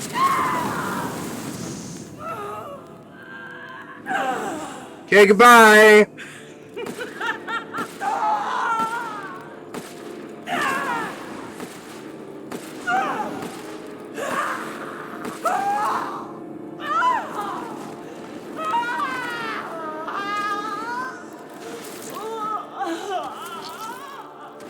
Get out of here, you fucker! My daughter! My Ava! Go to hell, Moose baby. I want you!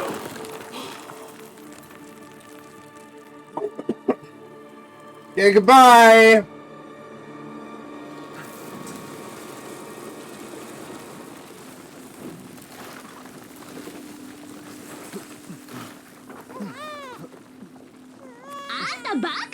Thank you for the Antabaka. Rose!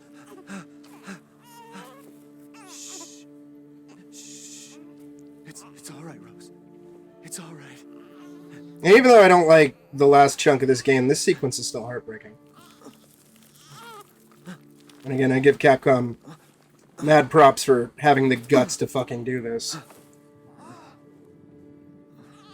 I just wish this was better written. Everything leading to this point. Ethan! Ethan! Come on, Ethan. Come on, Ethan, wake up. Oh, no. Chris. Ethan. You did it. It's finished. I think we've finished each other. Ethan. We gotta move. And if Capcom ever brings Ethan back at this point, like as alive, I'm gonna be very mad.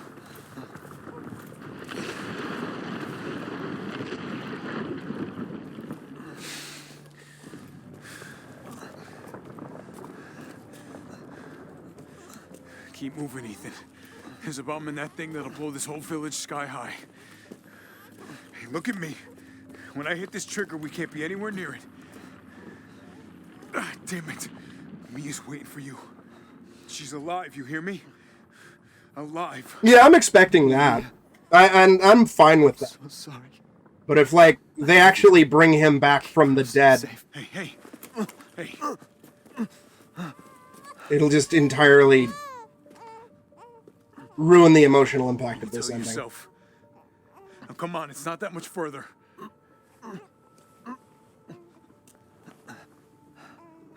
Watch over her.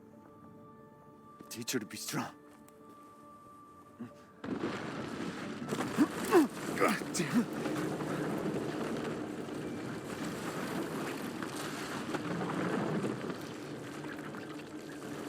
Goodbye, Rosemary.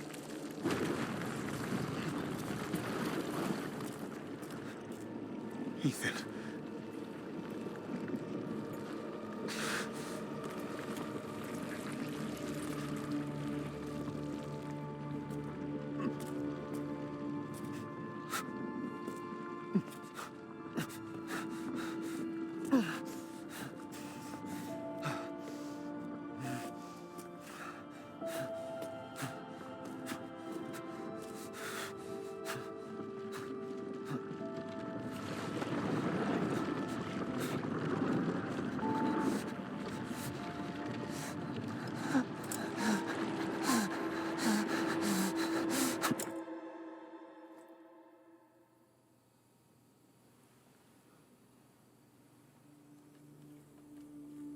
Rose?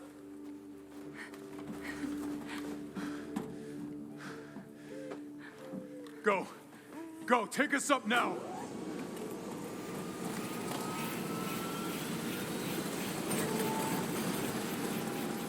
Wait! Where's Ethan?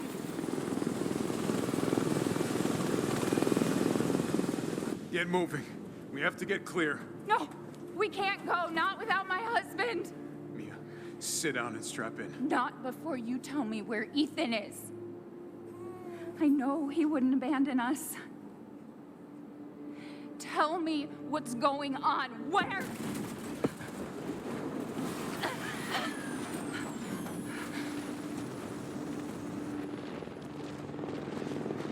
Both. What was that? I told you to sit down. Where is he? Chris? What have you done? He's gone. I tried. He stayed so we could all escape. I'm sorry. Captain, you need to see this. Oh boy, another stupid plot twist! BSAA didn't send soldiers.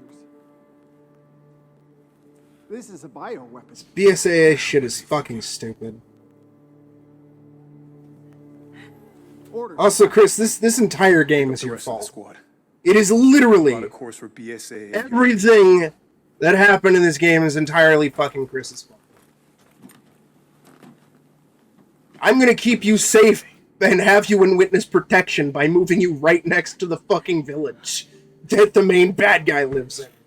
And then not tell you about anything. And also, we're not gonna test you to see if you're infected. After the events of RE7.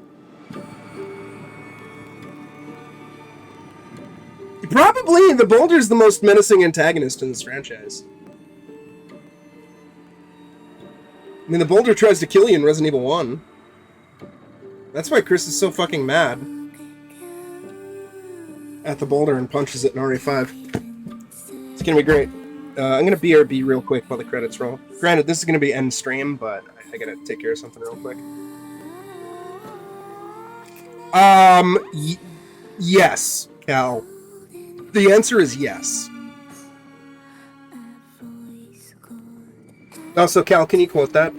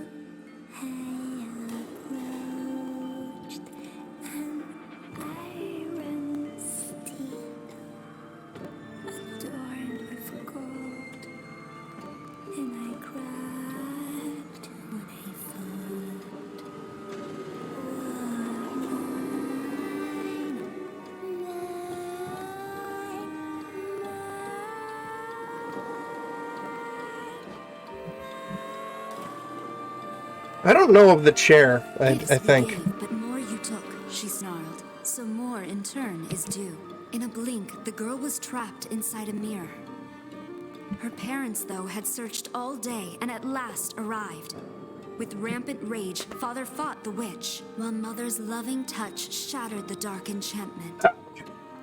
But the witch was strong, and Father yelled, "Save our daughter!" So Mother bore their child to safety as the forest was consumed. Even now, the burnt forest is a grim reminder of Father's sacrifice.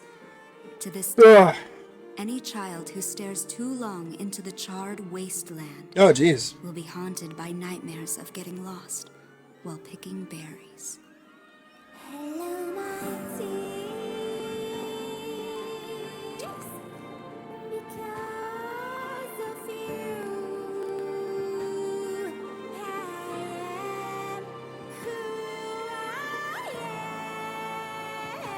I want to have a high pain threshold.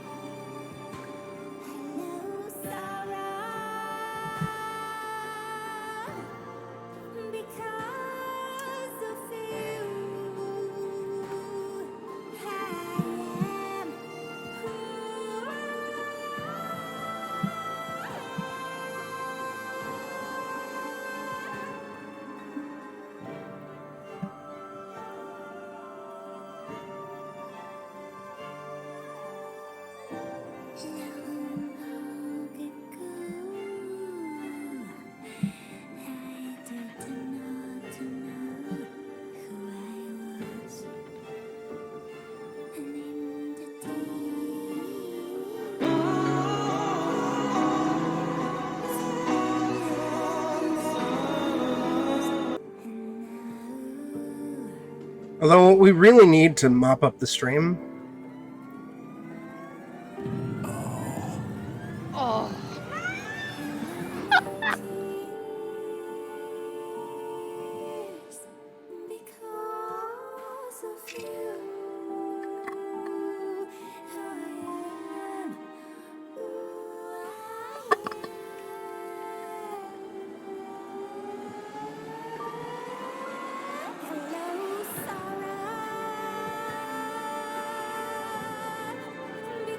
Why are we still here? Just to suffer? Yes. I got a shotgun.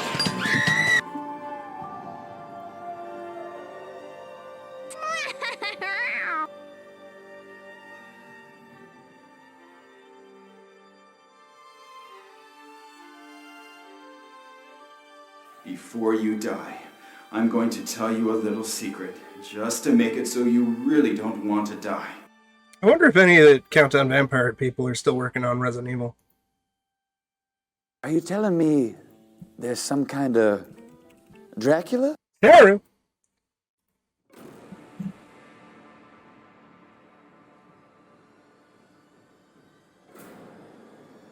Hey, hey!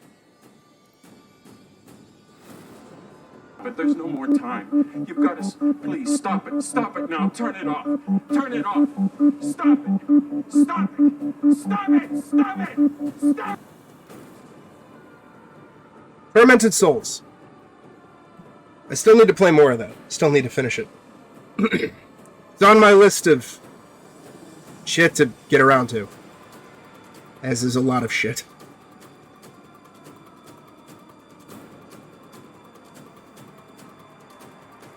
Booty there.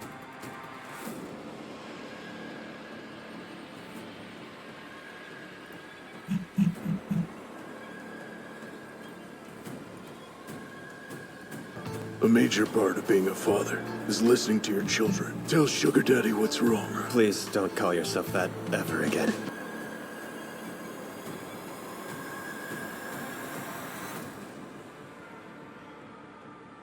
I had a lot of strawberry malteds in my life, you know that? That's also true of Zero's Missing an Eye in Drakengard 3. Boy. Instead, she has a flower. This one's the best.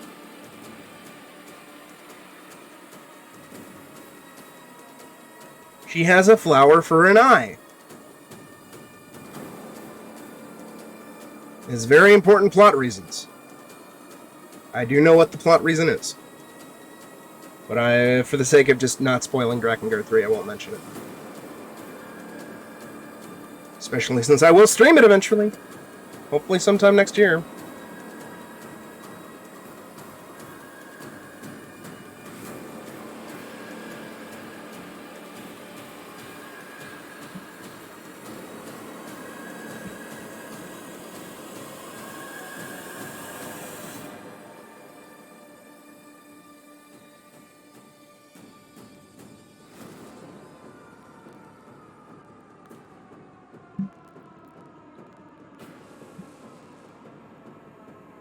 Sounds good, Cal. I'm about to end stream once the post-credits scene happens. And we'll be raiding out. Thank you for stopping by.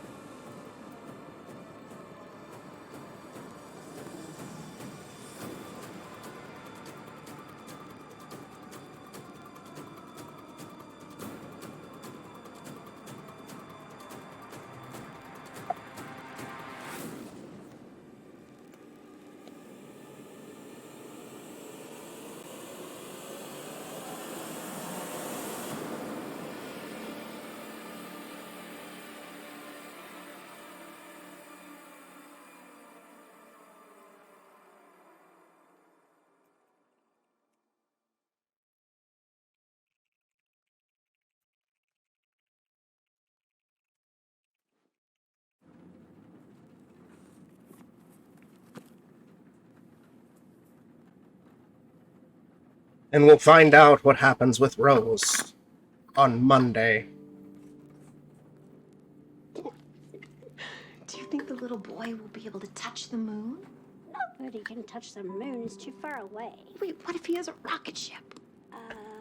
Okay, then he can touch Although the at least for me and planets. Cap, Very, it's very really cool. weird how Rose looks strikingly like Jocelyn. You were being silly. I don't think the moon feels like a kid.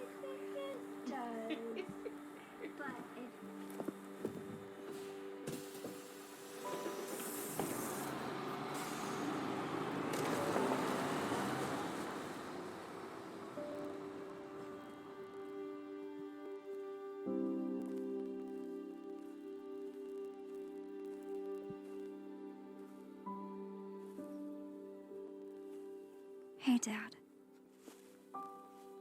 Happy birthday. Sorry I missed last week. I have a lot of tests coming up. You know how it is.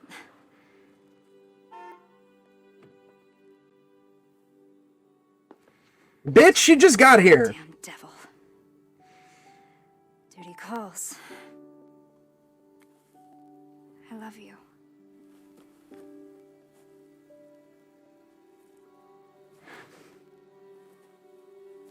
Yeah, I found her. Where else? Today of all days. We have a situation. You're needed, Evelyn. Don't you ever call me that again. Whoa, it's just a joke, Rose. I can show you things even Chris doesn't know I can do. We have a clear shot. Stand down. I can handle it. She's just a kid. Way to keep it together, Rose.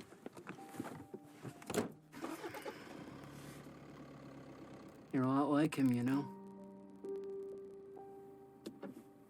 How would you know? Who the fuck are you? I know.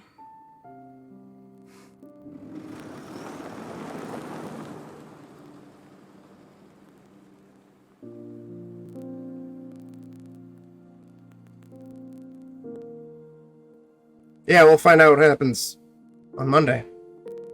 Halloween! But Jack Bros comes first, because it's shorter.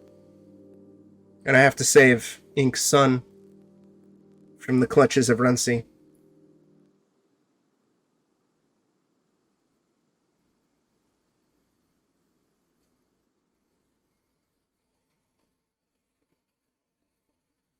The father's story is now done.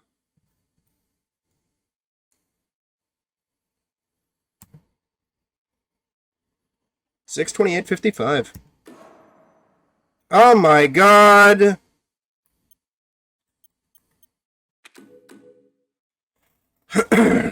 Yeah.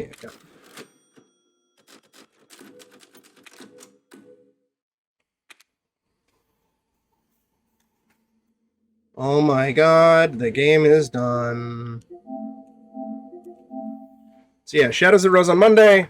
Yeah, of course. And also Jack Frost. I will be back later tonight. I think around 8:30ish my time. Yeah, doing some Forewarned with Rio and Lou Killy. Hopefully should be back tomorrow with other shit. I believe tomorrow night's going to be some Phasmophobia. I don't know what I'm going to be back with tomorrow morning/afternoon. And then Monday, as I said, is Jack Bros and Shadows of Rose. I may try to bang out Revelations 2 tomorrow, or I may hop into one of the many other games that we have that I've started and haven't completed yet. We'll figure it out. And then, of course, starting on Monday, there's not going to be any morning afternoon streams during the week, unless I have the day off since I'm starting working again. And a week from today, chat, is Extra Life. The charity stream. Me and a bunch of other wonderful goons are participating. It's going to be fun. A lot of different streamers participating. All for a good cause. Anyways, Jared, thank you so much for the raid. And Cam, thank you for the blurps. Cal, Greedy, Saru, Jer, Gino, Cam.